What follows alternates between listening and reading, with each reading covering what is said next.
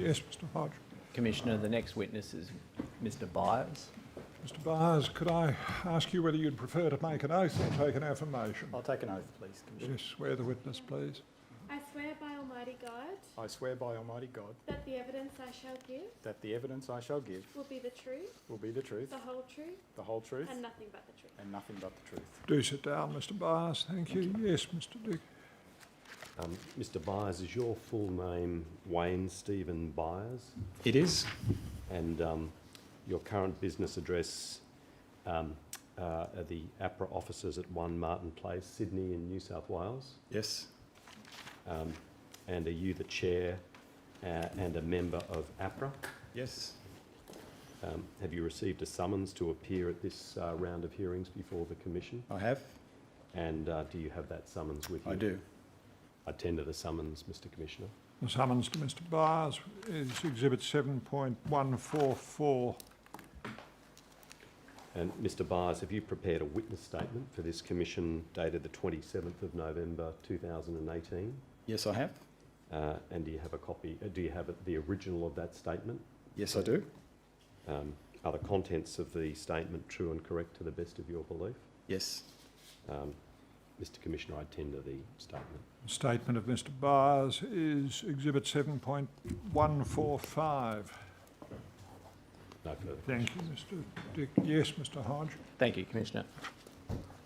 Mr. Byres, you're presently a member and the chair of Apra, Yes.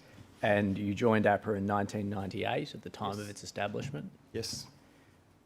Your term was, as the chair, was recently renewed for a further 4 years. Further 5 years. I'm sorry, further 5 Yeah. years. You have held various roles within APRA, including being the Executive General Manager in the Diversified Institutions Division. Yes. In 2011, you were appointed to the role as Secretary General of the BAL Committee on Banking Supervision, Yes. and you left APRA a short time after that, Yes, at the end of 2011. and then returned in July of 2014 Correct. to take up the role that you hold now as Yes. the Chair of APRA. Yes. What I'd like to start by doing is just asking you some questions about the executive board of APRA and the way in which APRA is governed. APRA is constituted by 4 members, yourself, Mrs. Rowell, Mr. Summerhays, and more recently, Mr. Lonsdale. That's correct. The 4 members have a collective ultimate responsibility for all aspects of the administration and operation of APRA. Yes. In practice, what has happened, at least until the appointment of Mr. Lonsdale, is that the members have divided their responsibilities principally along industry lines. So given a primary focus for each member along industry lines, yes. So your primary focus is on banking. That has been yes.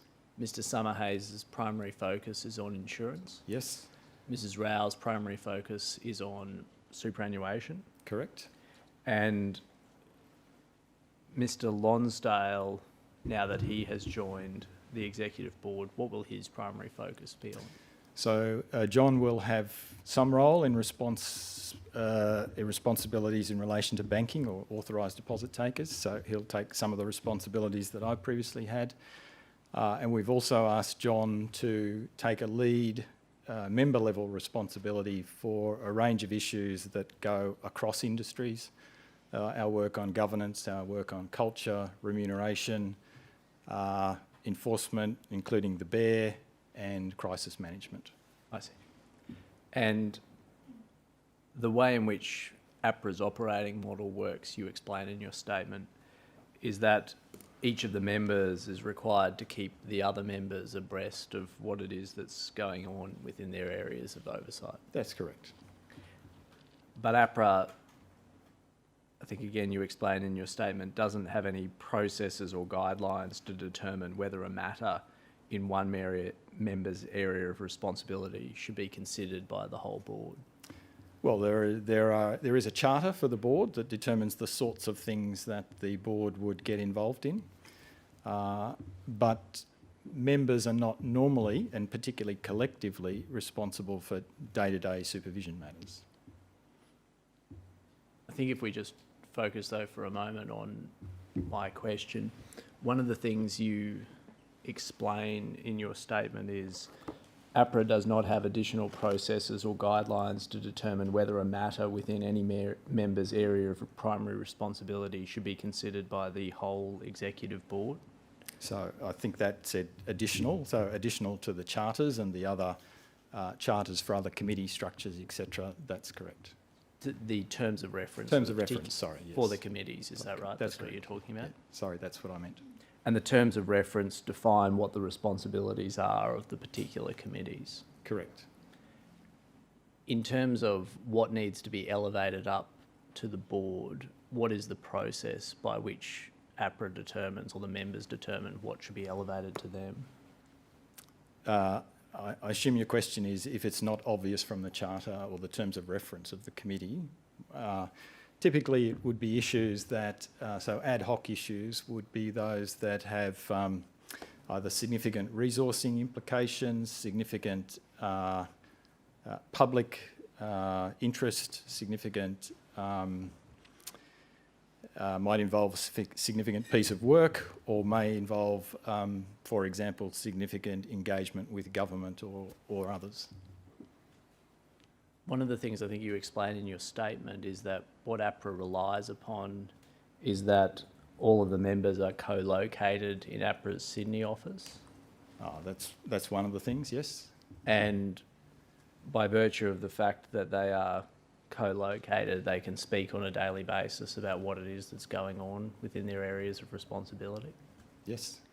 And then there may also be discussions that occur at the formal monthly meetings of the executive board. There are two possibilities, yes. And what I wonder then, I want to try to explore with you, is the way in which the strategic direction or strategic decisions that APRA will make within each industry is made at a board level as distinct from a committee level. Do you have a view about that? So when it comes to, if we're talking about strategic issues within an individual industry, that's your question, sorry? Yes. Yeah. So they would come up, we would have for each of the industries that we supervise, the 5 industries that we supervise, we have what's termed an industry group. So there's an ADI industry group, a superannuation industry group, etc., etc. They bring together the relevant industry experts from around APRA, the relevant APRA member. So in the case of ADIs, I would be participating in that group, not chairing it, but participating in it. Mrs. Rao would be in the superannuation industry group, etc., etc. That industry group would be tasked with identifying the key themes and issues that exist within an industry sector, and particularly where we felt there needed to be strategic or thematic work undertaken, identifying the highest priority areas that we might want to focus on. And then each year we have a cycle where the board receives papers on the industry sectors, and through that exercise the issues are reported up to the board, and ultimately there's an opportunity for the collective group to hopefully endorse the recommendations and endorse the activities that are being undertaken, but otherwise provide input as needed. And so to take the industry group that I assume you're the most familiar with, which is the ADI Yes. industry group, is it your understanding that within the terms of reference for the ADI industry group, there are particular processes or requirements or rules as to when something should be escalated up to the executive board?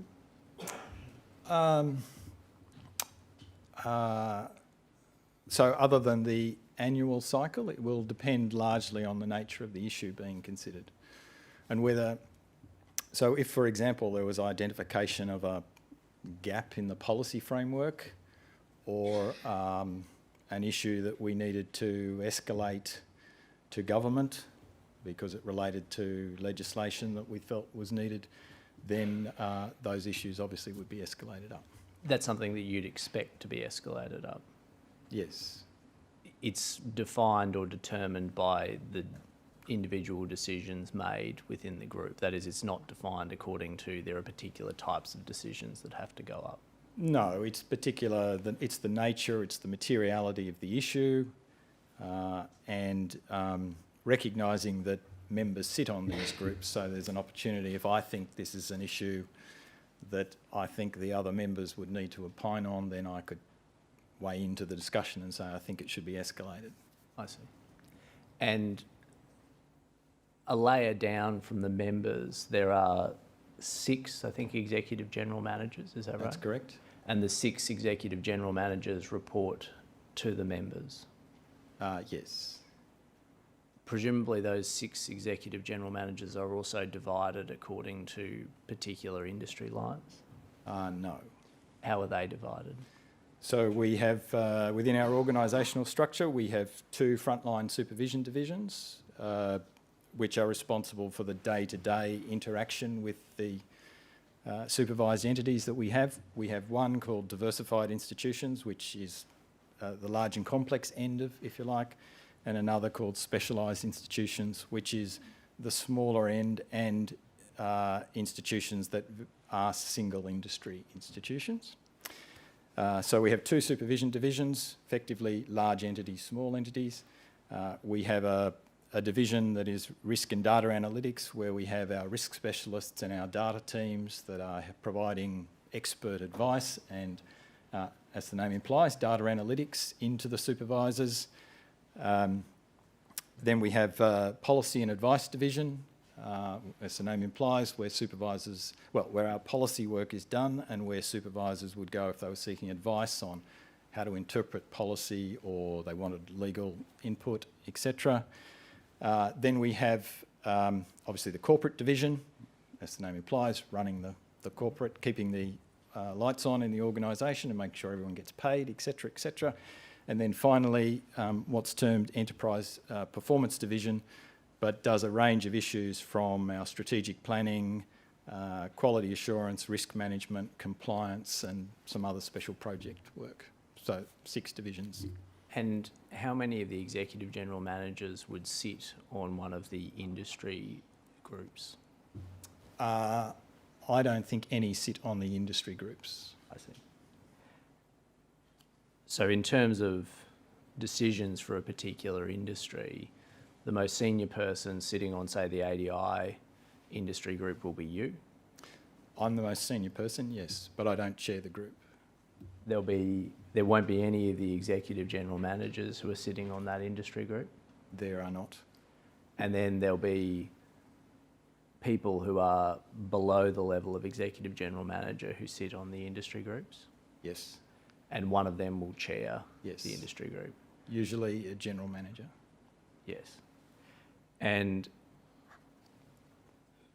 what I ultimately want to understand is how the structure of Apra compares to some other possible structures. And so if we just keep working through this, the executive board has ultimate responsibility for the day-to-day administration and operations of Apra. Well, it has responsibility for everything to do with Apra, yes.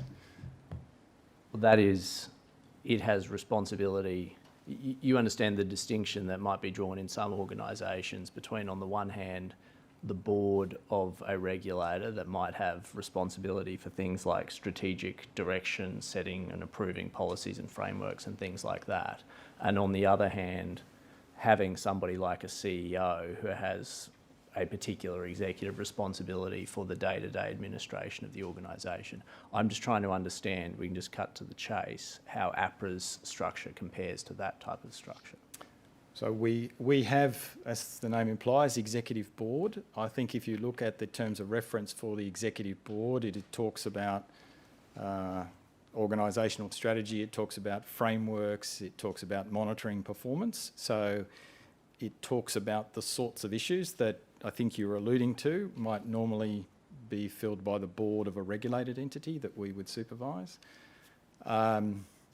We don't, though, have a chief executive role. And in that sense, APRA is different from the structure used by the ACCC? No, I don't think so. The ACCC has a set of commissioners full-time commissioners. Mr Sims is chair, so he has a similar role to me. And they have full-time commissioners in the same way that we have full-time members. They have a CEO as well, don't they? Sorry, they do have a CEO, but in terms of the governance and the roles that are assigned under the relevant enabling legislation, Apra consists of the Apra members. Below that, the structure is for us to determine. Is there a contrast, do you think, between the structure of Apra and the structure of other prudential regulators, or in particular the Prudential Regulation Authority in the UK? Well, that's very different because that's not really a separate, it's not a truly separate agency. It's part of the Bank of England.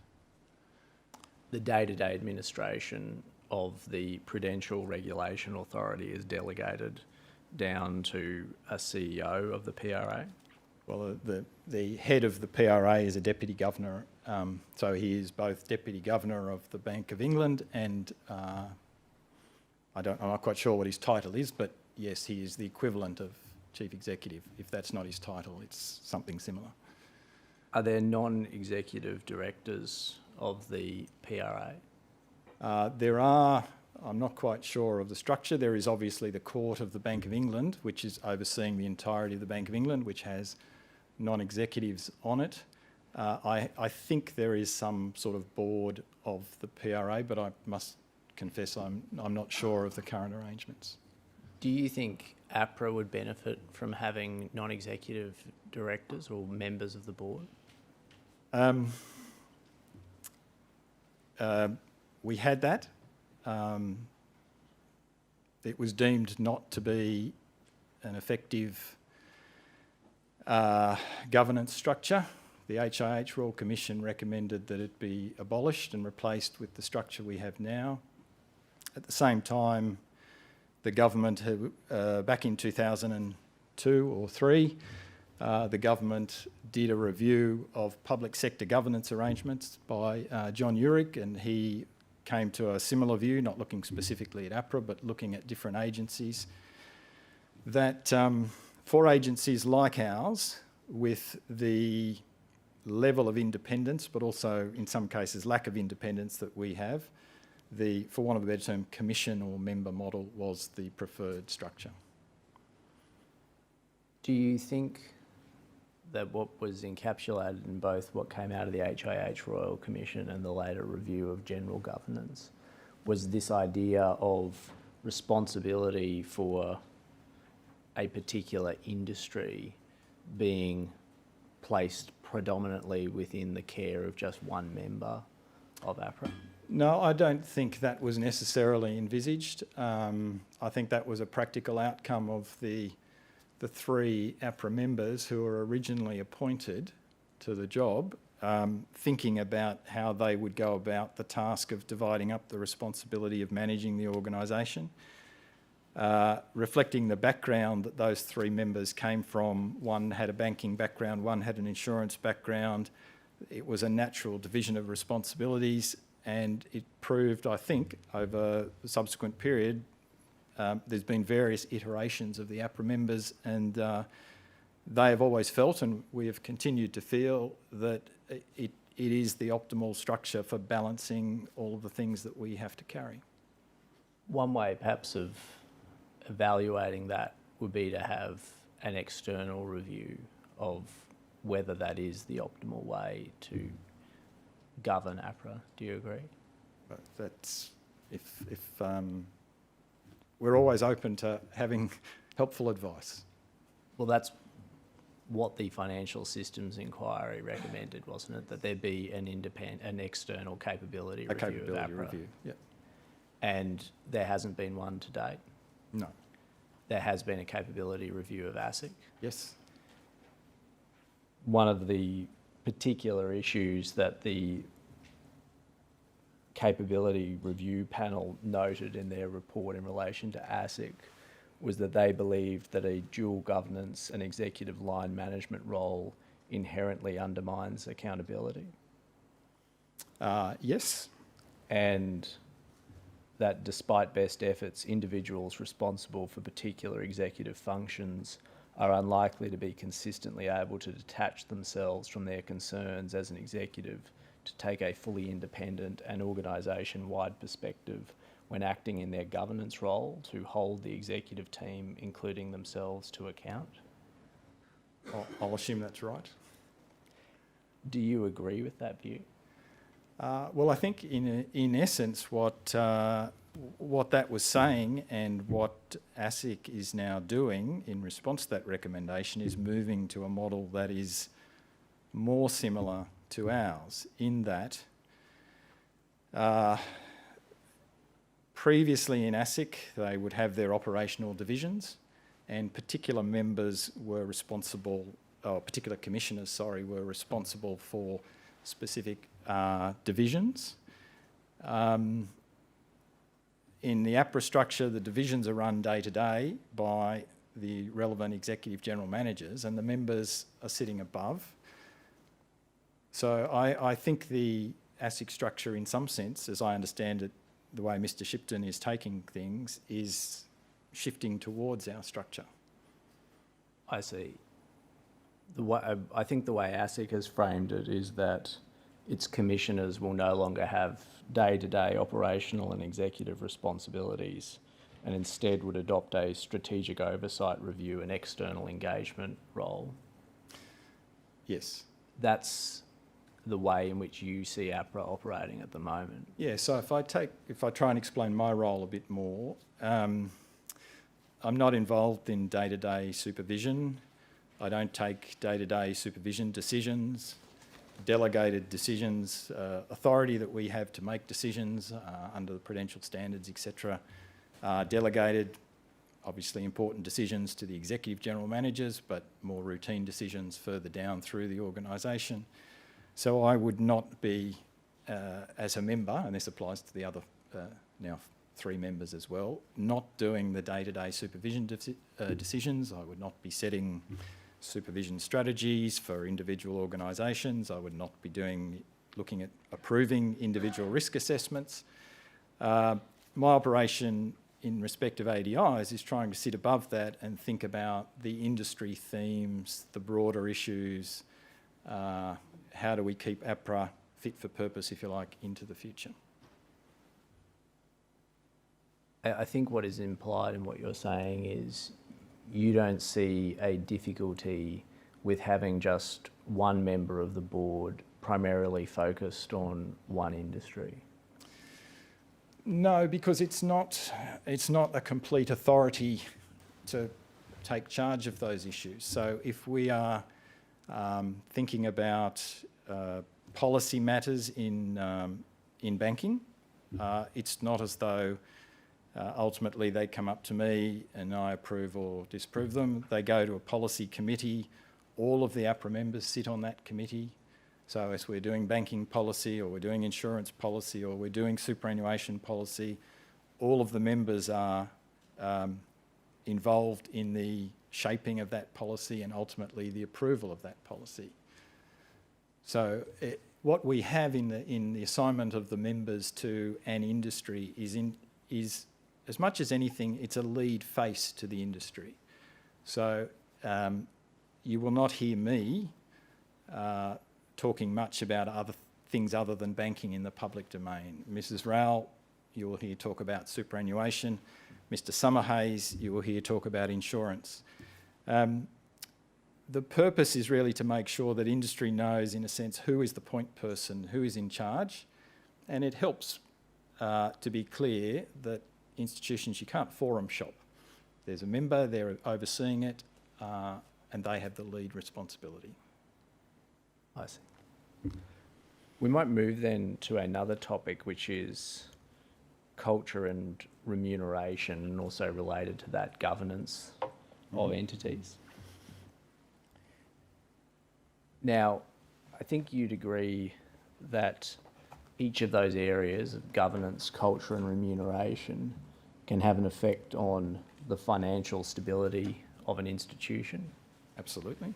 And in addition, therefore, have a an effect on the financial stability of the industry or the financial system. Yes, ultimately, yes.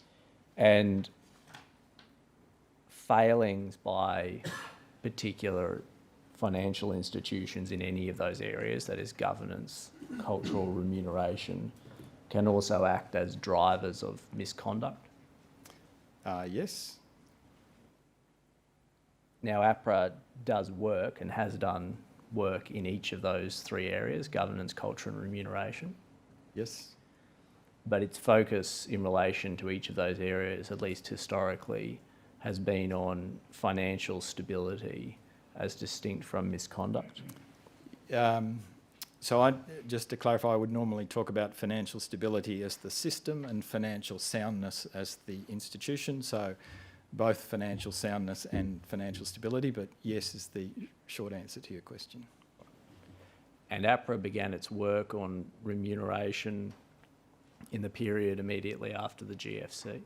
Yes. And that was prompted in part by the work of the Financial Stability Board on compensation practices at financial institutions. Yes, of which we were part of that work.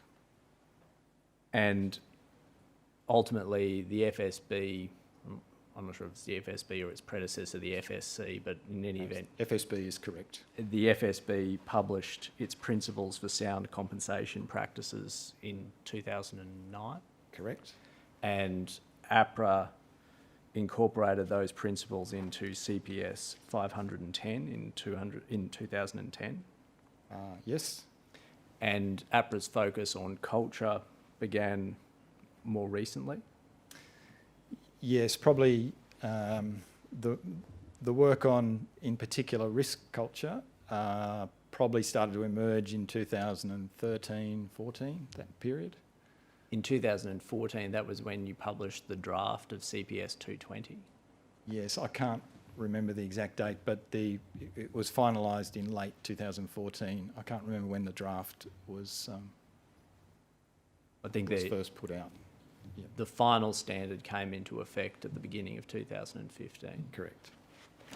And it required or introduced a requirement for the board of an APRA regulated institution to form a view of the risk culture in the institution. Yes, with the caveat that CPS 220 doesn't apply to superannuation. Yes. There's a slightly different form of words in the equivalent superannuation standard. And then later in that same year, in 2015, APRA established its governance, culture and remuneration team. I think we announced that in the early part of 2015, yes. And one of the early projects of that team involved working on ways to assess the culture of APRA-regulated institutions. Yes. Now, APRA's work on governance predates the GFC. Yes, the early work we did on governance was really a product of the HIH insurance failure and the recognition that shortcomings in governance had been a contributor to the failing of that organisation and that APRA needed to pay additional attention to that area in our supervision. And more recently, is BEAR something that's effectively a continuation of the development of governance regulation? I think it's I guess you can put it on that continuum. What we might do, I think, in order to explore these areas is to deal with each of them in turn and finally, later this afternoon, to come back to BEAR. We spoke about CPS 510, which was published in 2010. There's also a guide that goes along with that was, I think, published at the end of 2009. I think so, yes. And that would be... I can't remember the dates, but they sound right. All right. And the standard under CPS 510 is legally binding. Yes. And it sets out guidance about how APRA expects APRA-regulated institutions to structure their remuneration arrangements. Yes. The requirements for superannuation, which are in SPS 510, are slightly different. A bit different, yes. I think we'll just stick with CPS? CPS Okay. 510, which deals with banks and insurers. Yes. The FSB that we've spoken about, that is an international body that monitors and makes recommendations about the global financial system. Yes. And its aim is to promote financial stability. Yes. Apra, I think you were making the point before, is a member of the FSB. So Australia is a member of FSB. There are various bodies within the FSB. The primary body, the plenary of the FSB, the RBA is the main member. Treasury is also there. We participate in one of the working groups in particular that deals with supervision and regulation. Was Apra involved in the drafting of the principles for sound compensation practices? The 2009? Yes. Yes. And the 2009 principles then formed the basis of CPS 510? Yes. And that standard hasn't been updated since 2010, has it? Not in any material way. So the principles, which as we understand it are still current from the FSB's purpose, or for the FSB's purposes, are also still the basis. To all intents and purposes, yes. And we might just bring up CPS 510, that's RCD.0014.0082.0001.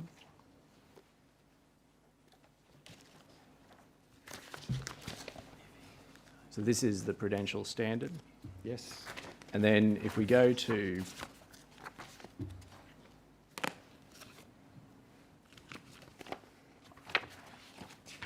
.0015, which deals with remuneration.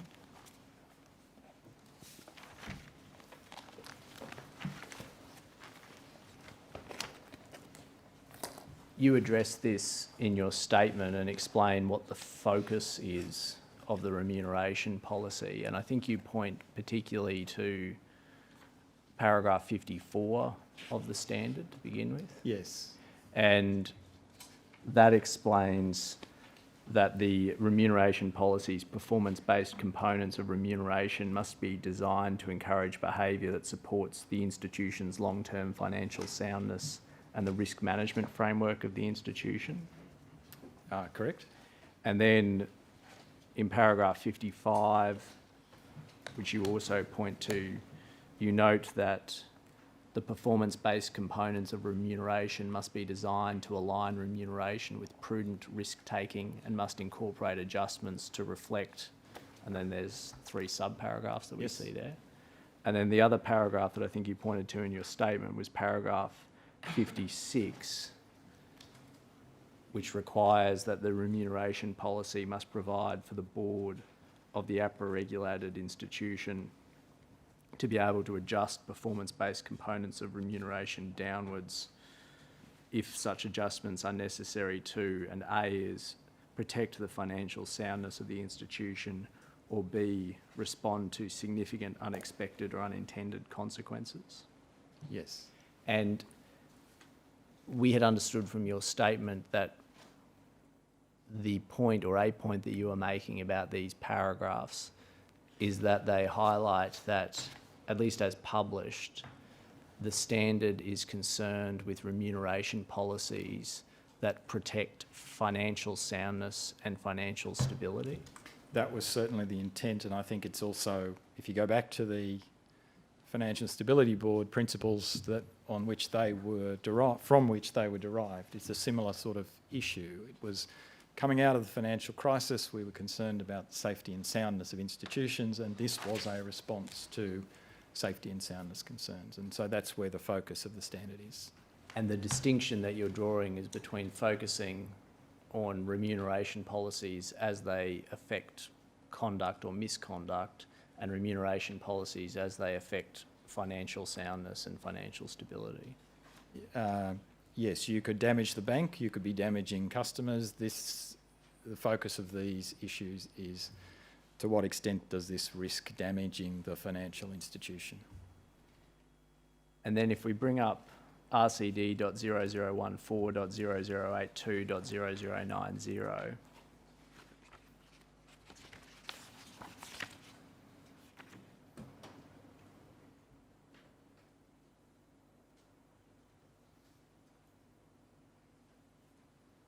so this is the practice guide that goes along with the standard and was published on the 30th of November 2009. Yes?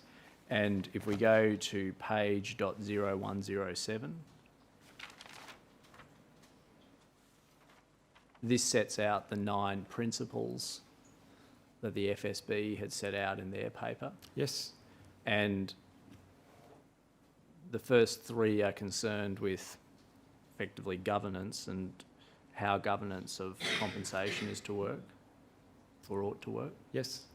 And then the next 4 principles are concerned with how compensation ought to be aligned with prudent risk-taking. Yes? And if we just stop for a moment on principle 4, which is that compensation must be adjusted for all types of risk, we can bring this up if it helps, but the FSB explain that a little further, don't they, to say that all types of risk include difficult to measure risks? My recollection is that is somewhere there in the document, yes.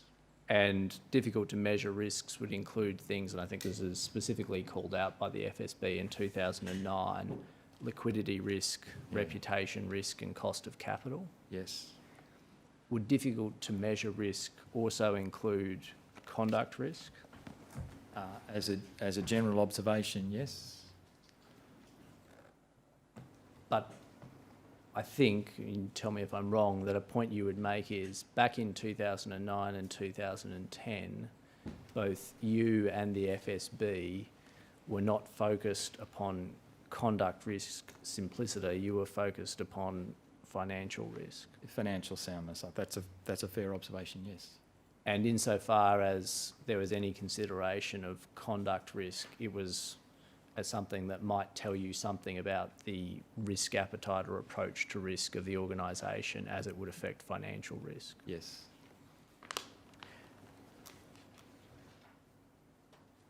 Now,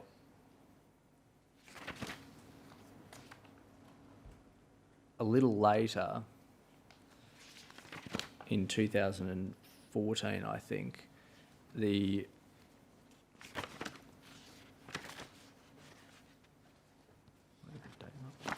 I'm sorry, I'll jump forward a bit further than that. In 2018, the FSB published a supplementary guidance to those principles.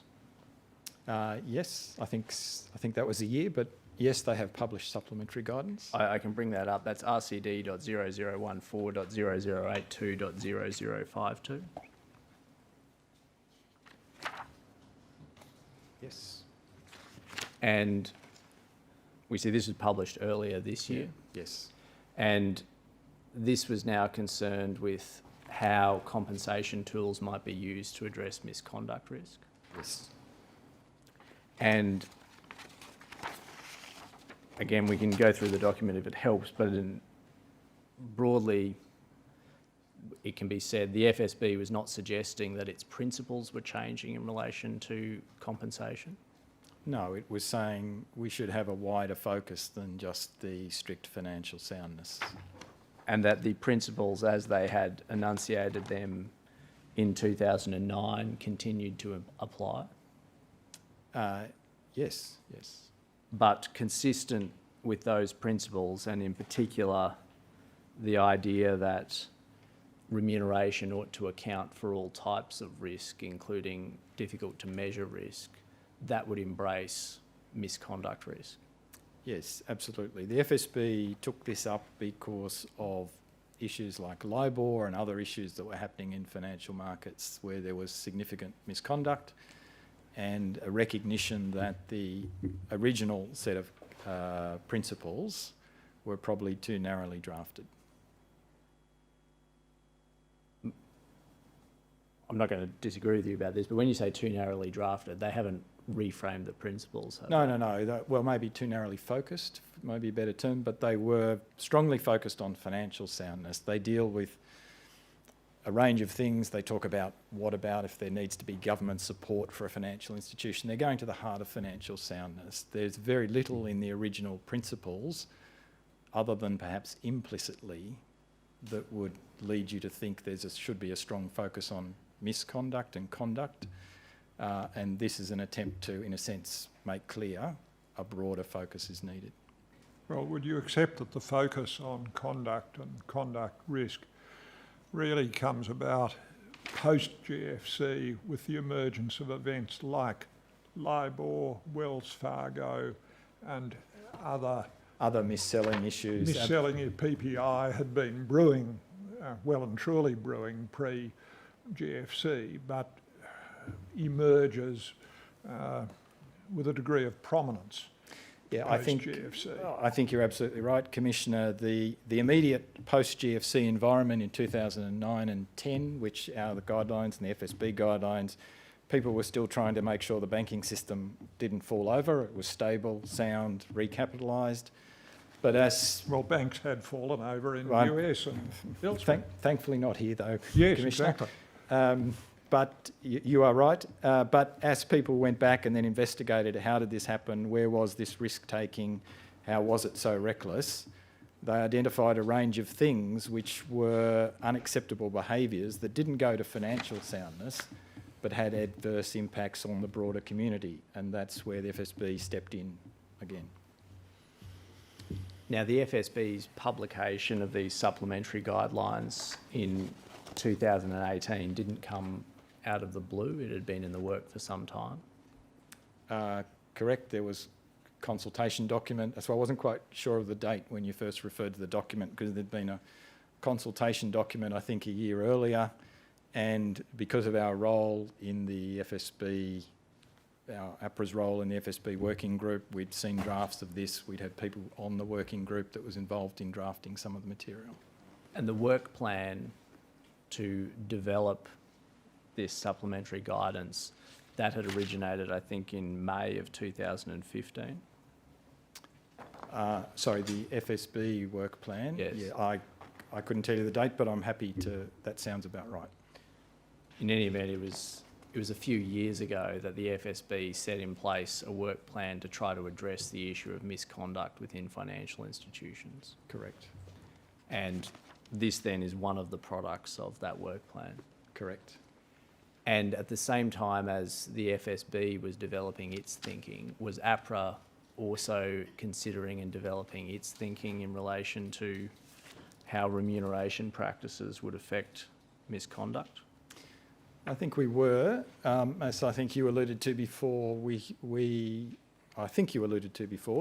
set up a governance, culture and remuneration team in 2015 because we felt we needed a deeper expertise in this area. Those three areas, governance, culture and remuneration, are very closely interrelated, and we felt we needed more capability.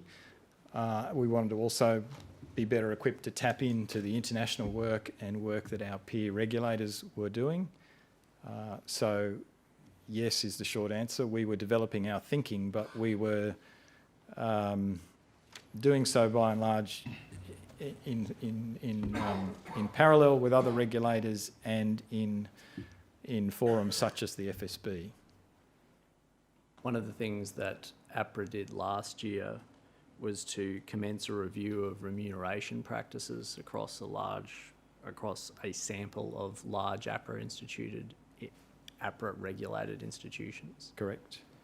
And that was published, or the report in relation to that was published in April of this year. Correct. And you've exhibited that information paper to your statement? I think I have, yes. I think it's exhibit WB-56, but the document ID, so it can be brought up, is APRA.0076.0001.0010.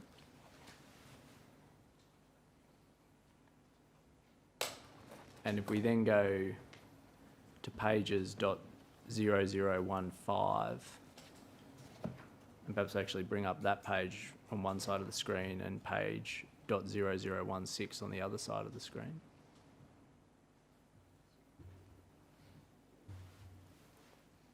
This is the introduction where it's setting out the context for APRA's remuneration review. Yes.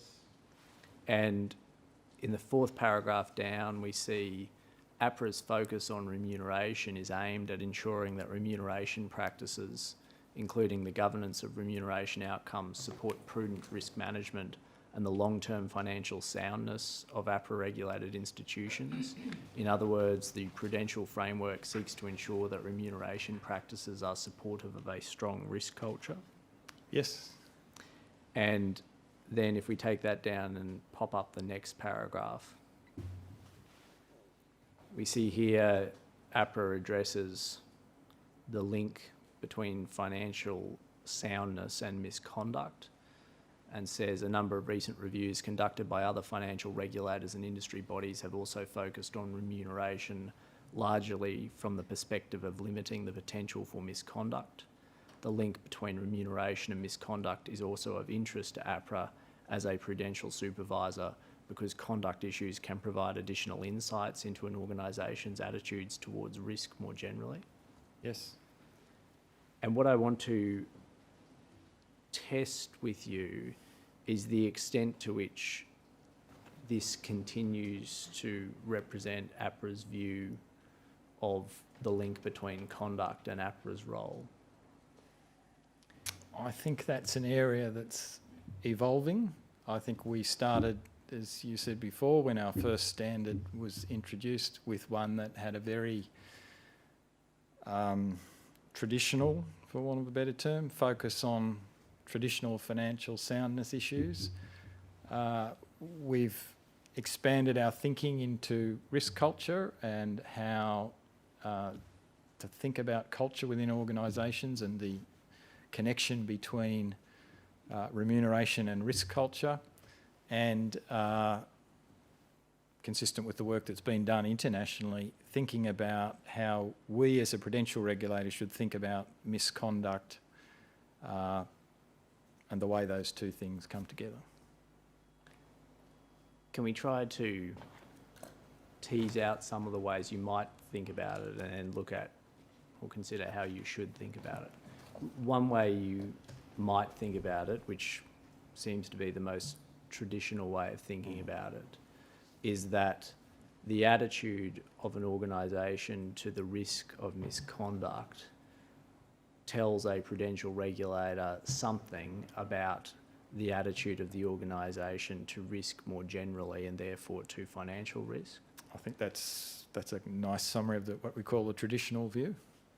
Another way of thinking about it, which seems to be picked up by the supplementary guidance of the FSB and some of the work that's happening in the UK, is that misconduct itself can pose a financial risk. Yes, if it's obviously if it's material misconduct, then yes, it can directly create a financial risk. If it's sufficiently systemic within the financial system or sufficiently significant within the scope of a particular institution. Yes, if you look at some of the penalties that some of the very large international banks have had to pay for some behaviours, very significant amounts of money which have a very material impact on their capital position, and that's the traditional domain of a prudential supervisor. So yes, I agree with that proposition.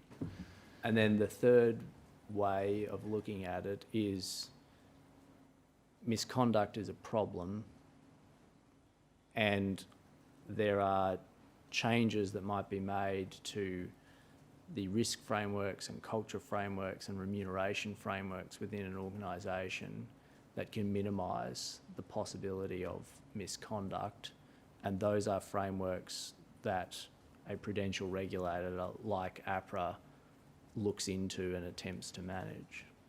I think I'm agreeing with you. I mean, I think some of the issues, one of the issues we're grappling with is actually prudential issues and conduct issues. I think in the what I call the traditional view, they sat in different boxes. And increasingly it's clear that in fact issues overlap with one another, and that prudential requirements, and you've said we're going to come back to bear, and this might be a good example of where a prudential requirement potentially also has significant benefits in relation to limiting or helping mitigate the risk of misconduct. There's a chicken and egg problem, isn't there, Mr. Byres? Whether remuneration is reflecting culture, whether culture is reflecting remuneration, whether governance is reflecting culture, culture is reflecting governance, they're all intermeshed, at least to an extent, aren't they? I think that's right, and no, absolutely that's right, and that's why we created a team on governance, culture and remuneration rather than 3 teams, because these things are inextricably linked, and just fixing one, whatever fixing is, but just dealing with one without dealing with the other 2 will not solve the problem. If your culture is driven by immediate financial year bottom line, Yes. it would not be surprising if the remuneration structure reflected that idea, and if governance is directed to that idea. Or more, or if your remuneration is focused on that, it's inevitable your culture and Round governance. you go. You have to have them. They have to be mutually reinforcing of one another, Yes. or they'll be mutually undermining one another. Yes. Sorry, Mr. Hodge, go on. Thank you, Commissioner.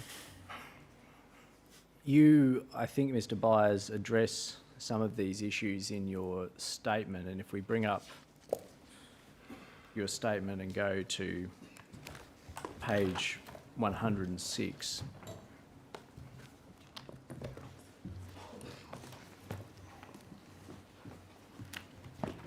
and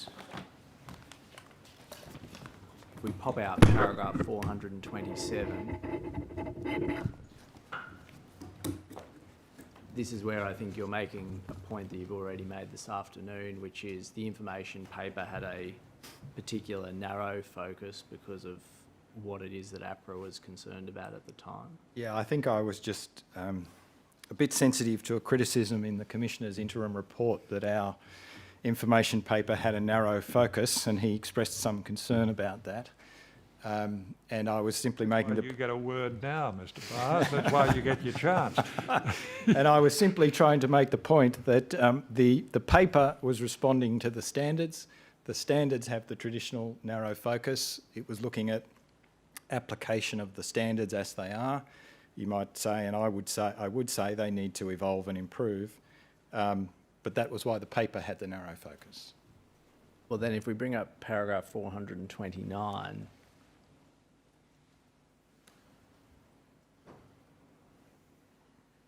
you make the point in the first sentence that Apra believes that it is important that it continues to ensure prudential considerations are front and centre in remuneration design and decision making.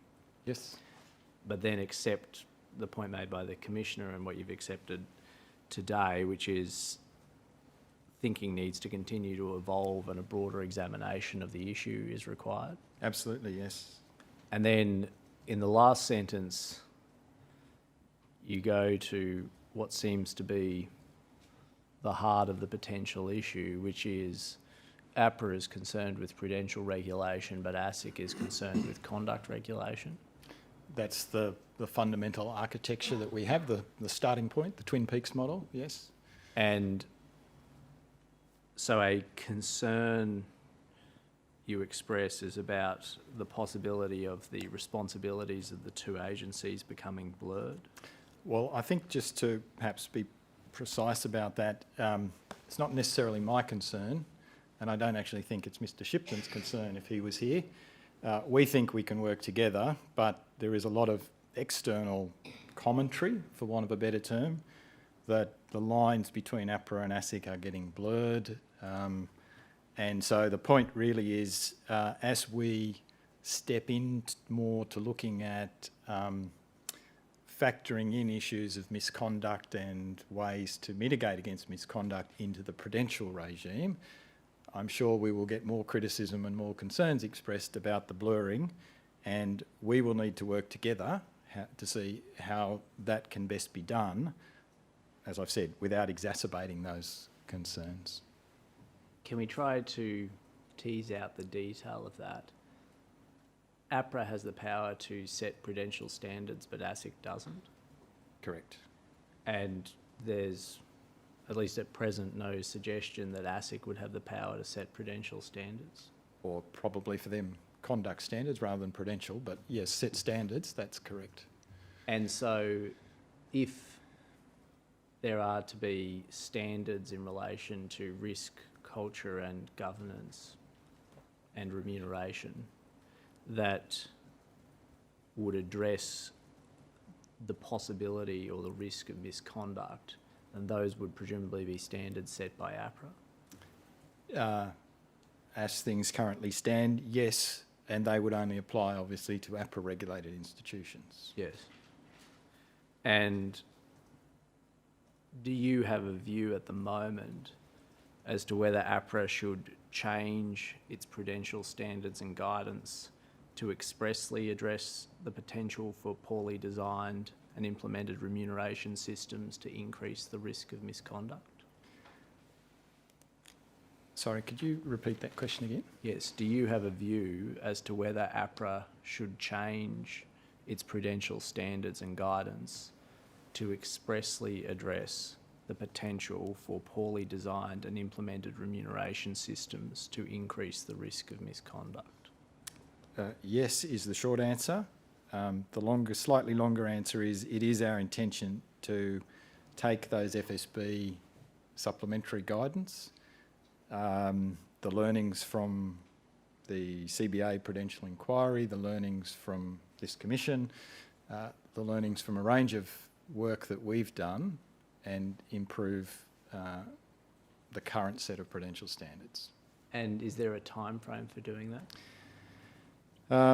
So currently, we'd certainly plan to be going out for consultation on something next year. There's internal work going on now, drawing together all of those things that I just talked about, the FSB work, the CBA inquiry findings, our own work on remuneration, the April paper that we talked about before, what we've observed through this commission's process and findings, other international work, and trying to produce what we've called a paper that sorts of what does good look like.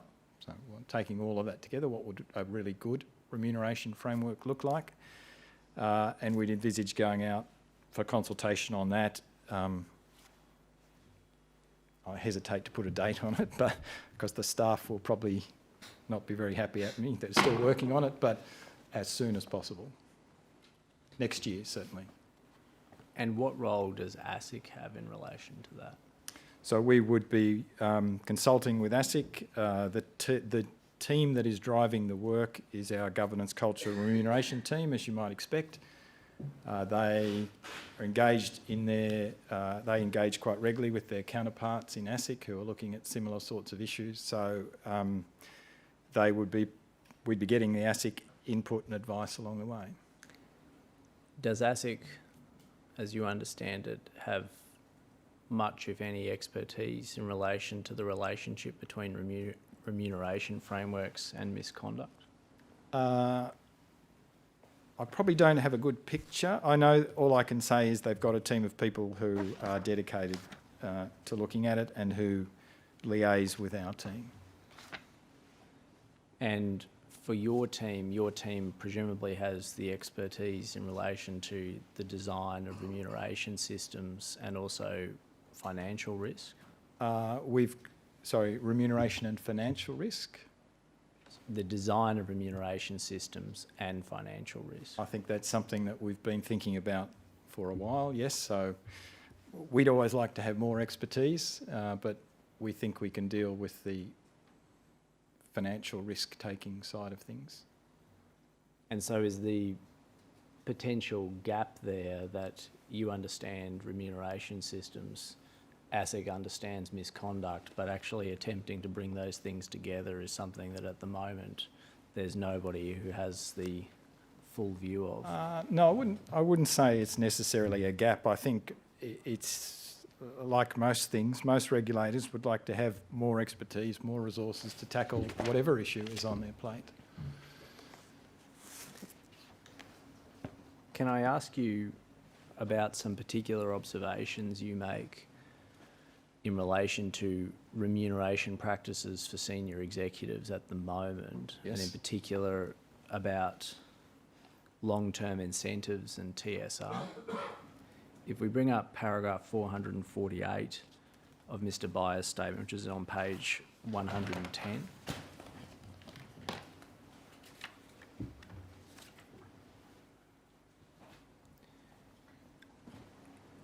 Here, you're agreeing, I think, to begin with a point raised by the Commissioner in the interim report, which is about the alignment between outcomes and remuneration. Yes. And you make the point in the last sentence, which is the current structure of long-term incentives in Australia is particularly problematic in this regard and is out of step with how best practices in remuneration are evolving internationally. Yes. And could you just explain to the Commissioner what you mean by that? So it's obviously two legs to that sentence. I think that there is still too much focus, particularly in the long-term incentive measures, on particularly the relative TSR measure. I don't think that's conducive to the broader, more holistic assessment of performance that I think we all would think was desirable.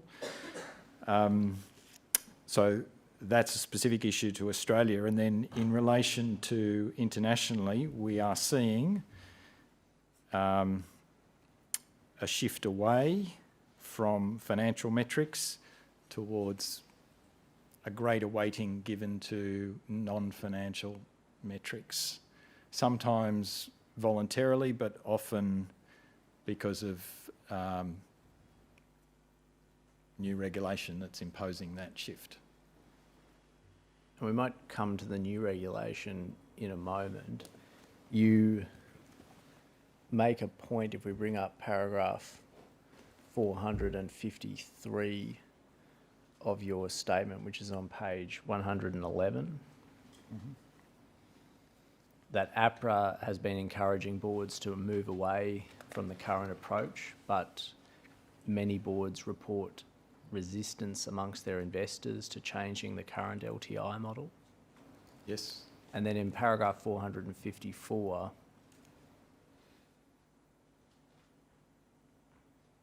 you explain that Apra had hoped that its April 2018 paper would cause or bring about an evolution in remuneration models, but one of the difficulties that boards are faced with is the highly likely prospect of a first strike against their remuneration report if they move away from the current conventional model. Yes. Do you have a view that the two strikes rule is contributing to performance hurdles for long-term variable remuneration being excessively weighted towards financial metrics? I don't know if I could blame the two strikes rule, but it is, when we talk to boards, and most of my engagement has been with the large banks, we talk to them about the findings that were in that April 2018 paper. They didn't push back greatly. Many actually recognised they would like to move, but some have had a strike, obviously. Some are in the process of moving, and it's a likely prospect that they will get a strike. And others are very wary of a strike. There's, to use a phrase that's appeared in this commission elsewhere, no one wants to go first. There's a first mover disadvantage here. So it's a problem. Do you have any view as to whether it would be desirable to change the two strikes rule? I don't have a particular view. I mean, it might help solve this problem, but I think it is important that equally important that shareholders have a say and have a voice in these things, and it is a way in which shareholders can express dissatisfaction. So, there are pros and cons, and that's why I think I conclude my paragraph, which is there, with it may be that if we want to get a material change, it will have to be driven by regulation imposing that change so that boards can say to shareholders, I have no choice. Just to help you expand a little bit on the point you were making about shareholders, in the end, the shareholders own the company. Sometimes that seems to get forgotten. Well, it's important to talk about shareholders versus investors at this point, probably. Because investors, a large constituency of investors, or a sufficiently large constituency of investors, don't necessarily like the shift away.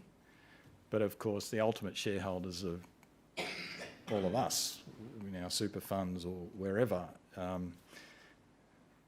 personally, I know what I would like to see in a REM, but whoever's managing my money and ultimately investing it in the shares has a slightly different perspective and their own incentives, which are not necessarily aligned with me or any other member of the community.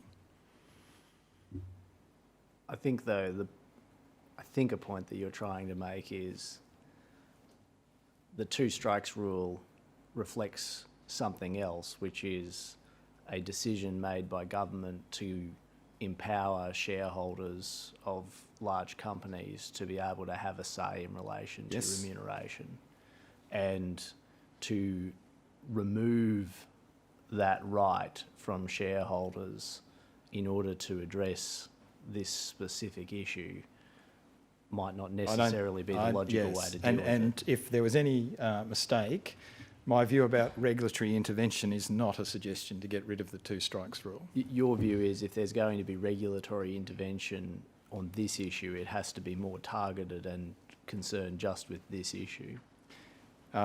Yes, well, if I can be really blunt about it, I think what I'm saying is to get change, Apra will have to do it. And that's the last thing then that I wanted to just bring out from you about this point.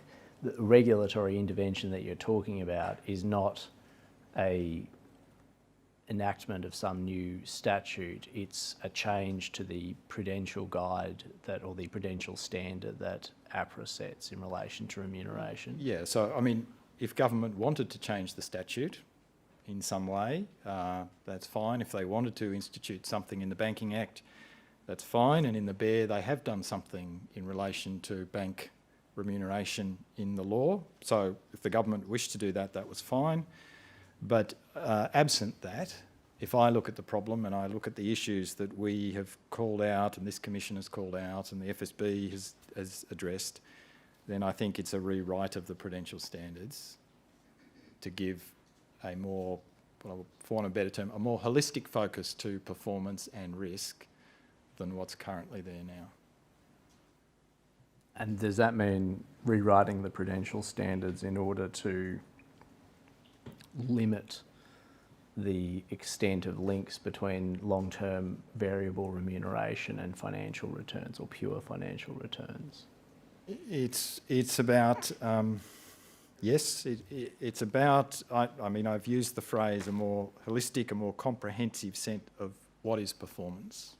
So I think the current frameworks are still too focused, although some banks are trying to move away, to give them credit, but are still too focused on performance equals profit and share price moves. And performance of an executive or executive team is clearly more than those two things. Would that mean a Prudential standard that departs, at least to some extent, from the pure principles base to be more prescriptive about the types of links there could be between, for example, TSR and the vesting of long-term incentives? Yeah, probably it ends up more prescriptive than it is today, but I have to also be wary of it can't be so prescriptive that it doesn't allow for the fact that the standard applies to the 4 major banks, it applies to regional banks, it applies to credit unions, it applies to insurance companies, general insurance companies, life insurance companies. It's got to have sufficient flexibility to be able to cope with different businesses, different risks, different scale of operation. But it is probably inevitably going to be more prescriptive in some way than it is today, yes. And these types of things that we're talking about, are they part of the consideration that Apra is presently undertaking in relation to the Prudential standard? So I think what we're trying to do at the moment is articulate as I said, what does good look like? It's a good framework, a good set of principles that we think would be generally applicable. If we can settle that and there's generally consensus that that's a good model, then you think about how do you translate that into a standard. And again, just to come back to the time frame that we're talking about, you said you were hoping, but you didn't want to commit anyone to anything, that what does good look like might be something that you would be publishing next year. Yes, early part of next year. And what does that mean then in terms of a time frame for a revised Prudential standard? Probably a revised Prudential standard, given the process that we have to go through of due consultation on the standard, means the standard wouldn't be finished until the following year. I see. And sorry, if I can just say then, of course, to the extent that current employment contracts don't adhere to the standard, it would be necessary to allow some period of transition for industry to make appropriate arrangements. Whatever the standard ultimately ends up being, there's then a follow-on question, which is what will APRA's approach be to actually enforcing and monitoring compliance with the Prudential requirements in relation to remuneration? Yes. And what I'd like to do is to consider that by looking at the FSB principles and then what happened in relation to CBA's remuneration in 2016. Yes. So can we start with the principles? If we bring up RCD.0014.0082.0072,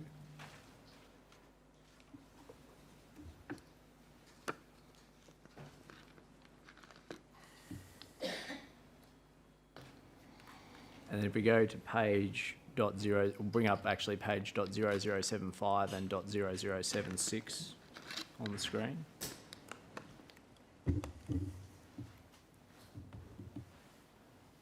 And we see, here's the 9 principles. If we look at the principle on the right-hand side of the screen under the heading Effective Supervisory Oversight and Engagement by Stakeholders, and start with the last principle, firms must disclose clear, comprehensive and timely information about their compensation practices to facilitate constructive engagement by all stakeholders. Yes. At the moment, listed companies are required to disclose certain information about executive remuneration in their annual reports. Yes, they are, yes. And that includes the total amount of variable remuneration received by senior executives. Yes. But they're not required to disclose information about risk-related adjustments to remuneration for executives. As far as I know, they're not required to, that's correct. And in particular, they're not required to set out the reasons why the board made particular risk-related adjustments to executive remuneration. No, they're not. You may be aware that last week Ms. Orr asked Ms. Livingston, the chair of CBA's board, about whether CBA should disclose more information in its remuneration report about risk-related adjustments to executive remuneration. I didn't hear it specifically, but I understand she did ask that question, yes. And Ms Livingstone said that there would probably be merit in disclosing more detail on an individual basis as to what the risk-adjusted outcomes were. I'll accept that, yes. Do you have a view about whether financial institutions should disclose more information about risk-related adjustments to executive remuneration? I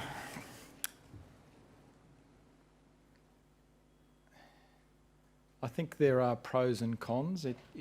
It's a bit of a double-edged sword. So, on one hand, you would say if there's an expectation that rewards are disclosed, it might be reasonable to have more information to explain how those awards were determined.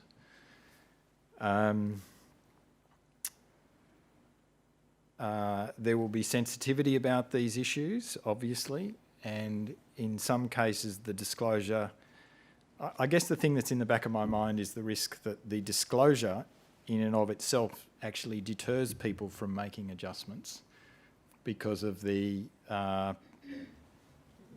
external reaction to whatever that issue is, and that boards might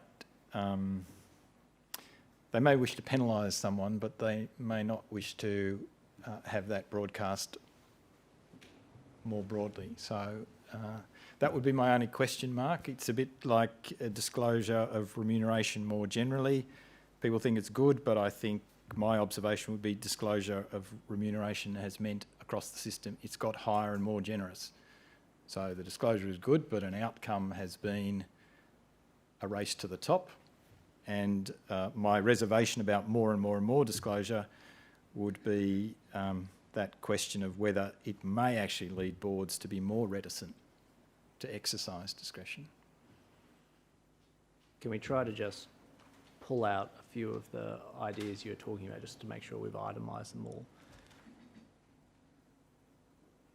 A point that you're making is if boards knew that whatever their reasons were for risk-related adjustments were going to have to be made public, then they might be reticent about actually making those types of adjustments?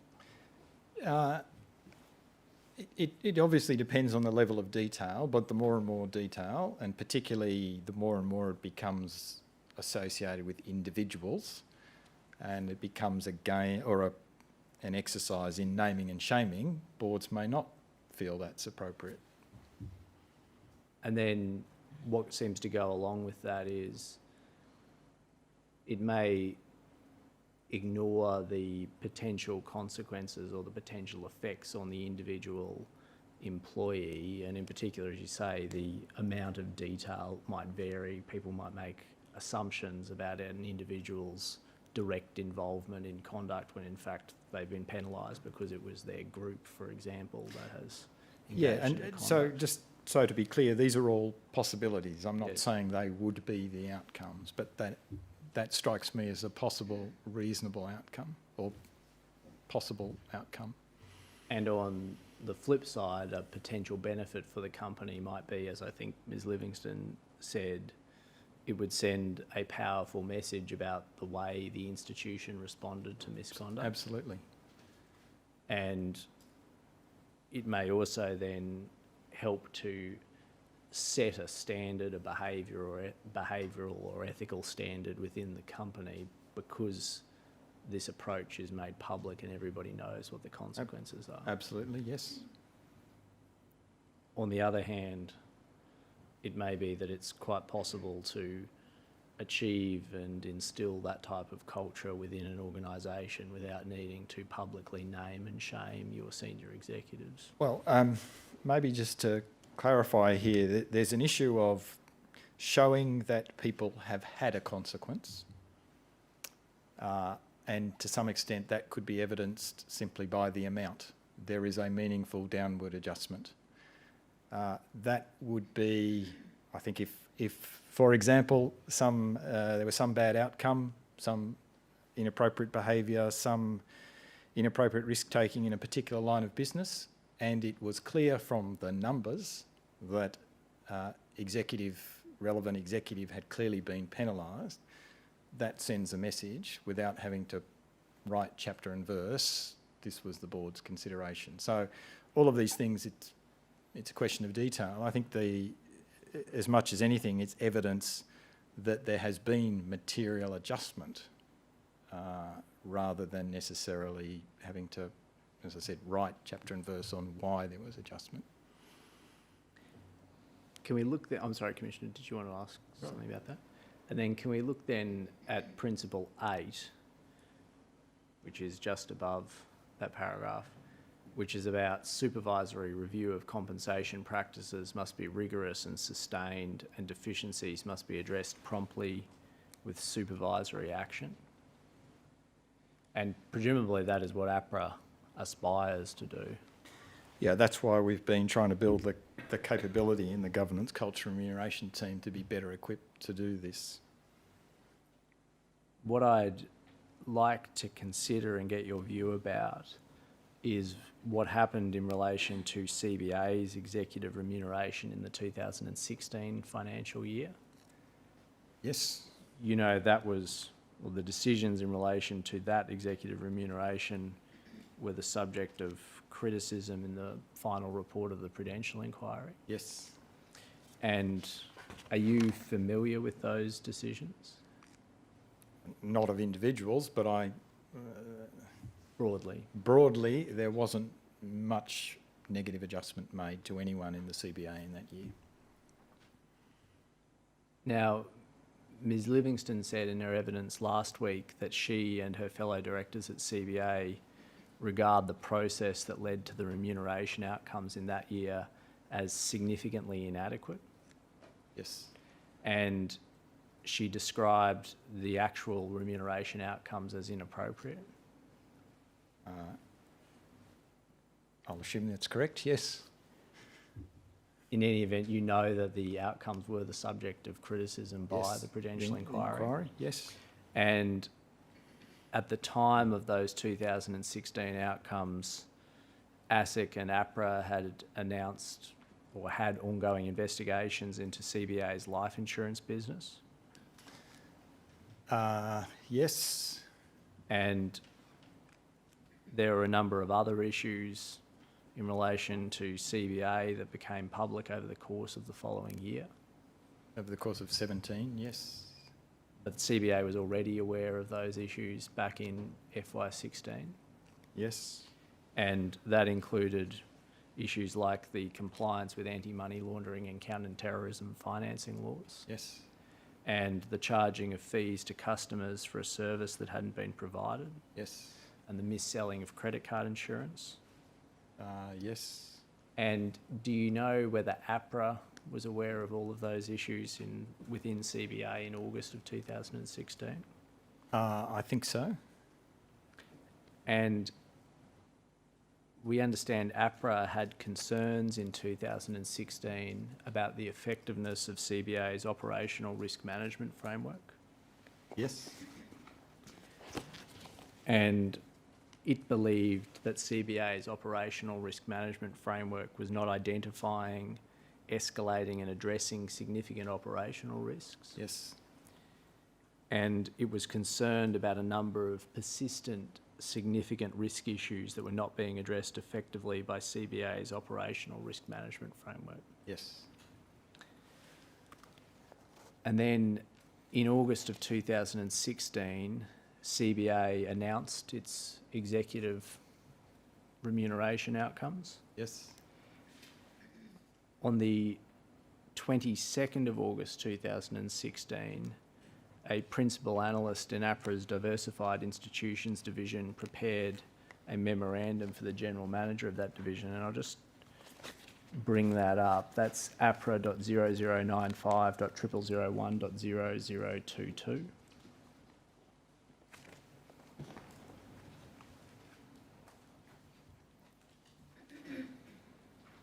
Have you had a look at this document, Mr. Byres, in the course of preparing to give evidence? Briefly, yes.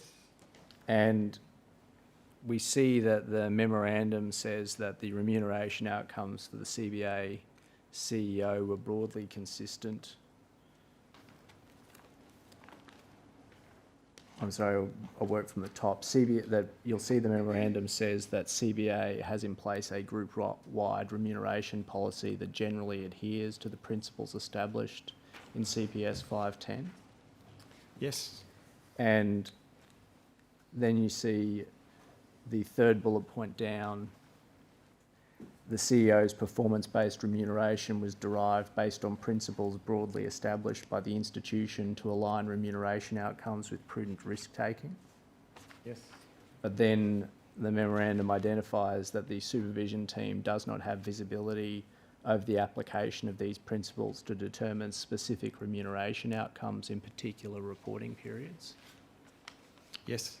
And is that something that the supervision team should have had visibility over? Not as a routine matter. We wouldn't normally collect all of that detailed information in the normal course of events. My recollection of this, it was actually triggered by some work that the relevant executive general manager asked to be done after the CBA results came out. Should you collect that sort of information routinely? Well, that's a good question. So another piece of Financial Stability Board work, which was published last Friday, is a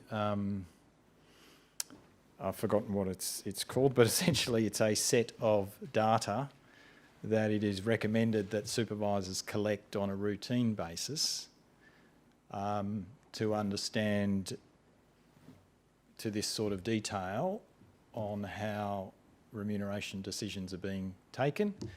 And because it's a follow-on to some of those documents we've referred to earlier, how you would identify whether conduct-related matters are being considered through remuneration decisions. So we have not had that as a matter of course. We have not been collecting that as a matter of course. There is a question about what we should be collecting going forward, part of which will be, as I said, guided by the latest FSB material. Has it been possible, do you think, to have rigorous and sustained supervisory review of compensation practices and promptly addressing deficiencies in compensation without collecting that sort of information? No, we clearly have to collect if we want to be able to systematically analyse this sort of stuff for every institution every year. We would have to collect a lot more information and devote a lot more resources to it. And are there practical difficulties or funding difficulties with being able to do that? It's always a resource prioritisation issue. We don't have supervisors sitting around looking for things to do. So we have been fortunate. We've just been given some extra money by the government, or our funding has been increased because we're funded by the industry, but they've approved some additional funding to allow us to devote some extra resources to this area of activity. So the question for us is, I think, how much more information do you do it for just the largest institutions? Do you do it for the entire Apra flock? How would you go about doing it? What level of detail would you want? How far down in the organisation do you go? There's a whole raft of issues we'll have to think through. And when are you planning to think through those issues? Well, it'll be part of the work that we're doing on remuneration, because I think we have to think about a standard, what should be in the standard, what will be the new requirements, and then what's our capability to be able to supervise to that. And particularly, to come back to the point we were talking about before, particularly as we have issues that deal with conduct-related matters, should we be opining on whether conduct has been adequately taken into account, or misconduct has been adequately taken into account? Should ASIC be opining on that? How do we form some views? on the application, it's all very well to have the framework, but then who's forming views about application? We would probably naturally feel we're quite capable of thinking about it in the context of financial soundness risk, but when it comes to misconduct risk, we may have a view, ASIC may have a different view. How are we going to bring those views together? It feels a little like we're all agreeing these are important questions Yes. that you need to figure out the answer to, or somebody needs to figure out the answer to. We're going to give it a go. And you're going to try to do it, but you don't have the answers as of yet. Well, I think there's a lot of answers already there in terms of what a good framework should look like. There's a lot of material in the public domain from the FSB, elsewhere, our own learnings. I think crafting that, the issue that I think you're getting to is it's all very well to put out the framework. How do you make sure it's policed and adhered to? And that's a resourcing question that we are going to have to grapple with going forward. Attend to that document, Commissioner. The Apra Memorandum, 22nd August 2016, concerning CBA CEO remuneration arrangements, Apra 0095 0001 0022, Exhibit 7.146. Now, what came out of that memorandum was APRA sought further information from CBA about the lack of risk-related adjustments, Yes. and CBA provided the information. I understand so, yes. And if we bring up APRA.0095.0001.0027,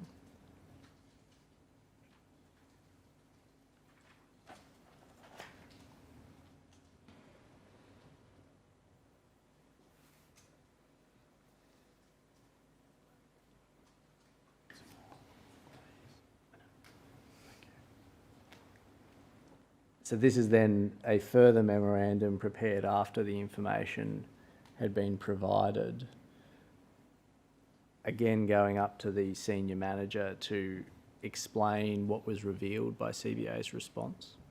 Yes. And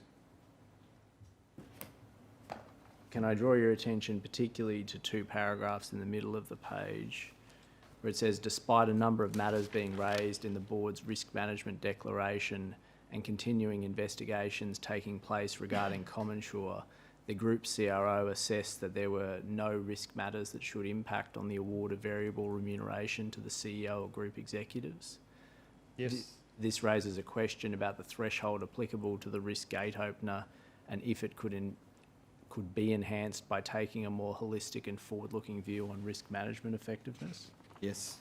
And then if we go over the page to page .0028, we see there's a recommendation of proposed actions for further consideration. Yes. And the first is discussing further internally with APRA's GRC team. That's the GCR team, yeah, the governance culture risk governance- point that governance, remuneration and culture. it's actually GCR, but I'm sorry. anyway. No. Governance, culture Culture and remuneration. and remuneration team. Our expectations in respect of factoring risk into remuneration outcomes. Yes. Discussing with the CRO the materiality threshold applied to advising that risk management should impact on remuneration. Yes. Requesting further information about the inputs into the process to determine the group executive for wealth management's FY16 remuneration. Yes. And then making some other requests for further information or seeking confirmation for clarity about how the CEO's deferred equity awards received in FY16 were calculated. Yes. And then, do you know what it is that happened after this? So I think those are a couple of things. I think at least some of those discussions were had. My understanding is a lot of, and there was a view within CBA that many matters were on foot and hadn't been determined yet, CommonSure being an example, and therefore it wasn't necessarily appropriate to decide on an outcome until an issue had been fully investigated. So that was sort of one of the issues that came up. The other issue was that it just reinforced the need for us to do the broader industry work, because I think what the discussions inside of Apra concluded was that what we were seeing here, we were seeing elsewhere, perhaps to different degrees, and that we should commence the work which we ended up undertaking that led to the review across the industry. One possibility would have been to raise this with the board of CBA. Yes, so a couple of weeks before that, we had had a meeting with some of the directors, including the chairman of the board. I think it was the day if I remember the file correctly, it was the day that the results had come out, and they talked about the fact that the CEO's remuneration in particular was a large number that year, and offered some views on why that was. By the time, so we did this work, we looked at the issues. By the time we went back to the board again, we went back in, my recollection is December of that year, but we often had a meeting with the CBA board at the end of the year, so I'll say December. By that stage, they'd had a strike against their remuneration report. It had been announced that the chairman was going, and they were clearly having to have a pretty fundamental rethink about the way they approached remuneration. And so we used that opportunity in December to encourage them to rethink on some of these issues. I tender that document, Commissioner.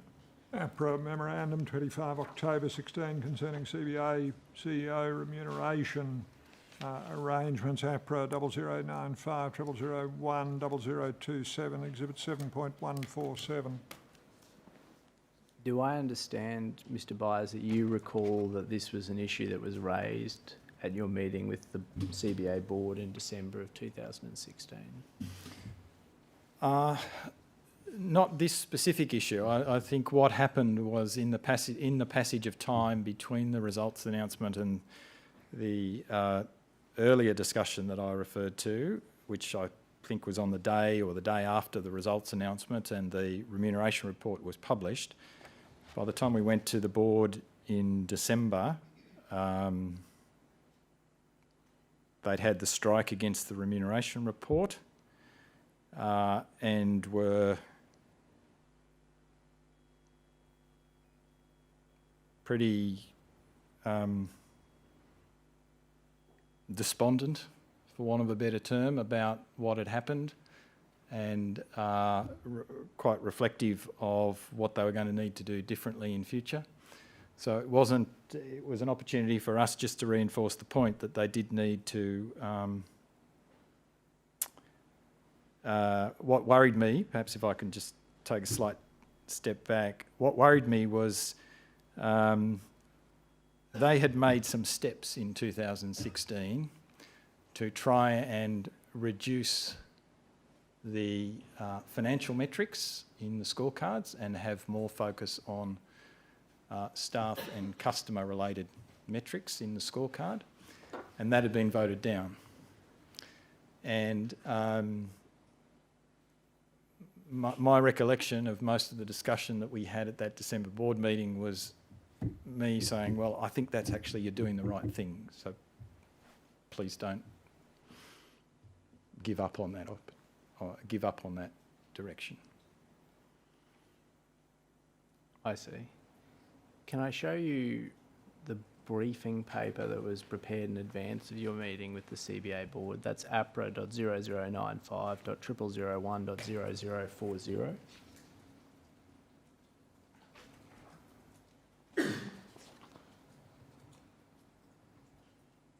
And I think you'll see in item 2, risk culture and remuneration, APRA to engage with the board regarding its current assessment of group risk culture and how this is influenced by remuneration arrangements. Yes. And then if we go over the page to page .0043, we see this is the section dealing with risk culture and remuneration, where you're the person with suggested primary responsibility. Yes. And under the heading remuneration, we see the reference to what you've talked about, which is CBA received a first strike in relation to its remuneration report. Yes. And then about 3/4 of the way down the page, you see a paragraph that begins whilst acknowledging. Popped up there. Yes. It says, whilst acknowledging there is no right answer, at present the Frontline team is challenged to see how CBA's remuneration arrangements and the risk gate opener in particular strongly, I think that should be incentivise proactive risk management. Yes. And then if we go over the page,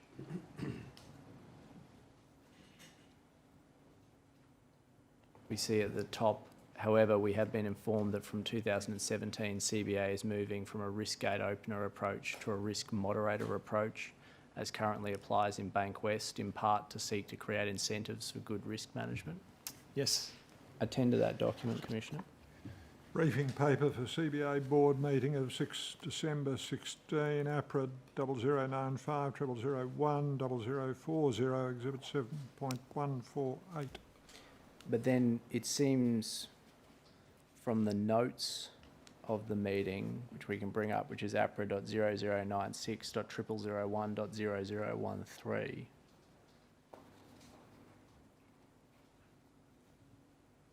And I assume you've looked at these in the course of preparing to give evidence, Mr. Byres? Yes. We can see in the third bullet point that the message that was conveyed was, from a risk management and culture perspective, we noted that there had been positive steps taken that are encouraging, but further work remains to be done. Yes. But otherwise, and we can probably put both pages up on the screen. Can we put one page up on one side and the other page up on the other side?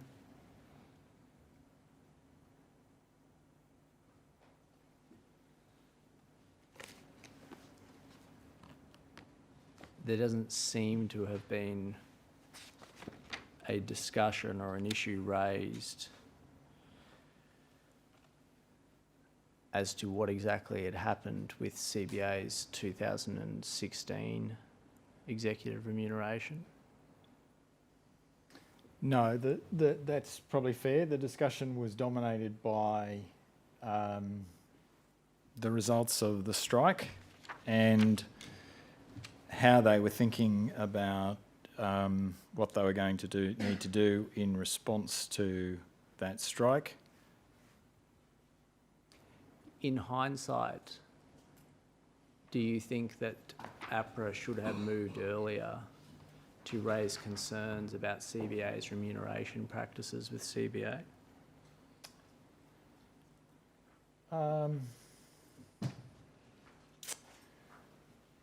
I guess it's always possible with hindsight to say the issues could have been pushed harder. Attend to that document, Commissioner. APRA notes of CBA board meeting held on 6 December 16, APRA 0096 0001 0013, Exhibit 7.149. Until the Prudential inquiry, had APRA taken any action against CBA in respect of its inadequate remuneration practices? By what do you mean action? Sorry. Had it raised the remuneration practices with them? I think yes, we'd certainly raised the remuneration practices with them. As I said, there was a discussion to try and understand what they were going to do in response to the strike. My reservation was that I thought they had been trying to move away from financial metrics, and it would be disappointing if they reverted from the direction, or they reversed course from where they were trying to head. That issue, though, of whether they're trying to move away from financial metrics is a different issue from how risk is being taken into account in making adjustments to senior executive remuneration. Do you agree? No, that's true, sorry. And that work got folded into the broader work we were doing across the industry. I see. I think the view was within Apra, we didn't actually have a good enough view of what good practice was, and we needed to do that more holistic view, get that more holistic view of industry practice and then tackle it on an industry-wide basis. I see. Can we bring up APRA.0054.0001.2412?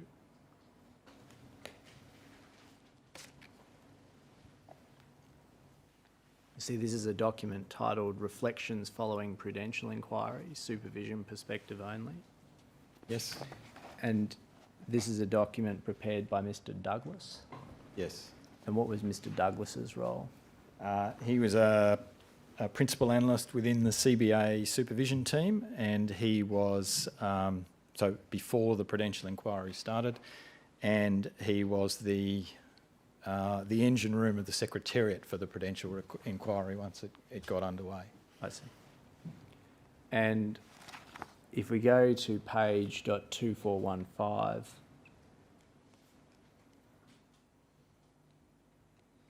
you'll see there's a heading which is, with hindsight, what could or should APRA have done differently prior to commencing the inquiry? Yes. And you'll see about halfway down the page a sentence which begins, the adverse ratings, not counting the Prudential inquiry, are based on the below. Yes. And then you see the second bullet point is, APRA could and should have called out inadequate remuneration practices earlier, at least by late 2016. Yes. Do you share that view?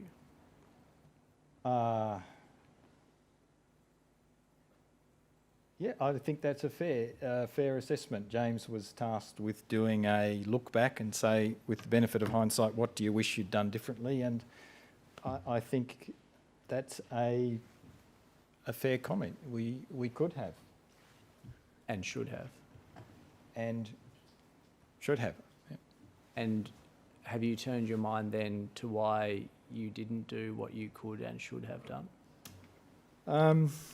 I think because in the remuneration space,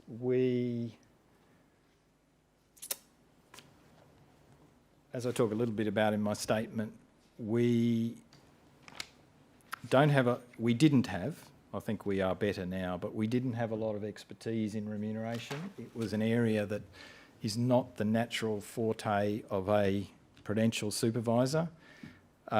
We were still building our capabilities, and we were probably not, as I said, we weren't really sure of where we stood as to what was good practice, etc. So it's a learning for us. I just want to test that a little bit.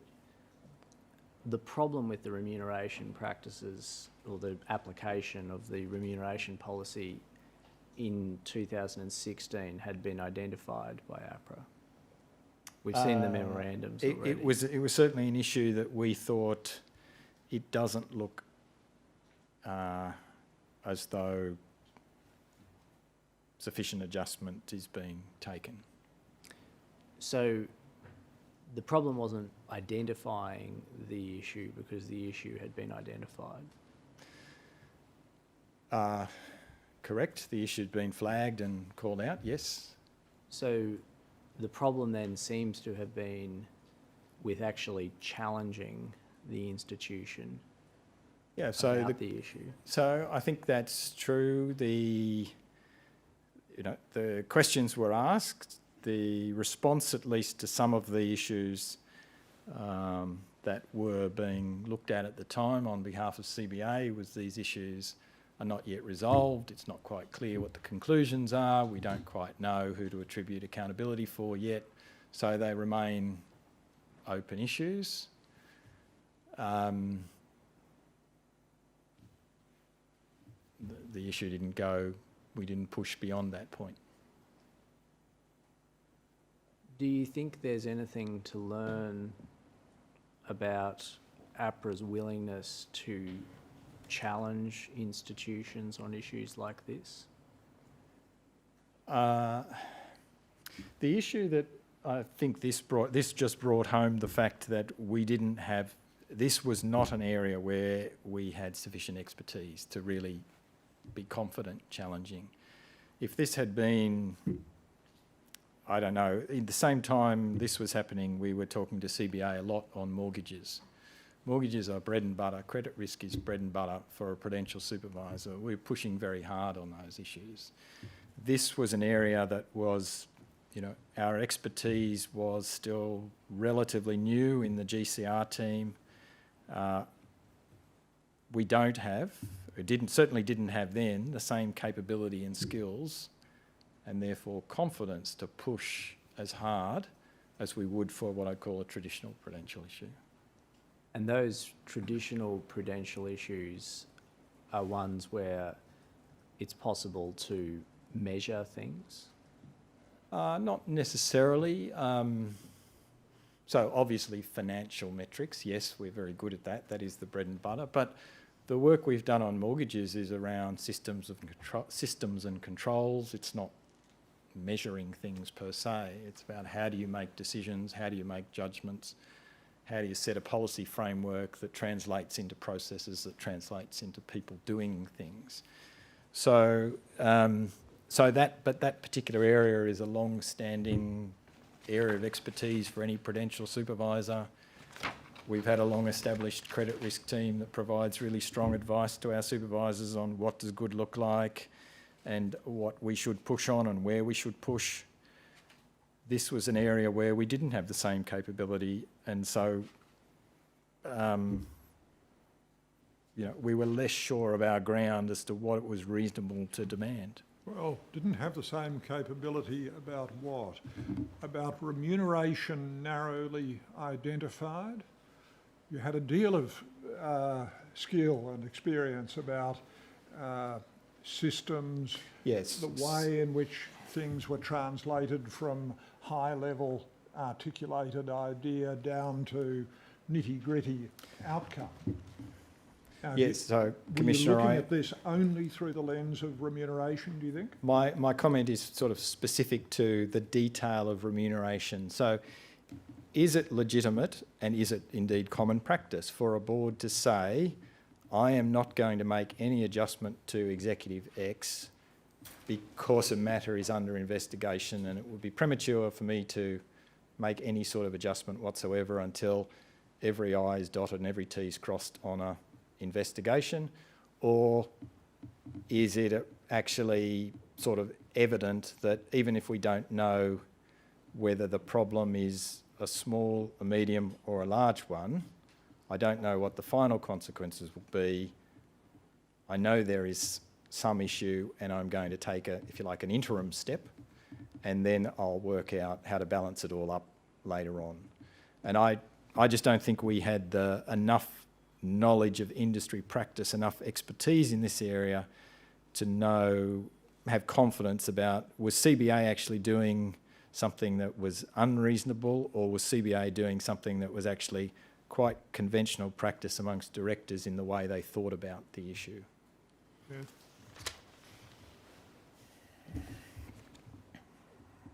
I tend to that document, Commissioner. A reflection following Prudential inquiry by James Douglas, is that the Yes, Commissioner. gentleman's name? Yes. Apra 0054 0001 2412 Exhibit 7.150. Let me ask you about a related reflection on the CBA inquiry. Can we bring up APRA.0054.0001.2430?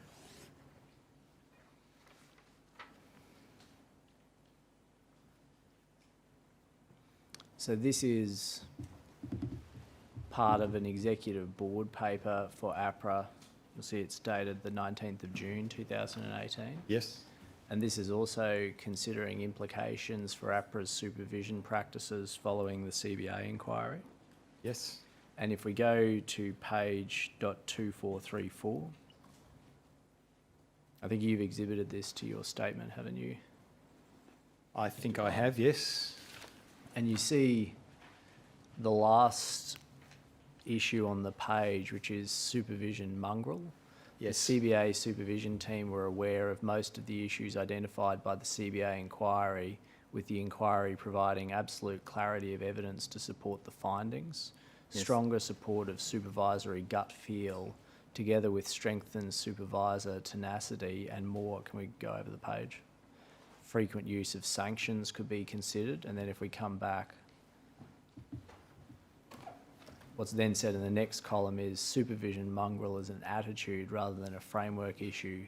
Senior leadership in Apra would need to set the tone on how this supervision mongrel would operate in practice. Yes. And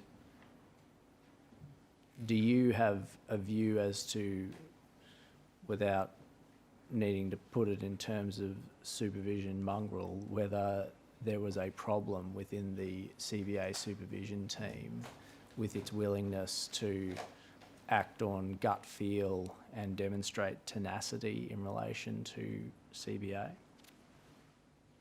I think the CBA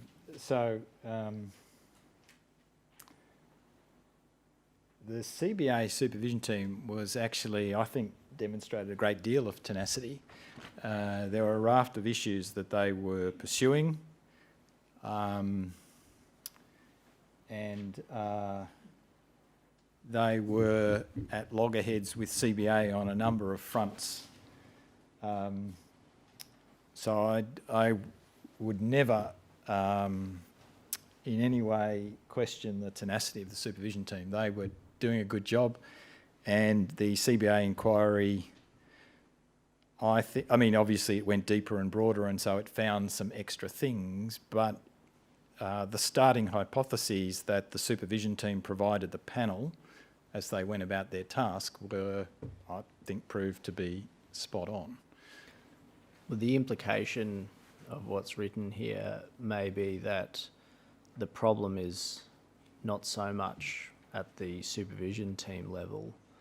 The problem is at the senior leadership level in terms of the tone that is set. Do you have a view about that?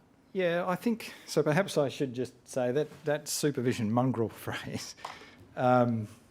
We had the panel into the board, the meeting before that one, and the three of them came in and talked about their reflections and their observations, not just about CBA, but as they had identified issues, they were obviously also alert to whether Apra had been aware of the issues, not aware of the issues. And so we talked through all of that, and generally they gave a good report card. But Dr. Laker, the chair of the panel and my predecessor,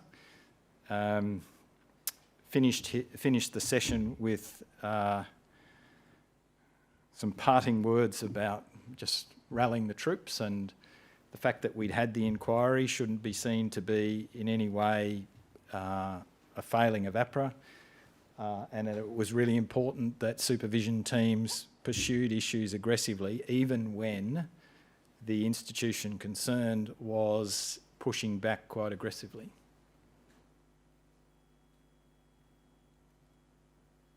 Perhaps if we just go back to my question. Sorry. The implication of what's written here is that the problem may be the tone that is set by senior leadership in Apra. And my question was, do you have a view about that? No, I think the comment was, the way that I interpret that comment is simply that supervisors will be very ready to ratchet up the mongrel, so to speak, as long as it's clear that senior management will support them when they are being more aggressive in their approach. And So it's important for leadership to signal if there is to be a ratcheting up of supervisory aggression, for want of a better term, it's got to be clear that when there's pushback from institutions, that the organisation from the top down will back that. And so if we try to see whether this idea connects with the issue about remuneration practices. Mr. Douglas identified that Apra could have and should have called out the problems with CBA's remuneration practices at least by the end of 2016. You agree? That's what he identified. That's yes, with the benefit of hindsight, yes. Of course. And you, I think, were trying to encapsulate the problem as being that there was a lack of confidence about the judgment about remuneration practices because of a lack of experience within Apra about remuneration. Yeah, broadly, yes. But it does seem to suggest that the supervisory team, their gut feel was there is a problem with remuneration at CBA. I think we all, so that work started, as I said, because we had a meeting with the board, the chairman, the chair of the audit committee and the chair of the risk committee, and we all saw the numbers on the day they were published and thought, this is worth looking into. And it was looked into. Yep. And it was observed internally in memorandums that there appeared to be a problem. Yes. And then there was a meeting that you attended Yes. where the issue wasn't raised. with the Well, board. it was it wasn't raised in that specific way because it had been overtaken by events. We didn't have to ask them, are you going to, how could you do this? Because they were reflecting on they were going to have to change things. They had got the message that the market investors were unhappy that that there hadn't been consequences. That was part of the dissatisfaction with the remuneration outcomes. Well, the dissatisfaction was about trying to change things in relation to financial metrics. It was, I would say there are a range of factors in play here because there were lots of question marks being asked about the generosity of the awards, the concern about the non-financial metrics was a concern about the fact that they seemed woolly and that therefore there was too much board discretion as to how they would be applied. And the evidence was that the board didn't apply much discretion at all, but it just waved things through. So these things were interrelated.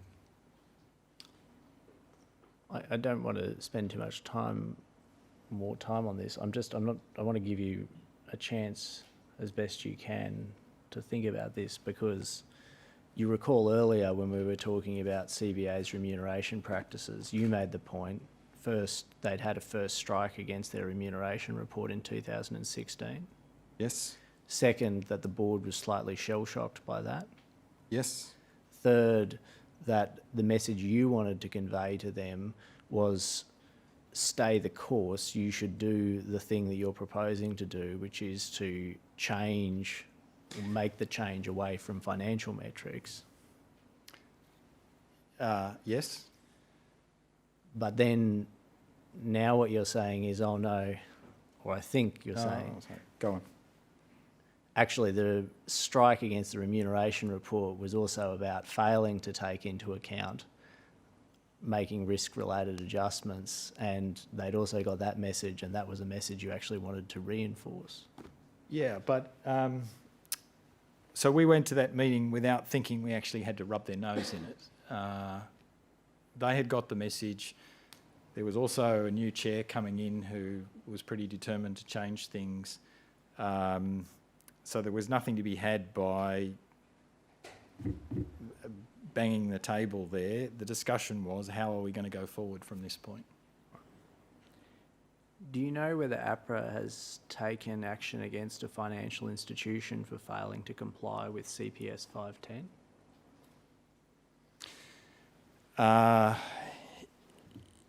No. Sorry, yes, I do. The answer is no. And until its review of... Sorry, can I Yes. come back again? Mm-hmm. So I assume in your question, you are talking about CPS 510 in relation to remuneration, in the sense that there are other things in CPS 510. Yes, in So relation to my remuneration. previous answer is correct. And until APRA's review of remuneration practices at large financial institutions last year, had APRA taken steps to review actual remuneration outcomes for senior executives at APRA-regulated financial institutions? Not in a systematic and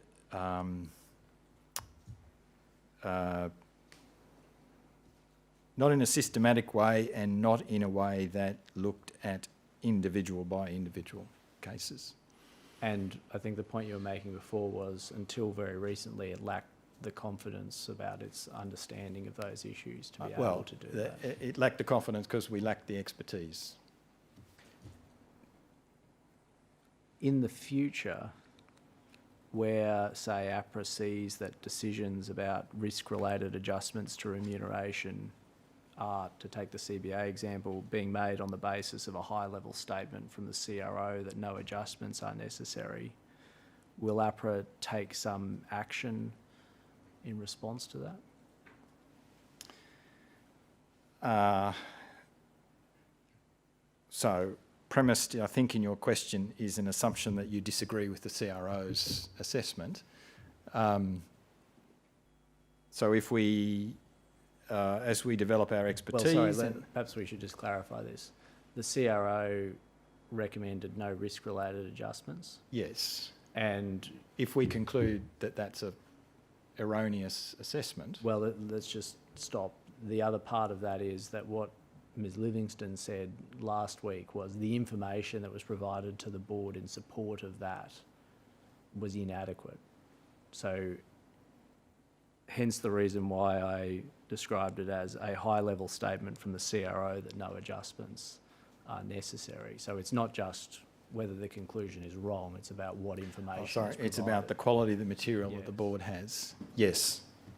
And I think as we think about upgrading the standard and the practice guide, we'd be thinking about how we could make clearer what boards should be getting to empower them to make good decisions.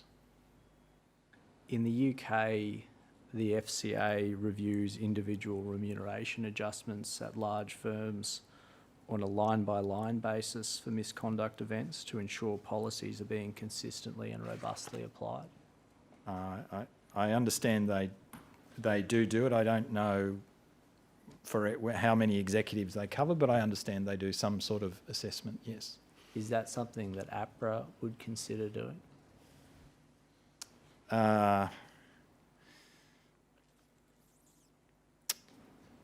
I think all of these things, it's a question of resourcing, prioritisation. Certainly, I think we could do more to spot check those sort of things. Whether we would be doing it for every organisation every year, that would be quite a challenging task. Commissioner, I was going to move to another topic, but I noticed the time. Is that a convenient time? Yes, what time do we need to begin tomorrow? Could we Mr. begin at 9:45, Commissioner? Yes, is that going to be convenient to you, Mr. Fine, Byres, thank if you. we come back at 9:45 tomorrow?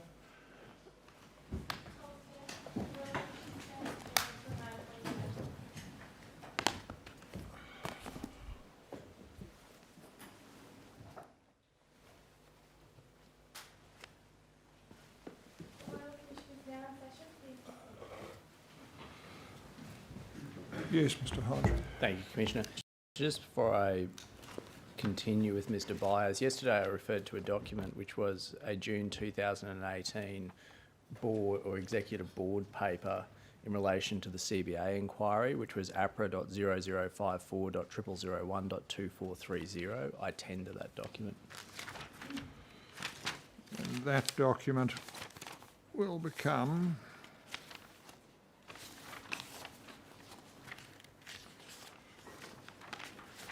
Exhibit 7.151. Thank you, Commissioner.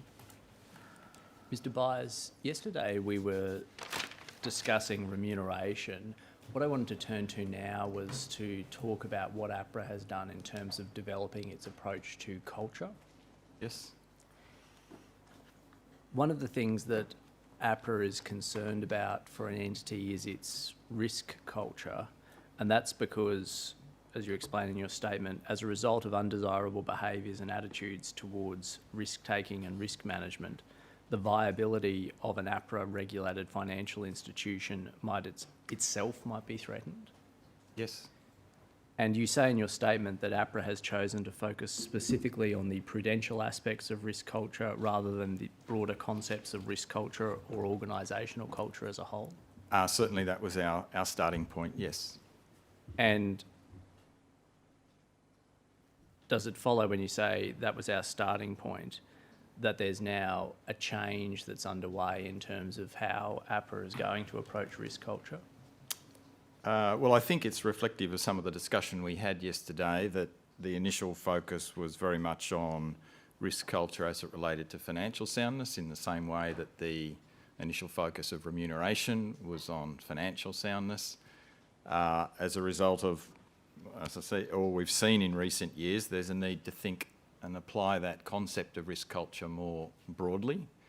It goes to the same issues, though, of Prudential versus conduct regulator, and raises some of the same issues about blurring of responsibility. As I said yesterday, I think APRA and ASIC can manage that well, but it's an issue that we have to think carefully about. And that development of APRA's thoughts about risk culture, that's also happened against a background of changes at an international level in terms of how international bodies think about risk culture. Yes. And we spoke yesterday about the Financial Stability Board's work on remuneration practices. Yes. The Financial Stability Board has also been doing work on risk culture. Yes. And one of the recommendations that the FSB made in, I think, 2012 was for supervisors like APRA to explore ways to formally assess the risk culture of financial institutions. I think that's right, yes, around that time. And then in 2014, the FSB published guidance for supervisors like APRA in relation to assessing the risk culture of financial institutions. I can't remember the specific document and date, but yes, there was material produced through that period by the FSB on risk culture. Perhaps just to help you, if we bring up RCD.0014.0090.0102.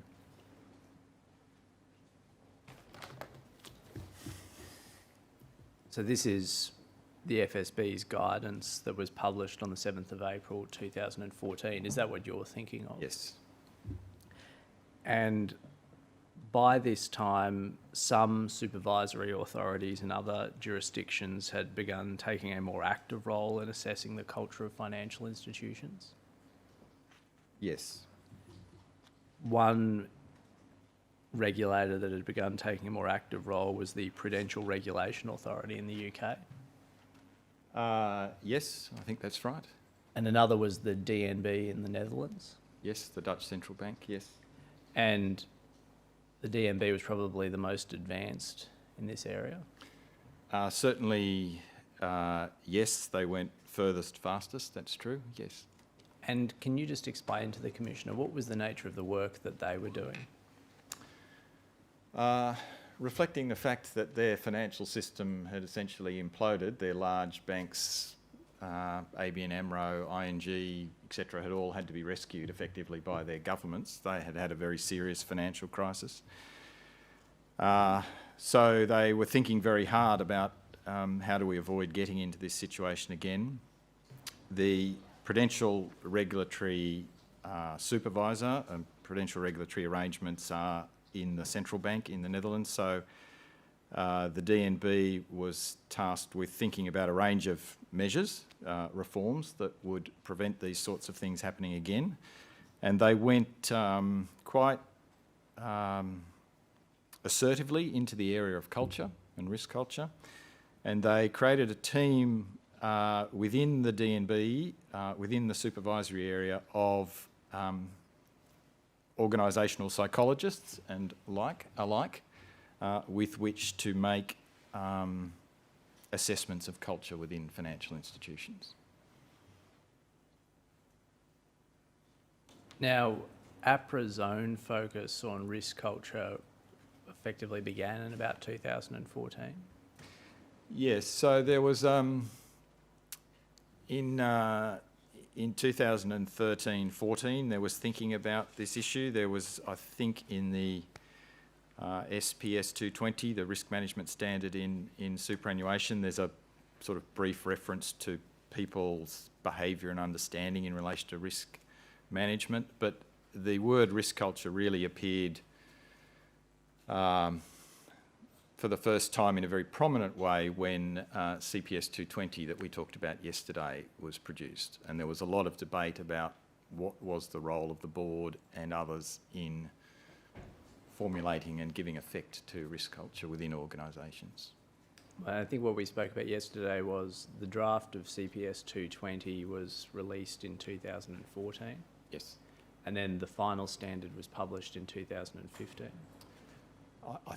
I think the final standard was I'm published sorry. at the end of 14. It To was come into effective effect. from 15, yes, but I'm that, sorry, you're that quite time right. period. And CPS 220 in final form requires the board of an APRA-regulated institution to form a view of the risk culture in the institution and the Yes. extent to which that culture supports the ability of the institution to operate consistently within its risk appetite, Yes. and also to identify any desirable changes to risk culture and ensure the institution takes steps to address those changes. Yes. So I think I've used the word ensure, and ensure is a... It's a touchy subject amongst the director community, but it Yes. means make all reasonable steps that you might expect from a director. This is a paraphrasing to do those things. And in particular, what was touchy and what I'm interested in understanding some of your views about is that the original proposal for CPS 220 was that it would require the board to ensure that a sound risk management culture is established and maintained throughout the institution. I think that was correct, yes. I wasn't around in APRA when that drafting work was done, but I think that's broadly correct, yes. And you say in your statement that this original proposal met with considerable opposition, particularly from company directors. Yes. And what was it about this proposal that directors objected to? So I arrived back in the middle of this debate. So having been away from APRA and coming back in the middle of 14, I arrived back to the middle of this debate. There was a view, wasn't specific to this clause. It was a bit broader about some aspects of CPS 220, but the essence of the concern was that the formulation of the words was requiring directors to do the jobs of managers, and that there were limitations to what non-executive directors could ensure. So there was a concern about the nature of the word ensure, and then there was another concern about the extent to which they could set and establish and other things a risk culture. And ultimately, that concern led to the change in language that...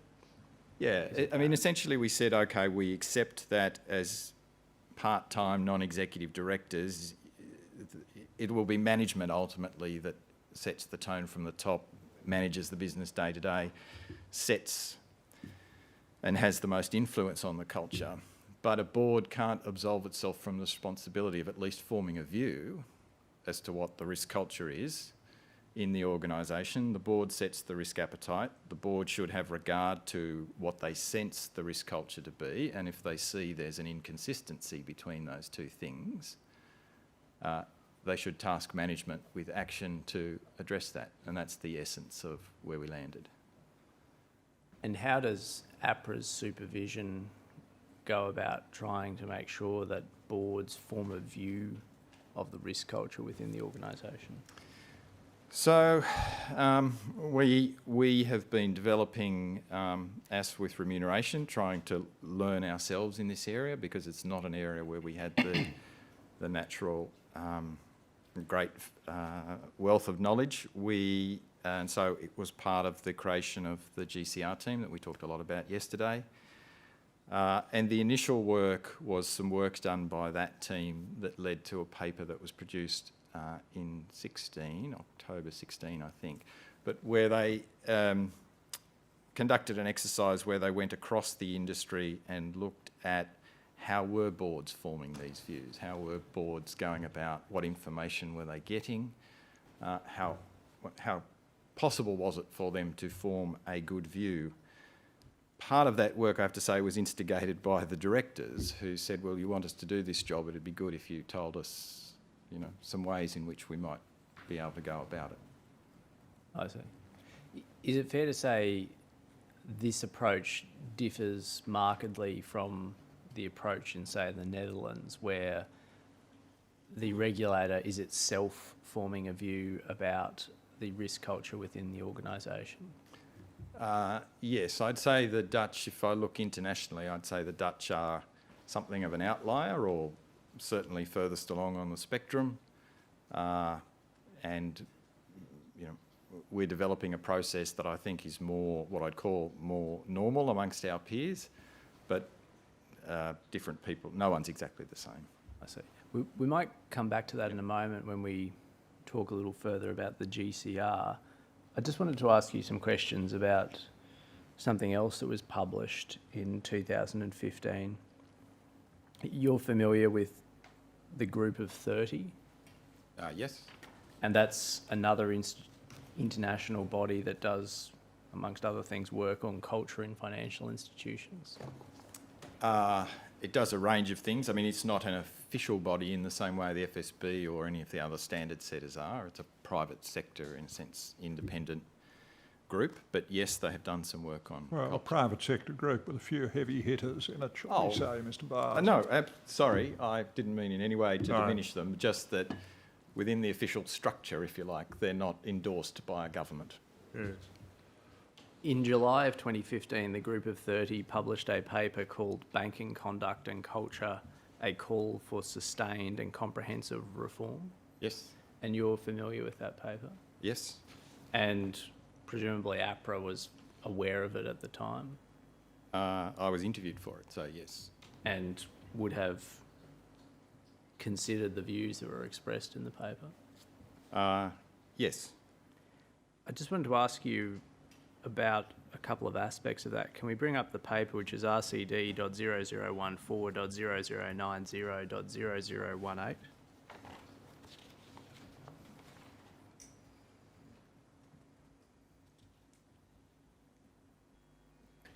Now, the report said quite a bit about what financial institutions should do to improve their culture, Yes. but it also addressed the role of supervisors like APRA in relation to the culture of financial institutions. Yes.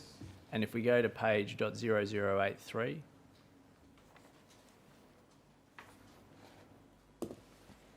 you see here it sets out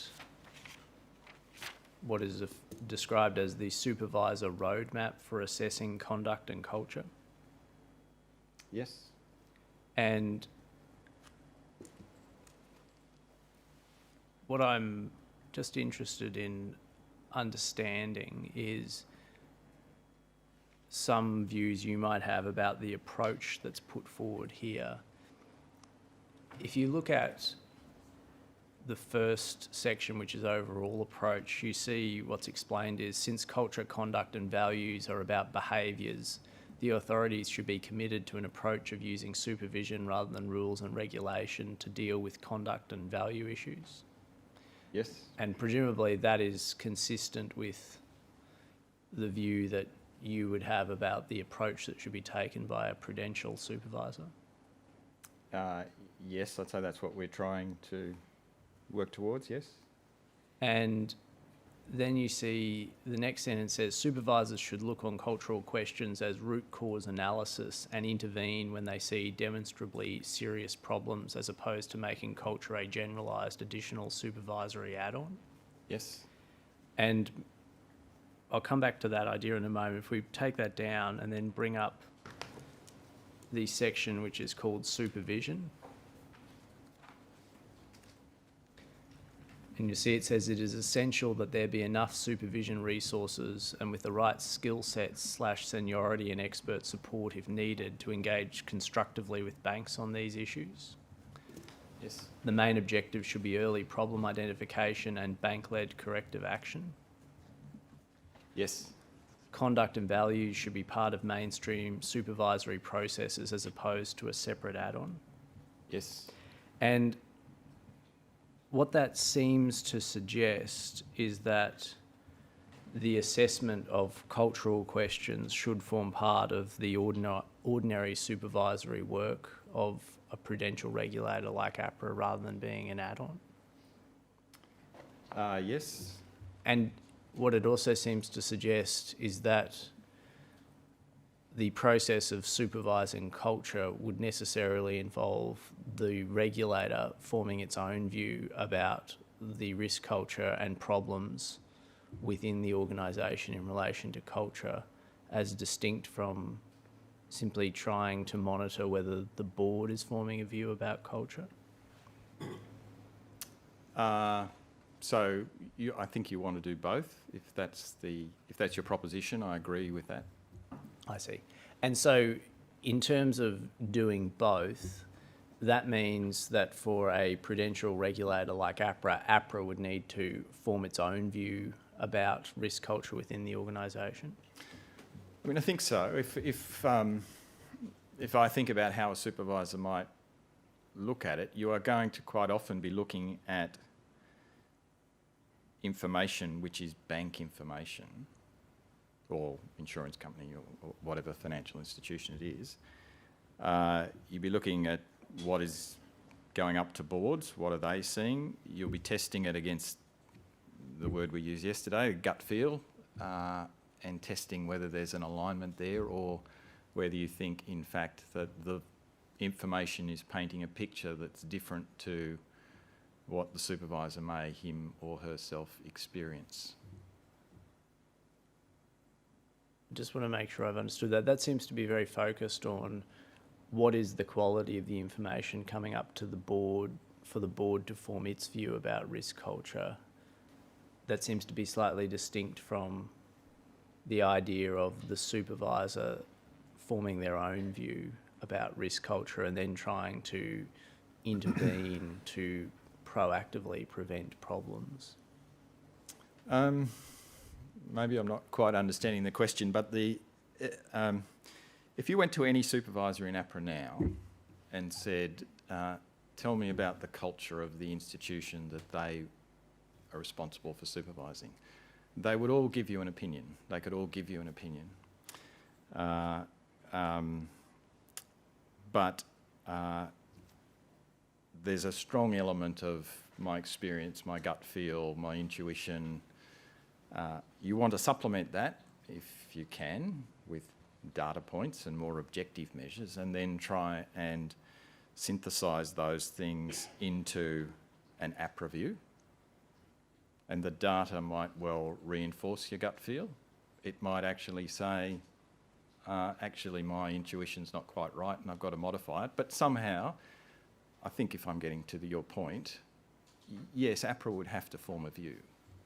And then, having formed a view, a way in which you would seek to proactively prevent problems is to engage with the board or the senior management about those problems. Yeah, so if you want to test CPS 220, the board has an obligation to form a view. You might well start with the proposition of asking them what is their view. To be able to challenge that, you've got to have your own view, and it needs to be, but for that challenge to get too far, it's got to be a well-founded view. So, To challenge the board's view of risk culture. yes, so I think if you want to test and challenge, which I think is going to the heart of your question, we have to have a view, and we'll see if it's aligned with the board's view. Perhaps if we then look at that in the context of the GCR, that was the team that Apra created in 2015. Yes, because, yes, it was. And the aim of that team was to provide support to supervisors on issues relating to governance, culture and remuneration. That's right.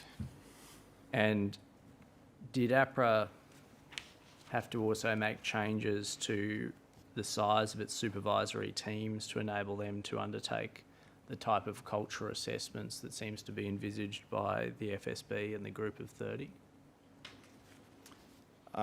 Well, the initial team was a very small complement, so we didn't. We were still finding our way in this area. I'm sorry, just if we break it up, the GCR is supporting the supervisory teams. Yes. The supervisory teams still themselves need to form a view about risk culture if they're going to do that. Well, yes, but they may do it by asking the GCR team to, in a sense, do the work. I see. And then provide the expert advice. So, as I said, every supervisor will have a view.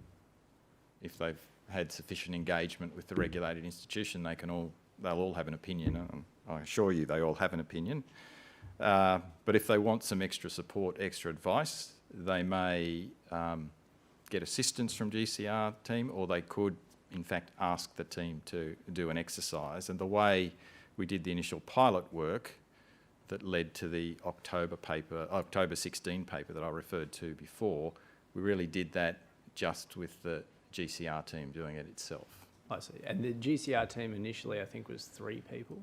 That was the very initial stage, yes. And then ultimately, how big did the team become? So it's fluctuated because we've had ins and outs, but it's the current budgeted headcount is 10 people. I see. And in terms of where things are at, let's just trace that through.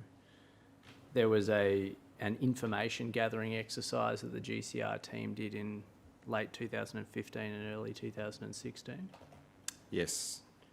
And that was for the GCR team to try to understand how the APRA regulated institutions were complying with the requirement to form a view, or for the board to form a view. How they were going about that exercise, recognising that no one had a very good idea as to what good practice might look like. And in October 2016, APRA published the information paper that was the product of that assessment. Yes. And in the paper, I think the point is made, to date, APRA's work has largely been exploratory and heavily focused on assessing institutions' approaches to implementing the risk culture requirements of CPS 220. I think that's what it says, yes. And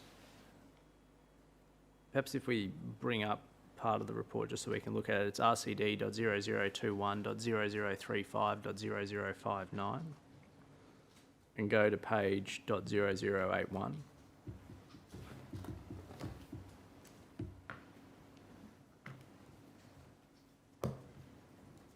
And we just need to go over the page, I think, to 0082. Thank you. And you'll see at the bottom of the page, there's a heading, a more anticipatory supervisory approach to risk culture. Yes. And what's explained there, so this is as at October 2016, is what APRA is contemplating as its future approach to risk culture. Yes.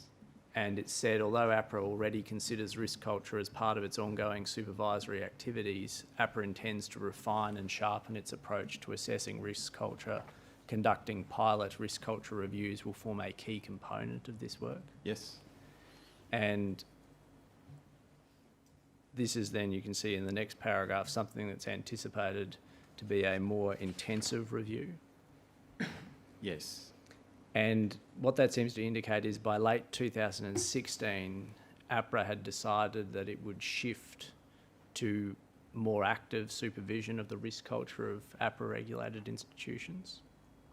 Well, I think that was, in essence, at the heart of the creation of the team the year before. But certainly we were flagging here. What we were trying to flag here was that quite often supervisors would go and do a review maybe of credit risk, maybe of market risk, maybe of operational risk, some sort of review. And as part of that exercise, but not as the primary purpose of the exercise, they would obviously make some observations about culture. And what we were flagging here was that instead of that being a part-time or adjunct or add-on to some other primary activity, that we would actually try and do some reviews where the primary purpose was to assess culture or risk culture. And what was it that had prompted that shift in thinking? I think all of the documents you've referred to, the international thinking, the sorts of issues we talked about yesterday, it was just part of that evolution. And by June 2017, Apra had formulated a pilot program for risk culture review. Yes. And one of the things that was going to be involved in that program was Apra making an independent assessment of each institution's risk culture. That was the proposal, yes. And it would involve a planning phase, including reviews of available information from the institution. Yes. And a fieldwork phase. It would Yes. include surveys, interviews, focus groups and in situ observations. Yes.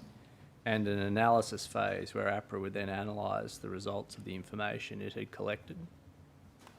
Yes. And then a feedback phase where APRA would share the results of its analysis with management and make suggestions to improve the risk culture of the organisation. Yes. And I'd say that's the process we go through for any sort of review. But yes, they were the basic steps involved. And then finally a monitoring phase where you'd monitor the you see what implementation of actions. those things. Now, the first of the pilot risk culture reviews began in July of 2017. Around that time, yes. And we understand the results of the first review were provided to the relevant institution in November 2017. Sounds about right, yes. And there had then been planned to be a second pilot review in October of 2017. Sounds right. But that was suspended because the resources were redirected to the Prudential inquiry. Yeah, we had obviously a couple of key resources who are our core expertise in this area, and they were redirected to do similar sort of work in relation to risk culture for the CBA inquiry, because that was seen as a priority. And then in late 2017 and early 2018, a number of the senior members of the GCR team resigned. Yes. And APRA then decided not to proceed with the risk culture pilot reviews in their original form. Yes. Decided to rescope those reviews. Yes, we did. And if we bring up APRA.0040.0001.0003,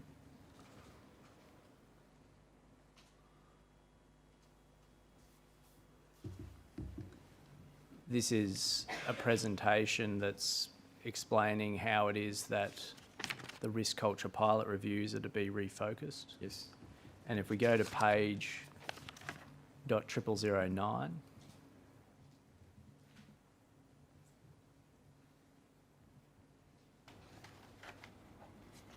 this is an attempt to explain what the refocus is going to be, and it appears as if the refocus is going to be on, rather than APRA making its own assessment of the risk culture, understanding how the entity assesses its risk culture. That was the broad reshaping, yes. And instead of holding a workshop to provide detailed feedback to management about APRA's assessment of the entity's risk culture, APRA will instead provide feedback in writing, but that will of course be based on its consideration of the entity's own assessment of its risk culture. Yes, although I think as a practical matter, we always, whenever we do a review, we always have some kind of closing meeting at the end, where as just a matter of professional courtesy, we talk about the sorts of issues that we've identified, And particularly if before we commit things to writing and any sort of formal response, if the entity concerned perhaps feels we haven't viewed, so we've missed some documents, we haven't seen something, it's a last opportunity to put evidence before us. But the formal response would be a written report afterwards, yes. But and I don't think we're disagreeing about this. A written report that is about APRA's consideration of the entity's own Yes. way of assessing risk culture, as distinct from a workshop where it's giving feedback based on APRA's assessment of the risk culture. Yes. That is the critical difference in, or the critical change that APRA has made. Yes, I think it's nuanced in the sense that part of any assessment of whether a process or a framework within an institution is adequate would be whether it's producing outcomes that intuitively seem right to you. So it's not to say that we would just be looking at a process document and saying it's very good. It would still need to have some sort of sense checking against it. But we were not seeking to be the definitive culture consultant. It's ultimately for boards to do that work for themselves. In particular, what you were doing was shifting back to a less resource-intensive way of approaching risk culture. I think that's true. We had, when the pilot program was first presented, the original proposal was they would do 5 pilots and report back, and we asked them to come back after 2. Now, we didn't get the second one done because of the CBA, although that in itself acted as something of a pilot. The concern that I think we always had was, is this going to be... the pilots were a very intensive process, very reliant on key people, and there was always a question mark as to how scalable it was going to be across the APRA population. And this trade-off between depth and coverage was an issue that we were always grappling with. And the conclusion that we reached through this review, having done the first 2 exercises, the one that was the genuine pilot and the work we did on CBA, was if we tried to do that into the future, we just didn't have the resources to get anywhere near the coverage that we would need. I see. And I think just to take or pull out some of the points you're making, your view is the initial pilot review and the risk culture component of the CBA Prudential inquiry were both very valuable in the sense that they provided very valuable insights into the culture of the 2 organisations. Absolutely, they were fabulous pieces of work. And I think we looked at this document yesterday, but in an assessment following the Prudential inquiry, APRA had considered that in its ordinary supervisory work before the inquiry, it had been less effective at driving cultural change at CBA. Yes, we were battling hard. Yes. So the work that was done was valuable. Absolutely. And the ordinary supervisory activity had not been effective or as effective at driving cultural change. It hadn't been fully effective, that's right. But we had had some successes, but we were continuing to battle hard there. But the problem is, from APRA's perspective, one of resources to be able to roll that out across other financial institutions. Yeah, so the way I think about it is almost as perhaps an escalation pyramid or perhaps triage sort of exercise. So we can have multiple levels of intervention. The day-to-day supervisors will be forming views, but they're not necessarily experts on culture, and it will be sort of intuition and gut feel and experience. We can have these sort of reviews that you're referring to that will be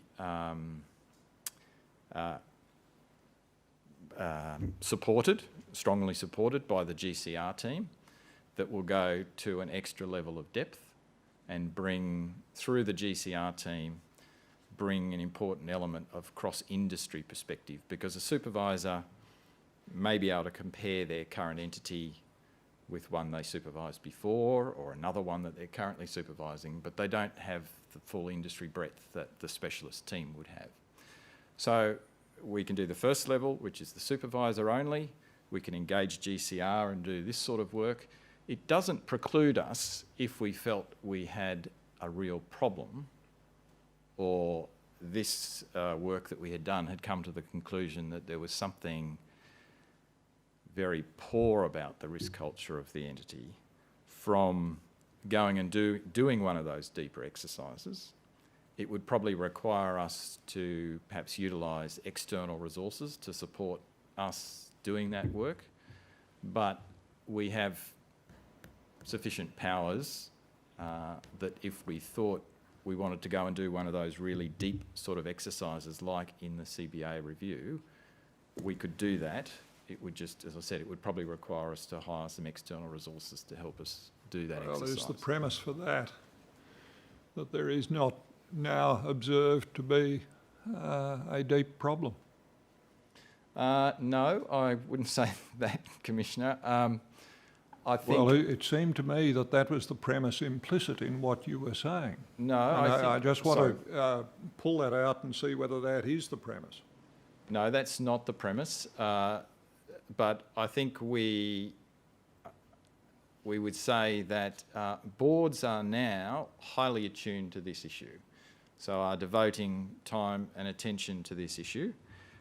They recognise that there is work to be done just about in every organisation, and so it's not that the issues aren't getting attention and that there isn't work to do, but for us to be able to do that CBA style review or the initial pilot review, given all the other things we have to do, there is a resourcing constraint, and we have to think about how do we most efficiently use our resources. And the proposition I was trying to put was that not every organisation needs the CBA style review or the other organisation that we did the pilot on. So we need to balance and efficiently target our resources where they're most needed. Thank you, Commissioner. One of the things that you've said in your statement is that Apra is reconsidering whether its work on culture should have an exclusively Prudential focus. Yes. And that would seem to carry with it the idea that Apra is at least considering whether it would broaden its focus to look to identify cultural drivers of misconduct as part of its supervisory work. Yes, in the same way that we talked about yesterday, we're thinking about how do you factor that into the work we're doing on remuneration. I mean, these things, as we talked about, are intertwined. It would be no point going a bit further on remuneration if you weren't correspondingly aligned when you're looking at culture. And how is it that Apra would do that? That is, how is it that it would look to identify cultural drivers of misconduct as part of its supervisory work if it's retreating from the original conception of the pilot reviews to something that is more concerned with how the entity assesses its risk culture? So I think we would still be... the fact that we have had a slight step back in the way that we're working here doesn't preclude us from identifying issues that might go to conduct. Many of the drivers, I think, will be related to issues of incentives that we've already talked a lot about. So I see these things as being quite intertwined. Mr. Hodge, can you give me the reference in the statement too that you just made? Oh, paragraph 381 of Mr. Thank you. Byres' statement at page .0096. Thank you.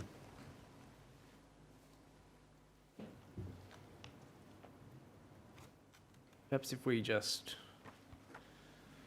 finish off risk culture then by considering this, do you think, or you said there's been an improvement in the way boards consider risk culture, that they're much more focused now on issues of There's risk? certainly been a lift in the time and attention given to the issue. And do you think that the boards of APRA-regulated institutions have now become quite comfortable with the requirement that they form a view of the risk culture of their institution? No. You don't think they're even comfortable with that? Well, I think they've come to accept they've got an obligation, but it's a very hard task, particularly in large, complex organisations, because if you looked at any of the major banks, there actually isn't some monolithic culture. There is some sense of organisational culture, but then there will be divisional cultures, and depending on what line of business you're in, and there could be differences in geography. So the challenge I think they all feel is they recognise the task, they accept the task. I think they accept and acknowledge the importance of the task and that it is something they should do, but it's actually a very hard task. Do you think there's a call to further strengthen the requirement, to go back to what APRA had originally proposed in 2014, that the board must ensure that a sound risk management culture is established and maintained through the institution?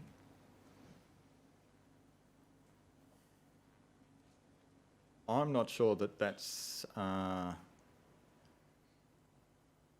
So do I have a view as to whether that should change? No, I don't have a view. I'm not sure that that's right. And this is part of a broader piece of work that we've had to think about because of this concern that was triggered by CPS 220, that where is the right role between what is the true responsibility of a non-executive director versus what is the role of management. If you asked me, I think our standards are probably,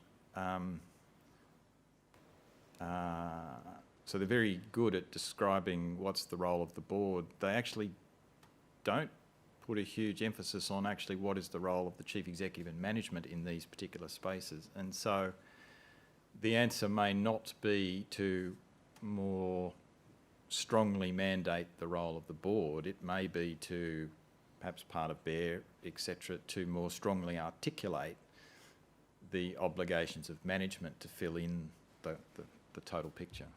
So I'm not sure of that one. Well, is that more than, I don't want to dismiss it, but is that more than a drafting problem? What I mean by that is this. First, directors trip on the word ensure. Mm-hmm. Understand that. Second, we've all got to trip on the need to distinguish between the role of the board and the role of management. That's a necessary tripwire that we've got to identify and observe. But does it not come down to management, if you like, ensuring, if you prefer, taking all reasonable steps towards identified result under the overall supervision of, or subject to the overall supervision of, the board? Yes, and I think that So I agree. that's a question of drafting it. It's not a question of the substance of what you're trying to achieve, is it? Yes, I agree. There's clarity of drafting there, and what we have at present is tried to produce that concept that you have just talked about. But what's not clear, I would say, in the current standard, there is nothing that explicitly articulates that role of management. So it's got a role for board in overseeing something, but the something is not clear. It's sort of taken for granted, and maybe if you want to start more firmly enforcing an obligation, you've got to be clearer about what the obligation is. Well, certainly that. If you're going to be enforcing the obligation, there's got to be no doubt about what the obligation is. That's evident. But to the extent to which Prudential standards are properly seen as identifying aims, objectives, rather than specification of particular norms of behaviour. The aim or objective that has to be identified may be thought to be one about risk, broader than financial risk, broader than existential consequences, and maybe focused on the fact that there are differing roles for management and for board, but the roles each have to be performed, and each have to be performed in a complementary fashion. Yes. Now, are we at a point where APRA could, should, needs to, must, let's not hook ourselves up on the particular verb, do something about prudential standards concerning risk beyond existential financial risk? Short answer is yes. Exactly what? Question, short answer. The- Thank you, Mr. Byres.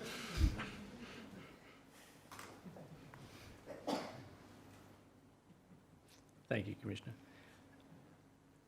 I'll move then to the last topic in relation to governance, culture and remuneration, Mr. Byres. Before we do that, can we clean up what you're tendering Oh, and I what you're tendered- not tendering, Mr. Hodge? We've got...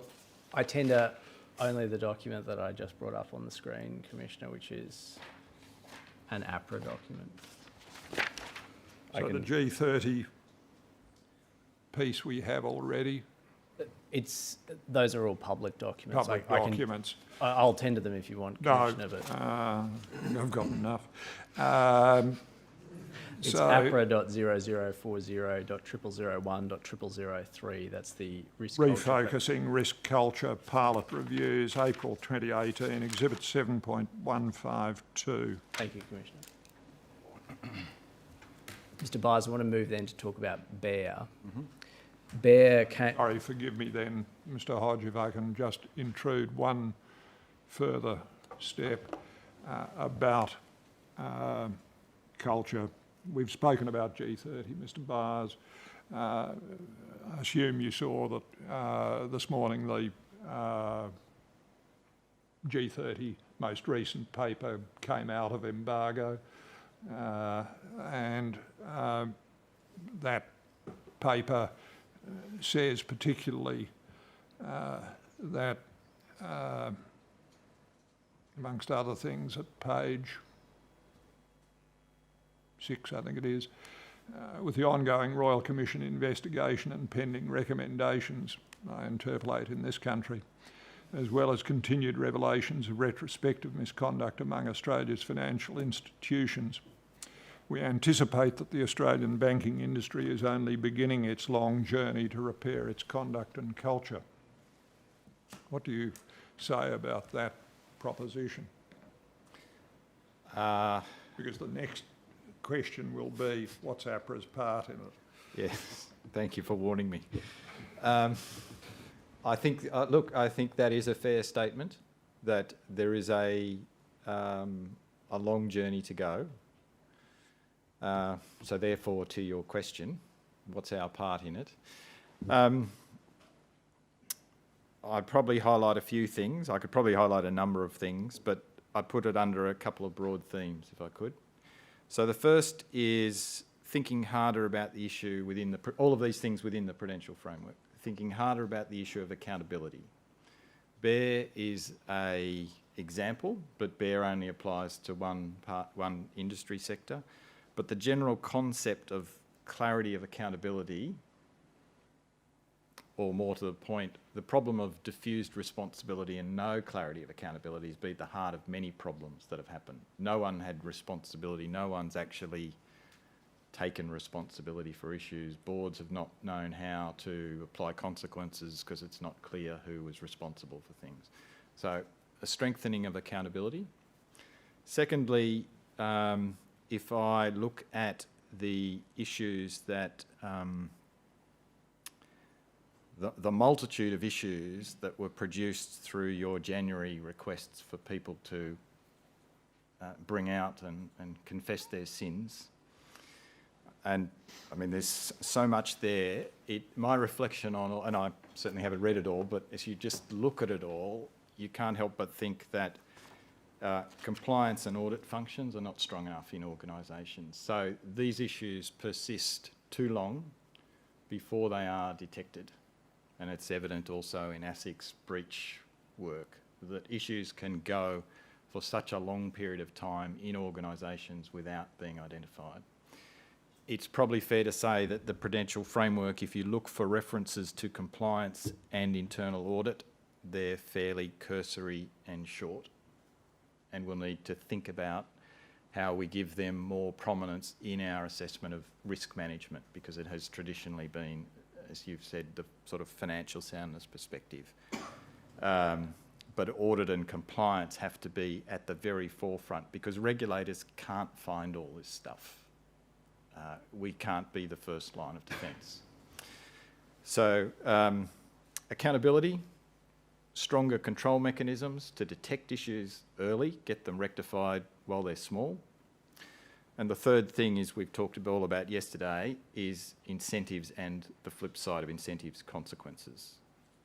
So that would be my quick answer, relatively quick answer to your question, Commissioner. Yeah. Thank you, Commissioner. We'll deal with Bear relatively briefly, Mr. Byres. It came into force for the big four banks on the 1st of July this year. Yes. And it will come into force for other ADIs on the 1st of July next year. Yes. Now, Bear in its current form imposes a number of different types of obligations on banks and on accountable persons within those banks. Yes. The obligations include what are referred to as accountability obligations. Yes. And each accountable person has 3 accountability obligations. Yes. He or she must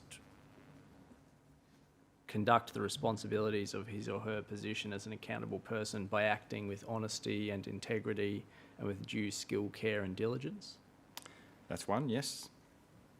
Must also do so by dealing with Apra in an open, constructive and cooperative way. Yes. And must also do so by taking reasonable steps in conducting those responsibilities to prevent matters from arising that would adversely affect the prudential standing or prudential reputation of the bank. Yes. And the bank itself has similar accountability obligations. Yes. And if the bank breaches its accountability obligations and the breach relates to prudential matters, then the bank may be liable for a civil penalty. Yes. And if APRA is satisfied that an accountable person has breached his or her accountability obligations, APRA may disqualify that person from being an accountable person. Yes. In October of this year, APRA released an information paper about its approach to implementing the BEAR, Yes. but that information paper does not explain how APRA will approach breaches of the BEAR. No. You're still working on that. Yes. And why is it, apart from the fact that you're still working on it, that you haven't yet published or explained how you'll approach breaches? Because it's been caught up in a broader thinking about enforcement strategy. I see.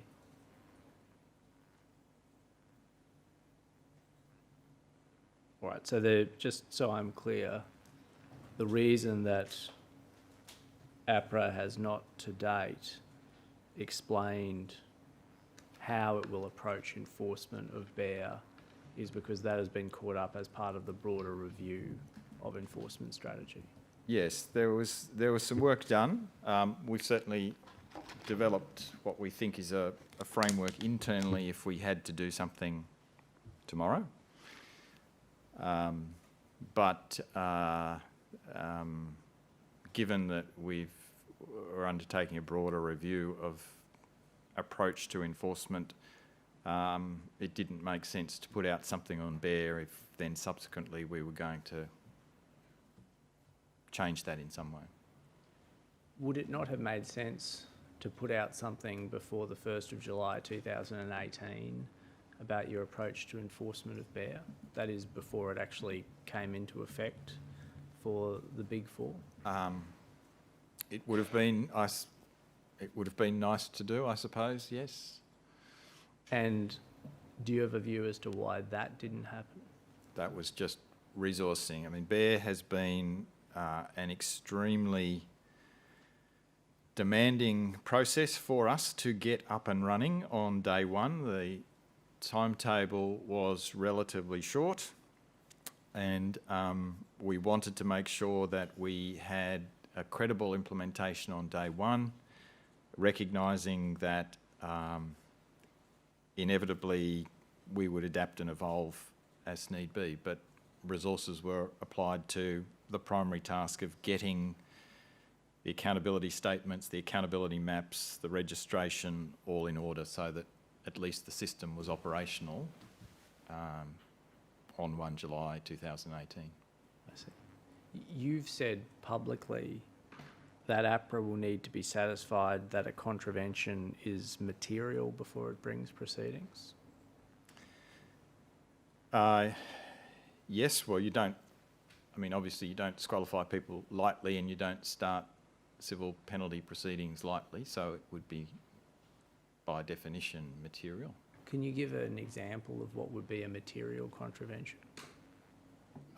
For a bank or for an individual? For a bank?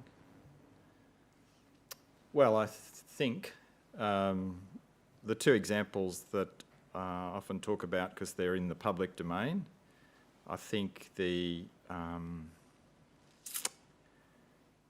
issues that were identified by the CBA inquiry report would have asked you to at least think about, would have asked us to think about, was there a case to be made for some penalty?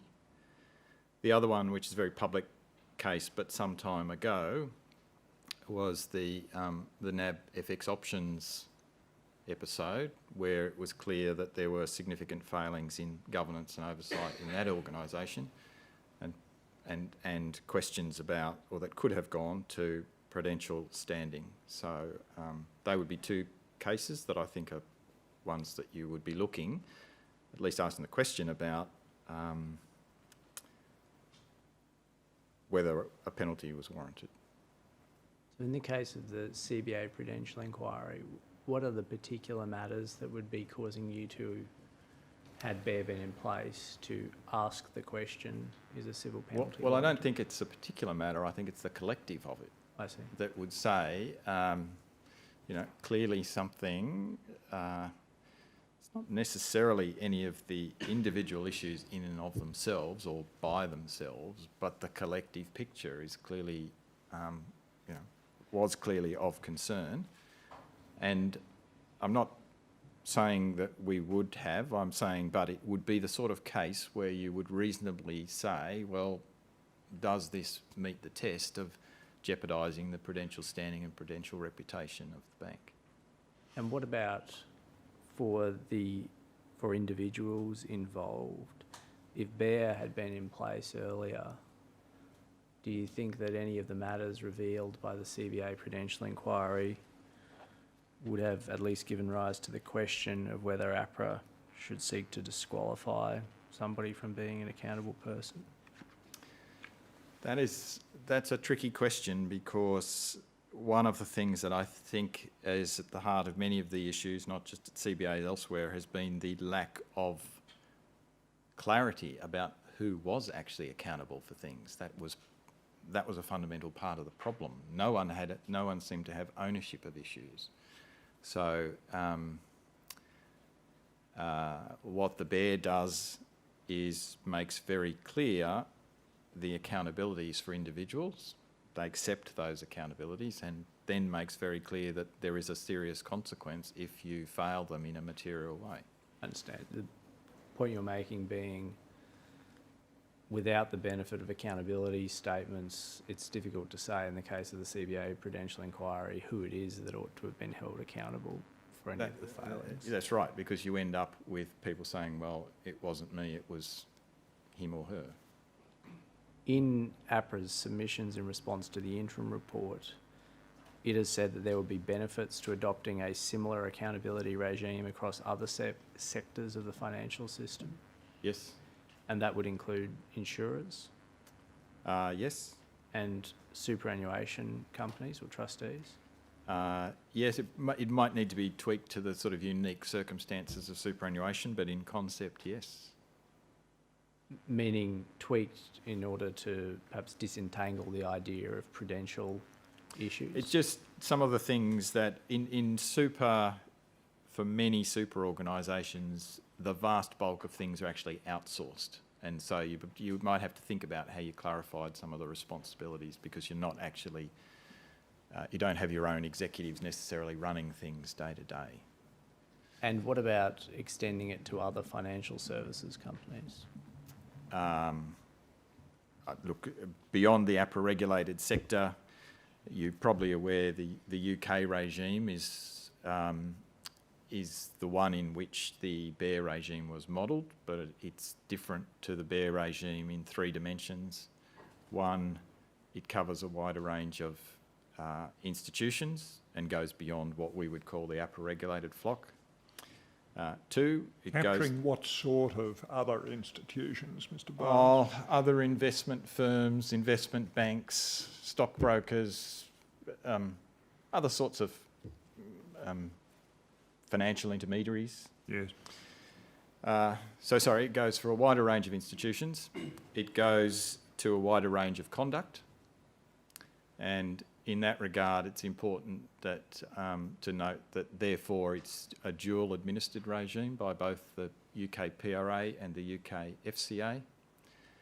And then the third dimension is that it has a broader set of sanctions within it, some what I might call intermediate sanctions. So the BEAR, as currently crafted, has 2 primary sanctions: a disqualification, which is obviously an extreme sanction for an individual, or a significant fine, which the explanatory memorandum for the Act said should be used only for significant cases. I forgot, a material or significant, something of that nature. The UK regime has some lower order, for want of a better term, penalty provisions that can be used for perhaps issues that don't hit that threshold.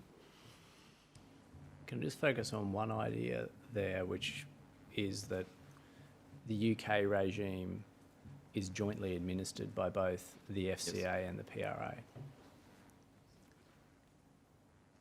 In the way that you would see a model where BEAR might be extended to apply to other financial services entities and to a wider range of misconduct, do you think that would necessarily require a joint administration of the regime by APRA and ASIC?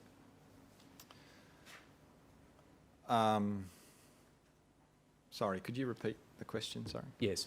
I just want you to think about the point you're making about the breadth of the UK regime, which applies to a wider range of financial services companies and a wider range of misconduct, and it's jointly administered by the PRA and the FCA. Yes. So if Australia was to also adopt an expansion of the BEAR that became more like the UK model, where it applied to a wider range of companies, embraced a wider range of misconduct, or embraced misconduct would be one way of putting it, do you think that would also necessitate joint administration between ASIC and APRA? Well, I think so. I'm not particularly putting in a bid to expand the flock of institutions that we supervise. So if it went to a wider set of organisations beyond our current prudentially regulated industries, then I would say yes, you would leave that to ASIC to deal with. If it went to other ranges of conduct, then again, if you think of I'm not very good on the Corporations Act, I'm sorry, but 912, whatever the honestly, efficiently one is that I'm sure you've heard many times, we don't administer that. So if you wanted to use the bear as a means of saying, well, that has been breached and we want to use the bear as consequences, I think you have to say that's an ASIC capacity. So my short answer is yes, I think you do need dual administration if you broaden it. And how would that work, do you think, dual administration? Look, I haven't really thought about the specific design features, and I'm not a lawyer, so I'm not quite sure how you would piece it together. But it seems to me there's a template in the UK, which, from what I can tell, talking to my counterparts in the UK, seems to work very neatly and fairly seamlessly, and they seem to think that it works quite well, and the two agencies don't seem to have difficulty dealing with issues. So I can't offer you anything other than to suggest there is a template, and that would be my starting point. I see. I wonder then, unless you have any Just questions about one minor exploration, perhaps not minor, exploration of that template is an informing idea that the Prudential supervisor or supervisory authority may encounter events, conduct, etc., of a kind that the supervisory authority might think, oh, there may or may not be an issue of conduct there. We will refer the case to the conduct regulator for its consideration. Absolutely, yes. And do you anticipate that being a general form of arrangement that is manageable and workable between you and ASIC?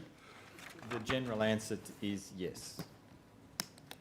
Do you think it requires a deal of refinement, or is it enough to leave it at that high level?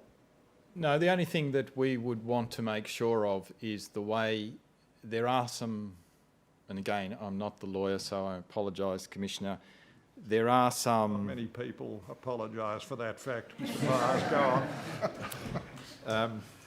There are reasonably good provisions by which information can flow between APRA and ASIC and back again. Most of the time, because we have the supervisors, we're more likely to spot something and hand it over there than perhaps the other way, because they would not be in and around the institutions unless there's already a problem, although they're moving more towards our way of operating. There are issues about the way in which information that we gather using our powers can be used by ASIC under their powers, and some issues around the way the secrecy provisions on information collected by APRA translate once handed to ASIC. I would imagine, though, that it's not beyond the wit of the parliamentary draftsman to find a way to make all of this work, to make the intent of the regime function as smoothly as possible. Yes, Mr. Thank you, Commissioner. Mr. Byres, what I want to turn to now is to consider an issue, or to consider enforcement from the perspective of APRA. One of the points that you make in your witness statement is that there is a difference between the nature of the promises made by, on the one hand, ADIs and insurance entities, and the nature of the promises made by superannuation entities. Yes. And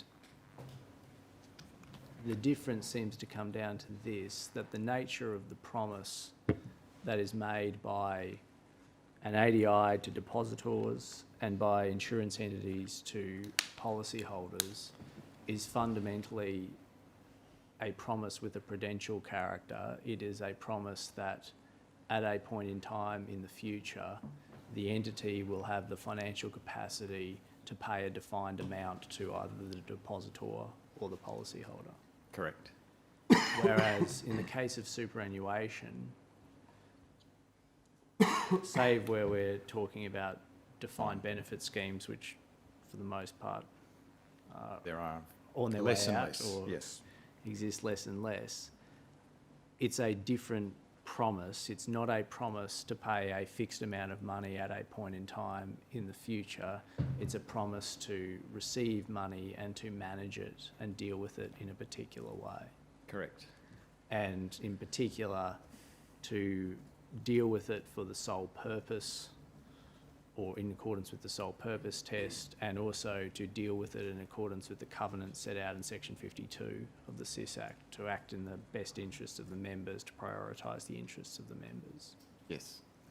And Apra, under the SIS Act, although it shares responsibility for superannuation with ASIC, it's Apra that has responsibility for those sole purpose promises and also for the promises in, I think it's Part 6, which is the Section 52 promises. Yes, Section 52, Section 62, yes. And because of the difference in the promises, when somebody breaches or fails to adhere to a superannuation promise, it looks much more like a conduct issue rather than a prudential issue. Do you agree? It can. And in fact, what it looks particularly like is it's much more akin to the types of promises made by a responsible entity of a managed investment scheme in relation to the investors in that type of scheme. Yeah, I mean, I think there's two basic issues. There's what I might call the traditional prudential. Is my money safe? Is it appropriately accounted for? Is there a custodian looking after the assets? Is it safe? And then, is it being managed in accordance with the covenants? Those are the two promises. And that seems to create, particularly in relation to superannuation, a potential conundrum for APRA, which is that its prudential instincts and approach are not necessarily easily reconcilable with the approach that needs to be adopted for a conduct breach. So you are right that it's not the clear-cut prudential issue, and that was recognised all the way back in Wallace, that there was a debate on the one hand. On the other, it ended up saying, largely because of the mandatory nature of superannuation, that a degree of prudential supervision was warranted. Yes. And the same issue, or the same type of conundrum seems to arise in relation to bear, where if you were to take action, particularly to take civil penalty action against a bank, that's not easily reconcilable with the type of prudential approach that you might ordinarily be taking. No, I think that's fair to say, and I think I say in my statement there can be tensions between the objectives. And where that seems to lead to is a question about whether, if there are tensions between, on the one hand, being a good prudential regulator and on the other hand, being a good conduct regulator, it would be better to make some shift so that you only need to be one or the other rather than being in that position of tension. That's a difficult one. In the issue, I think our response to the interim report, or perhaps also in relation to round 5, we did acknowledge, and I think it's obvious, that the current regulatory framework in superannuation doesn't align neatly with the Twin Peaks concept of the architecture in the broader regulatory system. If you like, ASIC has been carved out of some things which might normally be its natural territory, and APRA is tasked with doing some of those things. I'm thinking about your question. I mean, and this maybe goes to the heart of your issue, we don't see ourselves as sometimes a prudential regulator and sometimes a conduct regulator. Our act, our mandate, our name, the statement of expectations, everything that we have says we are a prudential regulator, but we do have these other things that take us into the conduct territory. But if we're going to be judged as to what we are, we're a prudential regulator. I think you're right to say that takes us into the heart of the issue.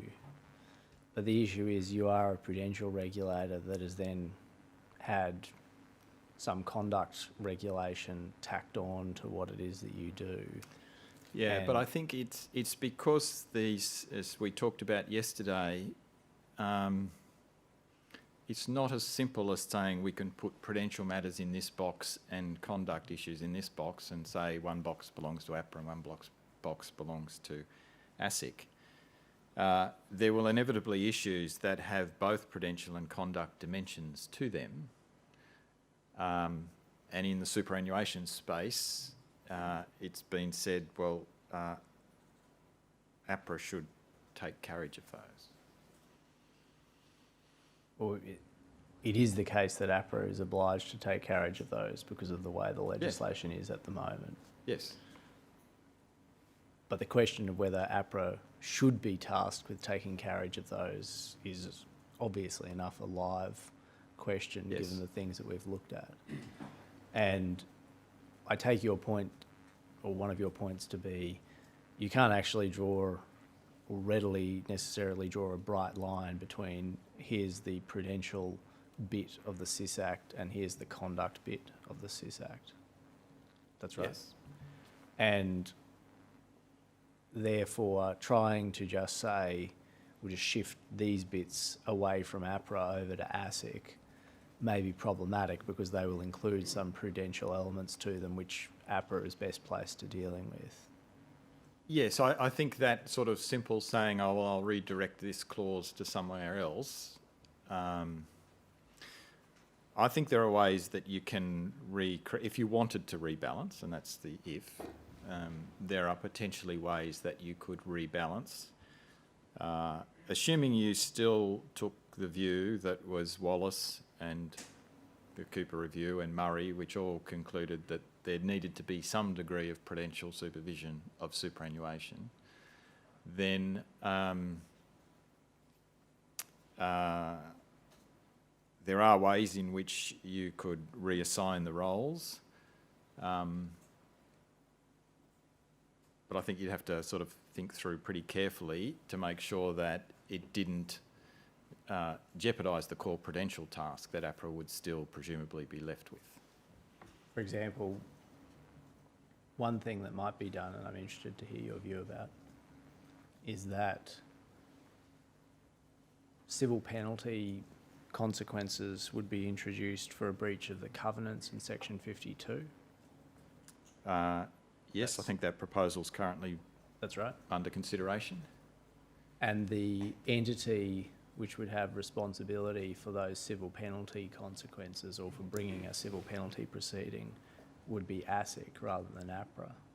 So you're proposing I'm asking your view about that possibility. I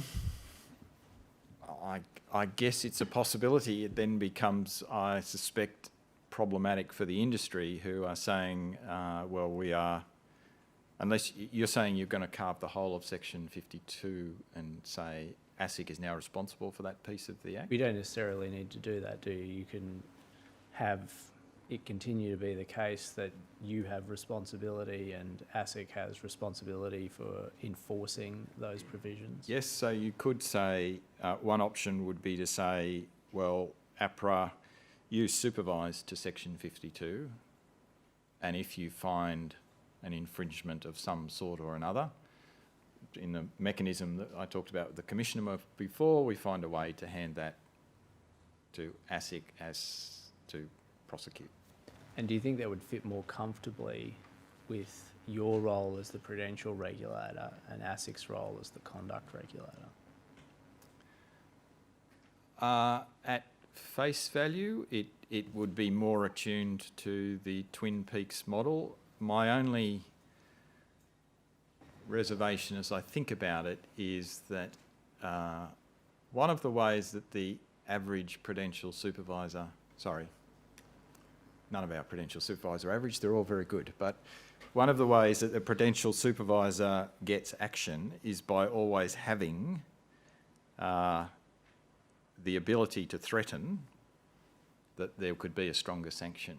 So most of the time it's not needed, most of the time it's not used, but a supervisor that's talking to, in this case, a superannuation fund, is able to agitate and achieve change because there are some sanctions in the background. Now, if there was, by virtue of the fact that the supervisor was diminished in their ability to at least threaten sanction, that may actually diminish APRA's ability to achieve change without resorting to those sorts of things. I'm only posing it as a possible risk. I'm not saying it's the end of the world if that was the case. It's unlikely to be a risk in relation to Section 52 and civil penalties, because at the moment there are no civil penalties available for a contravention of Section 52. Yes, but I think all I was perhaps to put the hypothetical scenario in a different case. So once the penalty is there, if a case could be put to ASIC in your scenario, so the supervisor may find something they find has been done that's inappropriate, a breach, deemed to be a breach. We form a view that it is a breach and it warrants sanction. At least in the current regime, we have some resources to pursue that if we choose to pursue it. If we hand it to ASIC, there is a risk, of course, that they've got a myriad of other priorities, and we might see it as a priority, but they might not. All of this, though, I'm just talking hypotheticals here. I understand. It also assumes, or the ability of a supervisor to rely upon the threat of bringing some proceeding assumes that it's a credible threat for a superannuation entity. Yes. And at least at the moment, and without wanting to be too unkind about it, it's difficult to believe that any superannuation entity thinks there's a credible threat that APRA would ever launch any proceeding against them. Don't you think? I think you know, I can see the changes that are made all the time by supervisors. So if they're not relying on that, then their charm and persuasion is very good. Yeah. Well, that might be right. Whatever it is that they're doing, they're very good at. They just don't need to be able to rely upon the threat of bringing some sort of enforcement proceeding to achieve what they're trying to achieve. No, and most of the time that's not happening. Most of the time supervisors don't resort to those threats, but nonetheless it's handy to have in the background. In terms of APRA's approach to enforcement, it appears that there was a realisation following round 5 of the Royal Commission that it was necessary for APRA to start thinking about what its enforcement strategy was. No, I would say certainly for me, I've been thinking about this ever since the bear emerged, because it seemed to me that we were going to we had some significant new powers being handed to us, and we had to think about whether we were equipped to utilise those powers.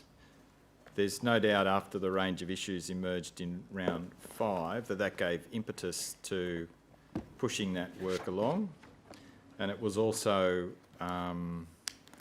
it also coincided with the arrival of Mr. Lonsdale at APRA, who started in October and was tasked with taking charge of, amongst other things, bear and enforcement.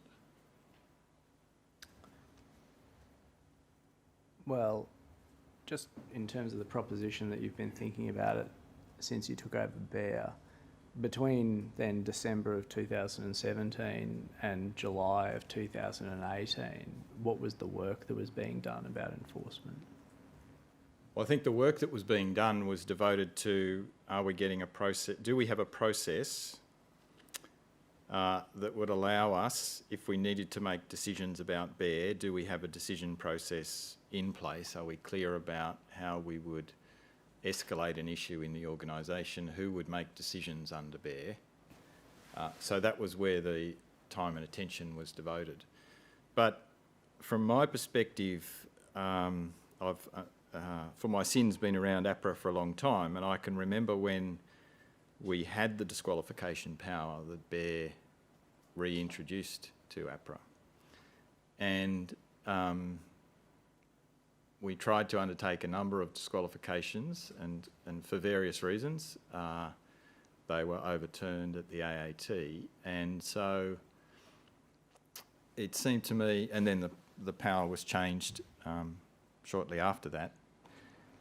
So it seemed to me that it was going to be important that as we thought about how we used the power again in the future, that we didn't fall into just saying, well, we used to do it this way and we'll do it that way again, because actually that way didn't seem to work that well. Just make sure we've understood the points you're making. The power that you used to have for a relatively brief period of time, I think perhaps 2 or 3 years, was to be able to administratively disqualify a person. Is that Well, right? I think we had it for longer than that. Was it longer than I think we had it essentially for, it was there, I'm happy to be corrected, but my recollection is we had it for a longer period of time than that. But around 2007, 6, 7, it was changed so that we couldn't do it administratively, You had to and go that to we'd court. have to apply to the federal court. And then you stopped doing it. That is, you didn't apply to court. Not sure.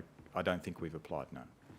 And the issue when you had been administratively disqualifying some people was that then they would apply for a review of your decision to the AAT, and the AAT would set aside your decision. Yes, there were a number of those decisions that were set aside, including directors of HIH Insurance, which was set aside, yes. And your point, I think if I'm understanding it, is a relatively narrow one, which is to say, when it used to be the case that we could administratively disqualify somebody, we obviously didn't do it quite as well as we might have because we had a number of decisions set aside. We were subject to some criticism about the way we had run a number of those cases. Yes. And I, in my mind, I have no doubt that's why the law was changed, to change the way it works, because we were deemed not to have exercised that authority properly. And so 10 years on, as it was given back to us, it was going to be really careful, really important that we were careful not to eventually end up, when we utilised it, in the same spot again. So that was what you were looking at in the first half of this year. Yeah, so the key, the thing that I tasked the Bear team and the enforcement people was just to say, look, if on the 2nd of July something emerges and we need to respond to it, what will our process be? How are we going to make the decisions? Who is going to make them? What will be the process by which we do that? So that was where the prioritisation was, to try and just make sure we had, for want of a better term, an interim framework, but it's the framework as it currently stands till it's changed. We had a framework in place that meant if we had a case emerged that we said an accountable person has breached their obligations, that we would know how we would manage that in Apra. But that is, as it currently is, sort of standalone to what our normal enforcement process might be. And at some point you want to put all of this together into a more complete package. or a complete framework for the organisation. And so isn't what happened that round 5 of the Royal Commission occurred, and then after that there was a discussion of the Executive Committee about what needed to be done about enforcement strategy? So what we said, so there were a few things. After round 5, we had obviously to make submissions, so we had to be clear about what we were going to say in those submissions. And as I said, the key trigger point for... So it had been in my mind that we would have to do this. We currently had a sort of a... We were sitting with a BEAR process and an other enforcement process within Apra. We were getting a new member in who was going to have oversight for all of these things and a fresh set of eyes to look at what the future strategy should be. And what I would say is round 5 triggered a discussion that I had with Mr. Lonsdale to say, this has to be your day one priority. I see. Well, maybe if I show you a note of the EXCO discussion, can we bring up APRA.0037.0001.0004?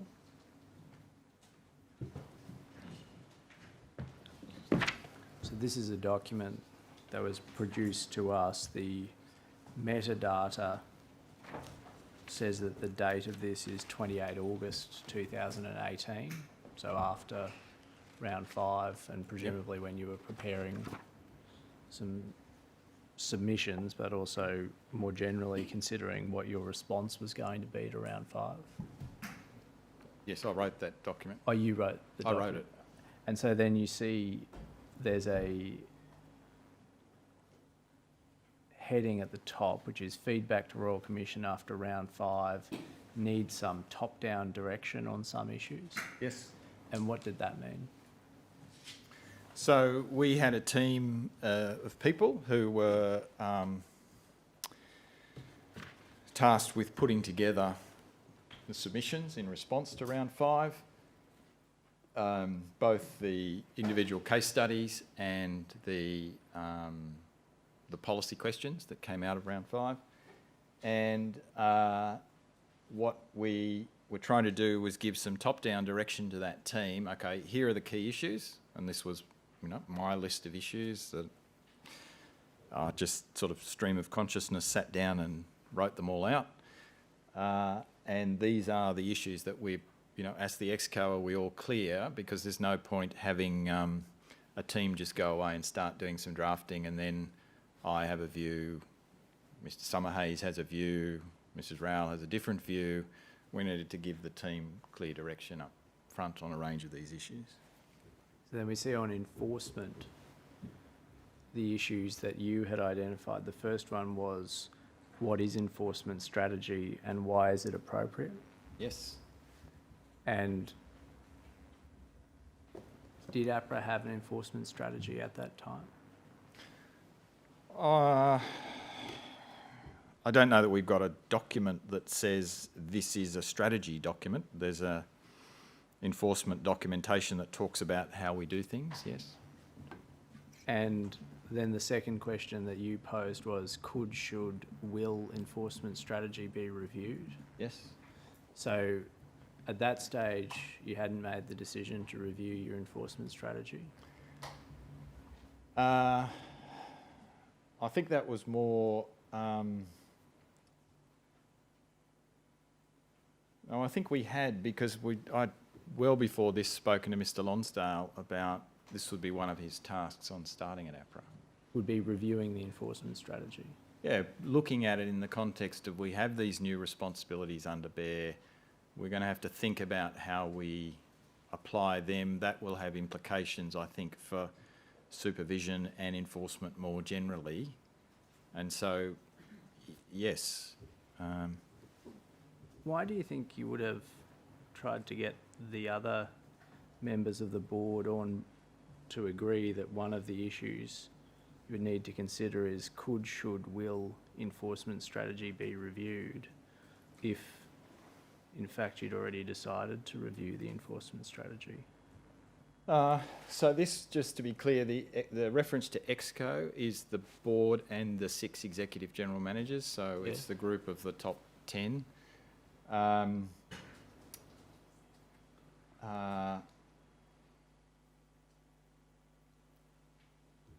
Sorry, what was your question again? Why would you have been getting EXCO to all agree that one of the issues you needed to consider was could, should, will enforcement strategy be reviewed if you'd already decided to review the enforcement strategy? Well, I think it was just, as I said, it was a stream of consciousness of issues that we needed to think about and what were we going to say in the submissions. The issue you needed to consider was could, should, will enforcement strategy be reviewed? Yes. But you'd already decided to review the enforcement strategy. Yes, so it probably could have just said how will, but that's... I see. I tender that document, Commissioner. Note of EXCO discussion by Mr Byres, 28/8/18, Apra 0037 0001 0004, Exhibit 7.153. Was reviewing the enforcement strategy part of, or is it part of the enforcement review? It's the same thing. I see. So again, perhaps just thinking about this, what you said in your statement was in the period immediately after the round 5 hearings, the members discussed during their regular engagement the need to prioritise an enforcement review, and Yes. it was agreed that Mr Lonsdale should make this his priority on his commencement. Yes. Again, it seems as if you decided to do this after the round 5 hearings. What I'm trying to convey there is we decided that instead of it just being one of many things that John would start on as he arrived, it had to be his priority. And I see. as I said, I had a subsequent discussion with him, and we had a discussion on his first day at Apra to say, this, of all the things that we've given you to look at, this is your number 1 priority. So we were increasing the, if you like, urgency given to the task. I see. And then I'll bring up another document, which is APRA.0037.0001.0025.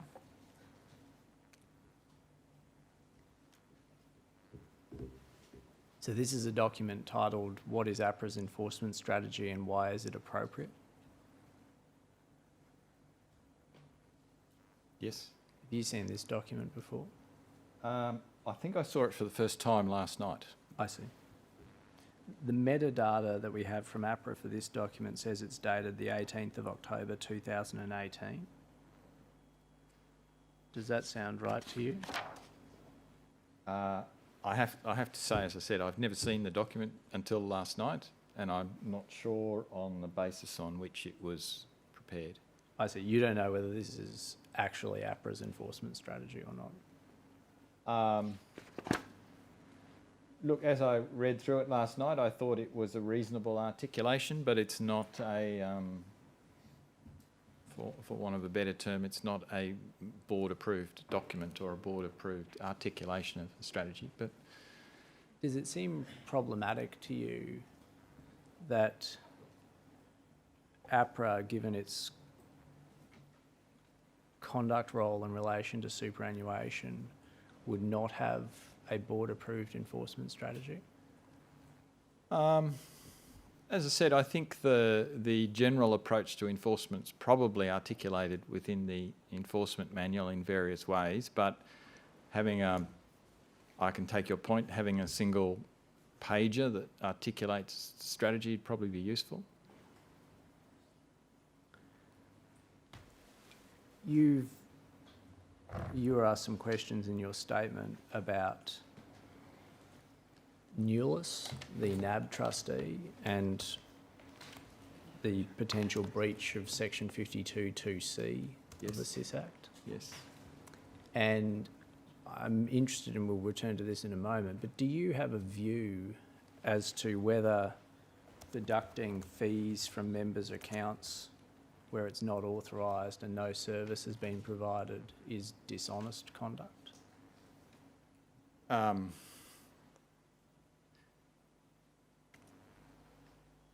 guess it depends on how that came about, but in the layman's sense of the word, potentially it could be, yes. Is this, when you say how it came about, this is an issue about, is it, I think you suggest it was an IT issue. So if it was, deliberately done with intent, then yes, I would say that's dishonest. If it was a processing error that occurred despite all efforts to the contrary to prevent those sorts of things happening, then I probably wouldn't use the word dishonest. I see. I tender that document, Commissioner.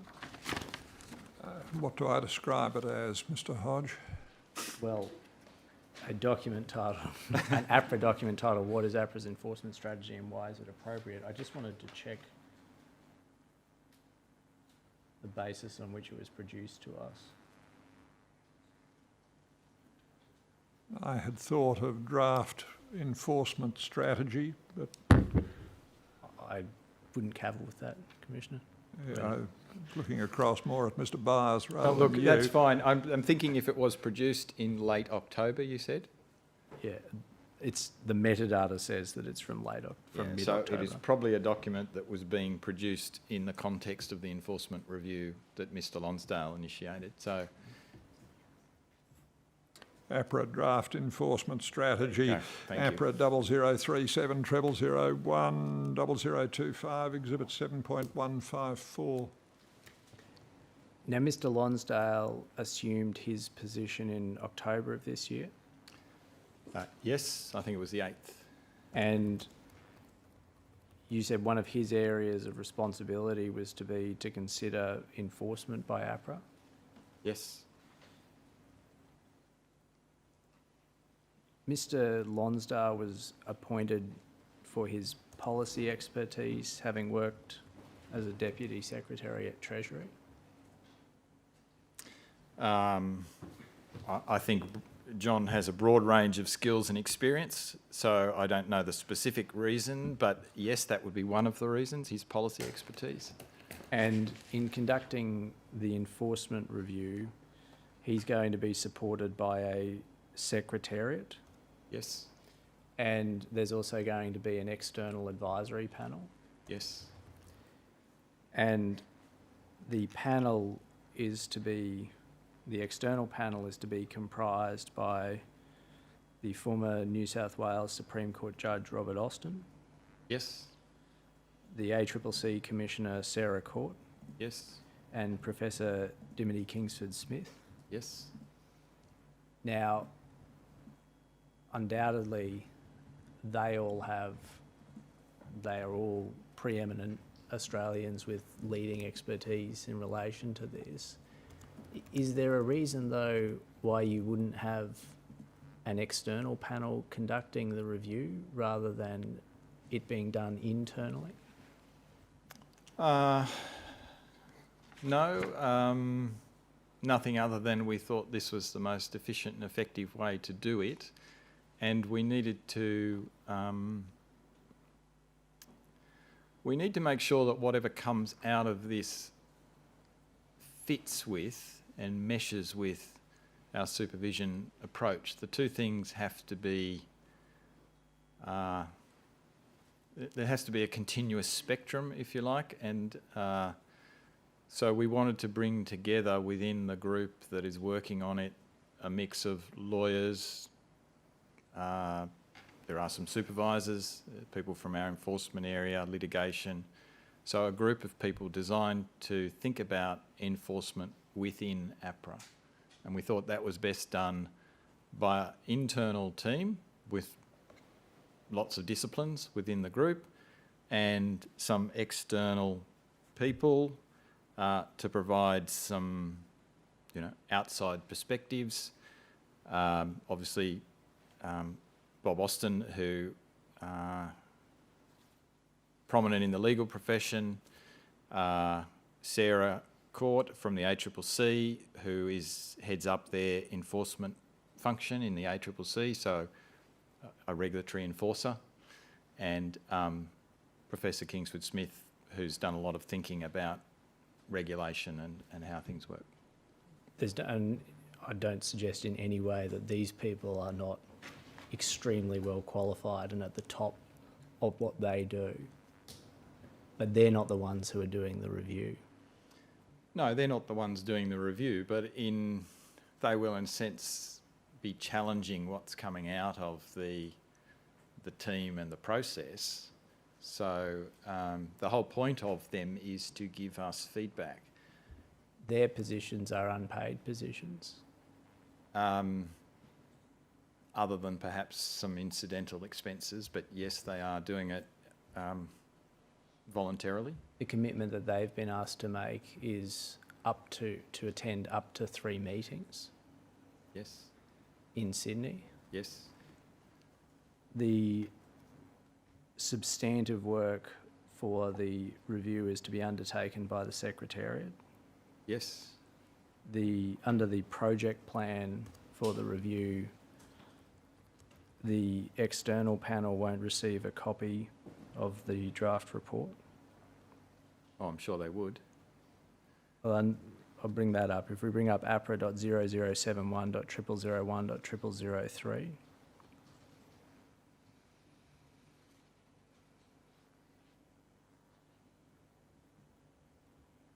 so this is the project plan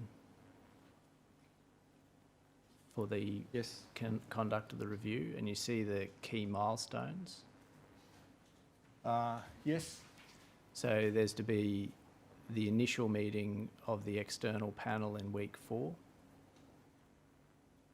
yes, and then the first iteration of the draft report is to go to Mr. Lonsdale in week 6. sorry, week 6, yes, And then there's to be 2 more meetings of the external panel. yes, And the second iteration of the draft report is to go to Mr. Lonsdale in week 15.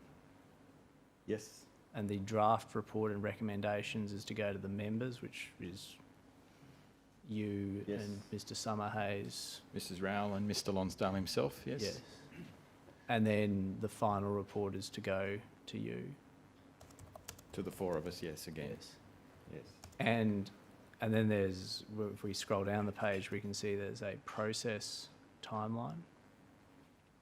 Yes. And on its face, there's not provision for the external panel to be provided with and review the draft report. But you're saying that's not Well, I think intentional. if you, sorry, could you go back to the top of the page? Yes. Please. I mean, I think the reason the external panel members' meetings are scheduled as they are in week 11 and week 16 is so that they would be having the opportunity to shape the draft reports before the draft recommendations, and there would be discussion about the proposals at those meetings, particularly the second and third one, before the draft recommendations are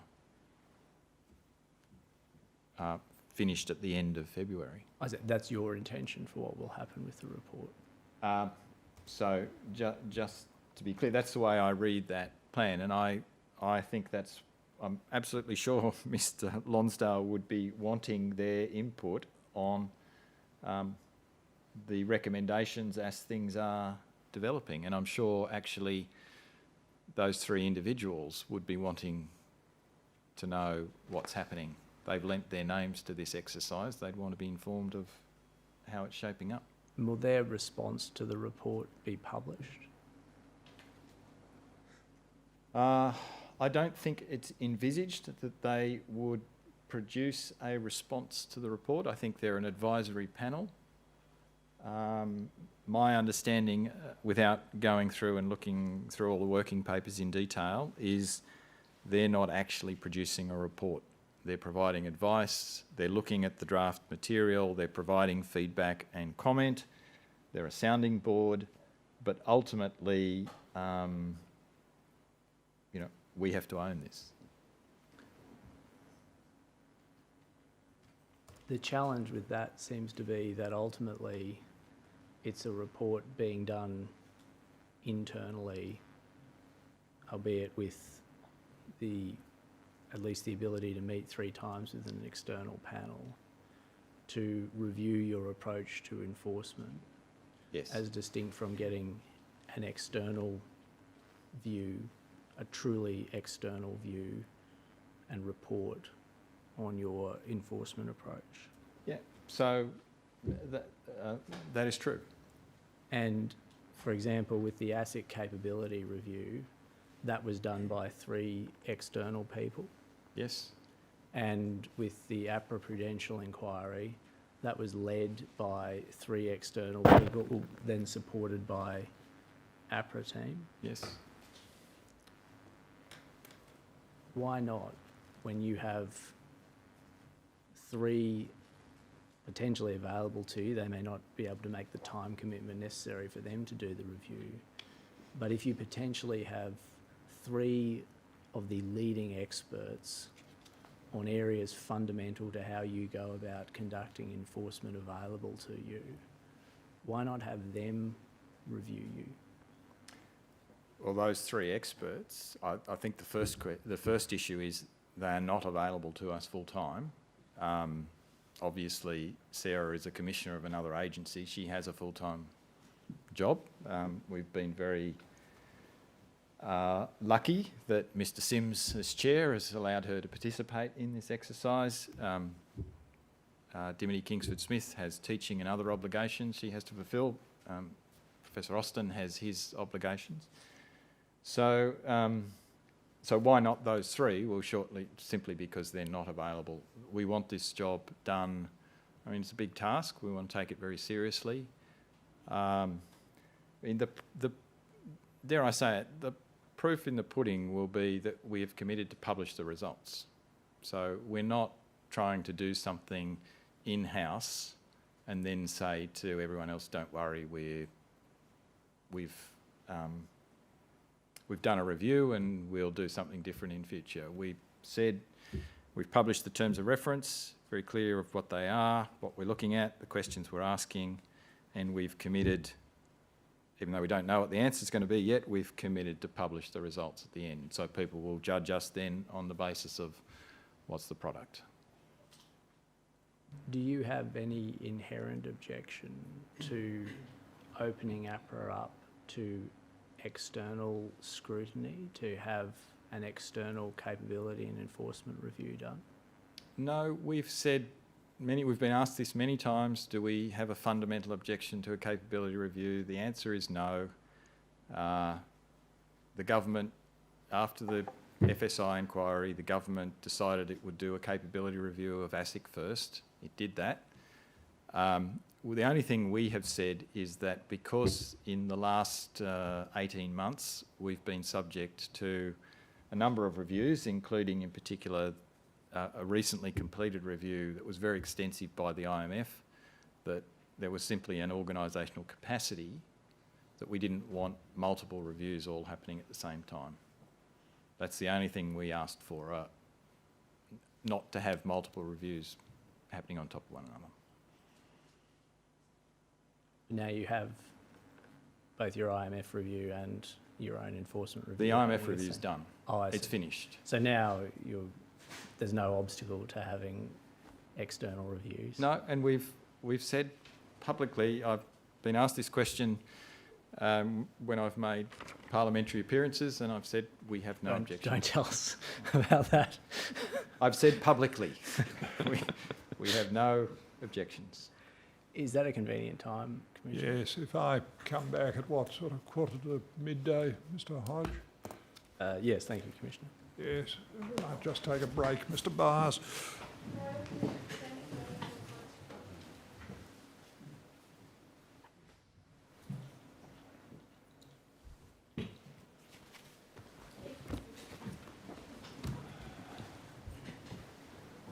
Yes, Mr Hodge. Thank you, Commissioner. Mr Byres, what I want to turn to now then is superannuation, and to consider superannuation and the way in which APRA has dealt with some problems in relation to superannuation. In 2016, the Australian National Audit Office completed its independent performance audit in relation to Apra and superannuation entities, Yes. and you're familiar with that report. Yes. Can we bring that up? That's RCD.0014.0063.0512.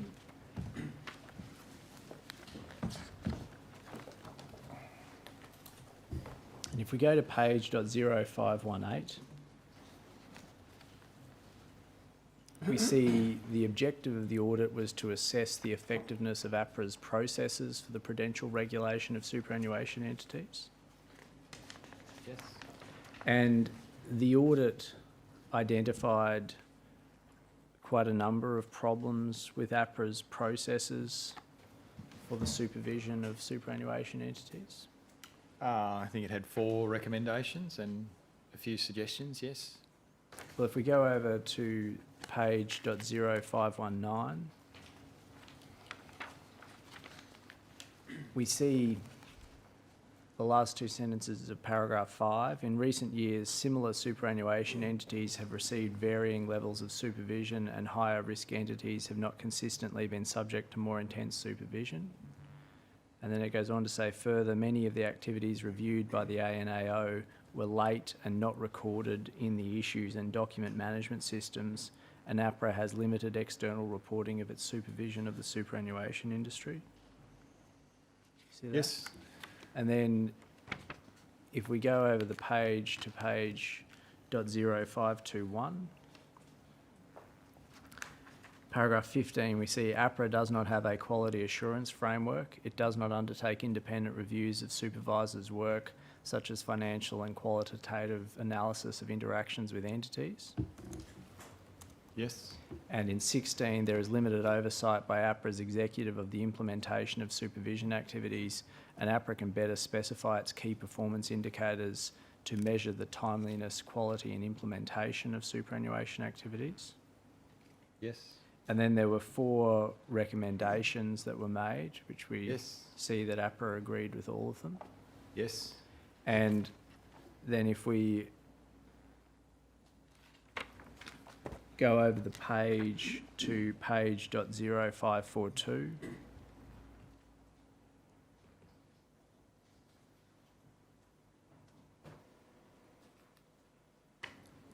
this is about APRA's review of the appropriateness of Prudential standards, reporting standards and Prudential practice guides in relation to super is what the ANAO Yes. was concerned with. Yes. And we see in the grey box at the top, the second sentence, however, APRA has not yet established a review program or scheduled a point-in-time review of the effectiveness and appropriateness of its suite of standards and Prudential practice guides since their implementation in 2013. The Yes. timeframe for undertaking such a review is approaching, given that APRA specified that they would be reviewed 3 to 4 years after their implementation. Yes. And has that review now occurred? It's currently underway. I see. And then if we go over the page to page dot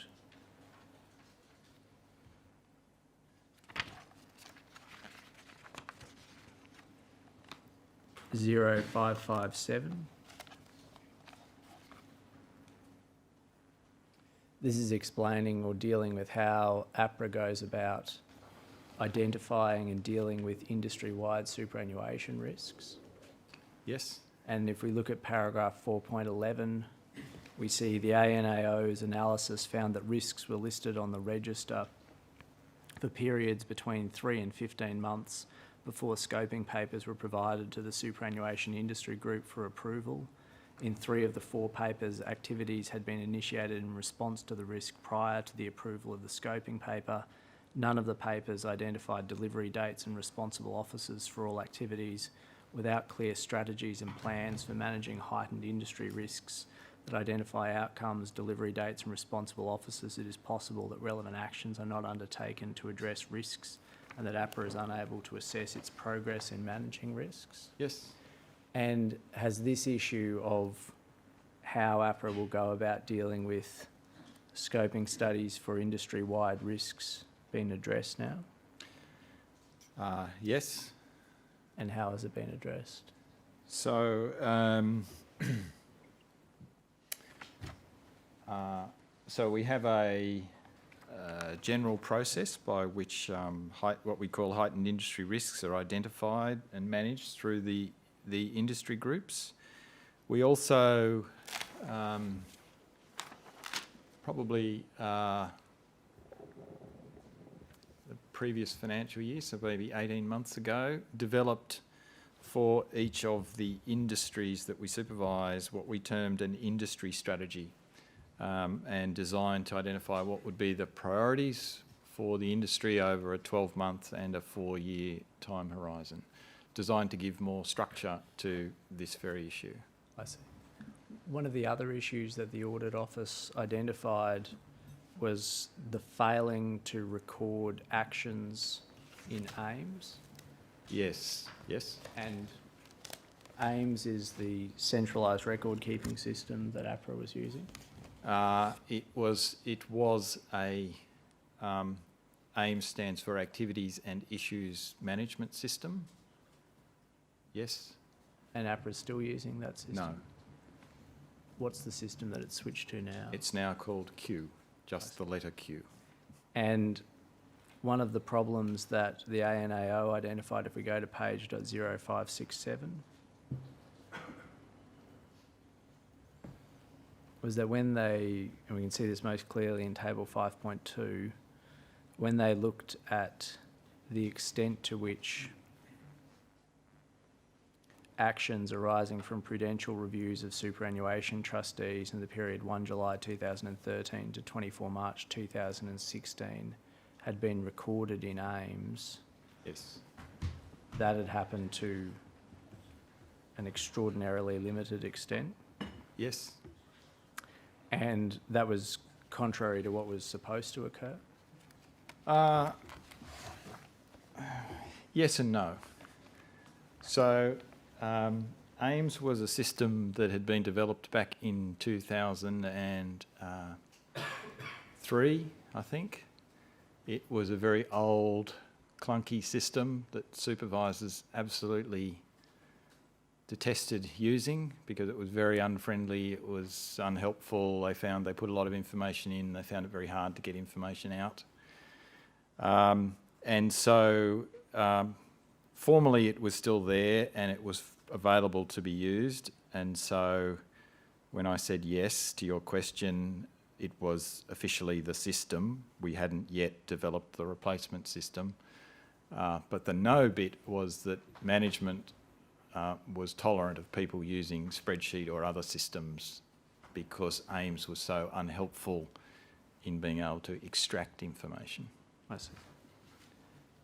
One of the things that the ANAO also did was to then conduct an electronic file review of 50 trustee files. I can bring that up on page I'll believe you. 0568.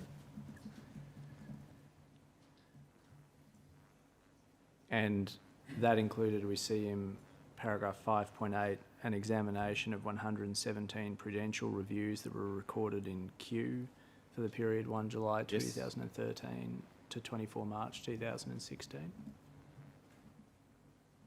Yes. And we see then in paragraph 5.10, for 30 reviews, there was no documentation on the relevant trustee files, indicating that the reviews had not been completed or that the documentation had not been filed electronically. Yes, that's what it says. Yes. I think what then happened was APRA then after that went and interrogated its hard copy files and found that they could find the reviews recorded we somewhere. were so in that point in time that review was conducted, we were in the process of, but had not yet rolled out a proper electronic document management system. So the official records of APRA were hard copy records, but for a range of pragmatic reasons, it was agreed with the ANAO that they would conduct their review of the electronic files. The official records of APRA, though, were still hard copy records. We've now developed, in response to the recommendation they gave us, we've now got a electronic document management system and moved from hard copy to digital.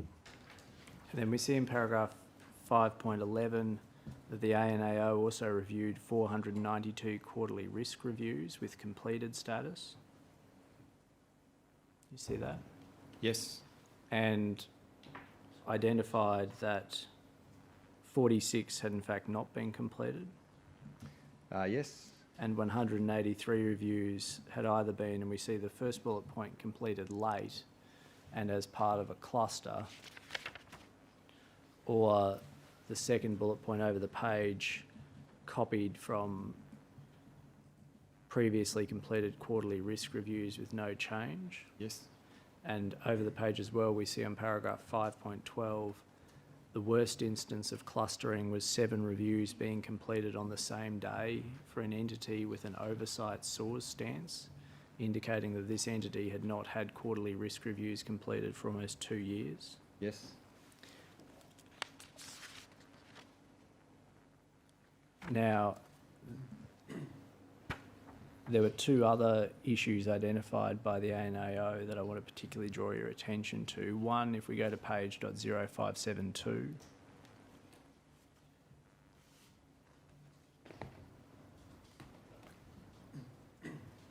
is in paragraph 5.25, the issue that we've already spoken about, which is APRA does not have a quality assurance framework for its supervision activities. Yes. And then if we go to page .0574,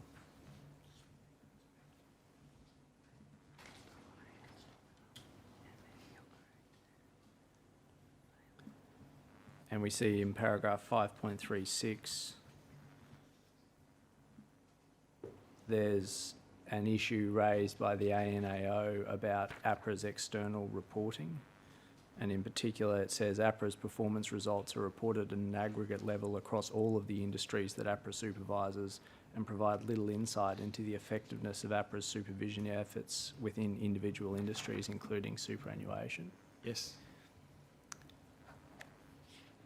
When you think about those issues to which I've drawn your attention, are they issues that were solely or lay solely within the superannuation area, or do you think they were more general issues across APRA? Sorry, that whole collection of issues we've talked about? No, because our supervision process is broadly the same. So AIMS was a problem for all supervisors, regardless of entity. The performance reporting, the one that you have on the screen now, I mean, that was aggregate. It wasn't just that there wasn't broken into superannuation, it wasn't broken into any of the other industries. The quarterly performance, quarterly reporting process, that was an issue across a number of industries, and we've reworked that process because quite often for many institutions, the actual quarterly reporting doesn't produce much that is news. So we've streamlined the way we do that rather than expecting everyone to do everything each quarter. And on the quality assurance one, so again, that's a general framework one. I think in our response to the report, we said we don't quite agree with the finding. We think there are a number of mechanisms in the supervision process designed as quality controls, but we also acknowledged that, and we'd already instituted before this report, to build a proper line 2 risk management and quality assurance function in APRA in the same way that we would expect in an entity that we supervise. Is that to build in particular a quality management framework? Yeah, so quality assurance. What we've tried to do, the language we're now using in APRA, quality control is done, if for want of a better term, in line 1 in the business, and quality assurance is provided by line 2, and then ultimately audit assurance by line 3. So we're trying to model the so-called 3 lines of defence model that we see in the organisations that we're supervising. The quality management framework was originally scheduled to be implemented by December of 2017? A framework, yes, but I think we've continued to evolve it since then, so I would still call it a work in progress because we implemented something, it worked, it did some good things, but on reflection, we want to continue to evolve it, yes. Your internal audit function looked at your quality management framework and reported to the board, I think, in October of this year. A couple of months ago, yes. I'm sorry, I said the board. I think it was the Supervision and Resolution Committee. Yes, but ultimately all the audit reports are noted by the board, Yes. at least. So it would have come to the board at some point. And the audit report noted that the implementation of a quality management framework has not been adequately prioritised and has been impacted by a lack of clarity in direction and purpose. I don't have it in front of me, but that sounds broadly like the conclusion, yes. I can bring that up. That's apra.0032.001.0646 at .0670.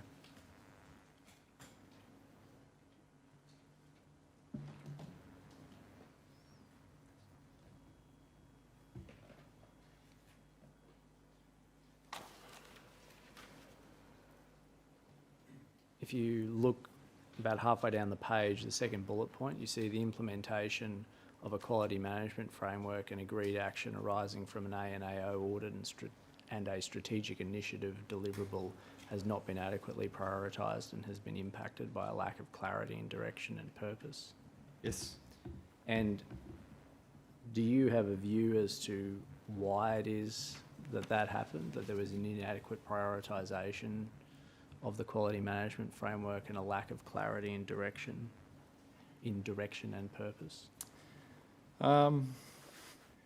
So the prioritisation issue is simply a